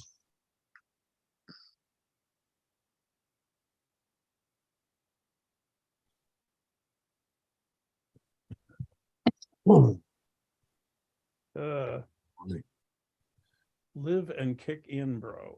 I'm looking forward to the meme challenge this week. I'll have to make up a little flyer for it. Yeah, Put a reminder in the Facebook page. put it on the Facebook page, definitely. And Is anybody still here? yeah, Check out the Facebook page this week. I'll put a flyer out to remind everybody to. Maybe you could submit it under that flyer. That way we'll know where to look. You can even pull them up as we go. We can look at them live and everybody can vote. Yeah. Yeah, I said to your That'll organize it well. Your AWU poster counterpart, I said, what the fuck? You're not making up any posters for our rescheduled match? Oh, I've been busy making posters. Oh, whatever. No, I think it was it was Joe Drellick's post where he's flexing and he says, anybody that's ever lost to me that wants a shot, doing a drug tested match, and you got it. I think it's in that thread. I don't see his stuff anymore. I was friended with him before I got hacked, and then after that, it's just I think he has it that he can follow, but it wasn't even set up you could friend him. So I don't really see any of his stuff anymore. That's crazy. I'll see if I can dig it up if you guys can't find it. Yeah, but yeah, definitely do that post, dude, and we'll promote that around the 98 so we can get that going. That could be a fun thing to do, like once a month or 1 week every month. Fun little thing. Yeah. Because then we'll have Dave Shell doing his getting around with the professor, you doing the Beat Josh's meme. Right. And mine can pop up whenever anything interesting pops up on the Friday night. The next following week we'll do a meme about it. So. And then Chuck Bardo's been doing his training handle videos. Nice. We'll put that out there too. That'll be good. Like I said, next year I'm planning on going hard, dude. We're gonna throw a lot of tournaments and spread them out all over the place. Do you want to do a Thursday troll video? Thursday troll live that we do the meme challenge on? We could separate it. Yeah, it'll be. You want to separate it, or do you want to keep that like a short, like an hour long kind of a thing where we just do that segment? I'm fine with that because that's just more content. Yeah, and there's separate videos for Dave Shell's thing, but mine kind of has to be live. But we could separate the monthly free giveaway too, because if we're only doing that for members, that could be a video that's just released to the members. Yeah, do it early in the week. Yeah, just a quick 10-minute thing. Pick a person and talk about the fucking item. Yeah. And release it just to the members. That could be like the members only video. Perfect. It's not a bad idea. Do that on Wednesday. I'm sure Winstrel isn't part of the program.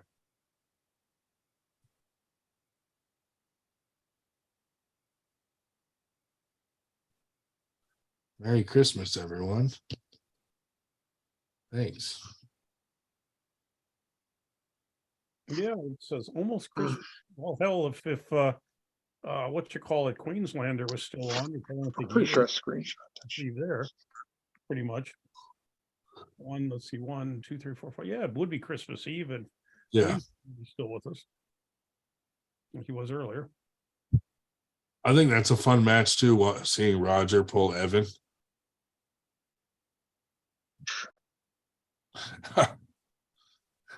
Did you make that your background?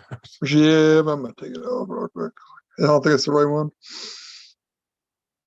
Does Evan pull sober? It's too big. No, not at all. I couldn't imagine he would. Said he's not good sober at all. Well, should we end the live? What do you guys think? Probably a good idea. So, Because we're running out of sensible things to say. Yeah, now it's just gonna all be blasphemy. Veering off into Thanks masturbation. everybody for watching, and we'll see you next week, next Friday. Wait, what's next Friday? Is it a holiday? No. No, it's Nope. before New Year's the Eve. day before Christmas Eve, or the day before Christmas Eve, or New Year's Eve. I mean, So New Year's Eve. yeah, New Year's Eve. Oh yeah, let's do it. We'll do a show that night. Fuck it. We'll count down to New Year's Eve. Oh, Chucky, The $10. Chucky, $10. Thank you. Awesome. Carolyn Looms with another $2 super chat saying Grand and rocking the Adidas.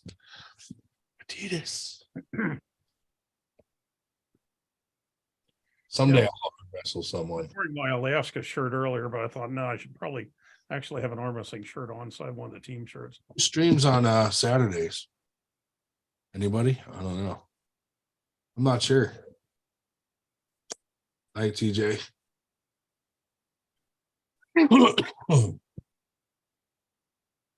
Yeah. Christmas. Be Festivus. Feats of strength tomorrow. There you go. Feats of strength. Everyone waits for FTG Friday. That's funny. Merry Christmas, fellas. Thanks, everybody. Okay. I'm going to end the live feed.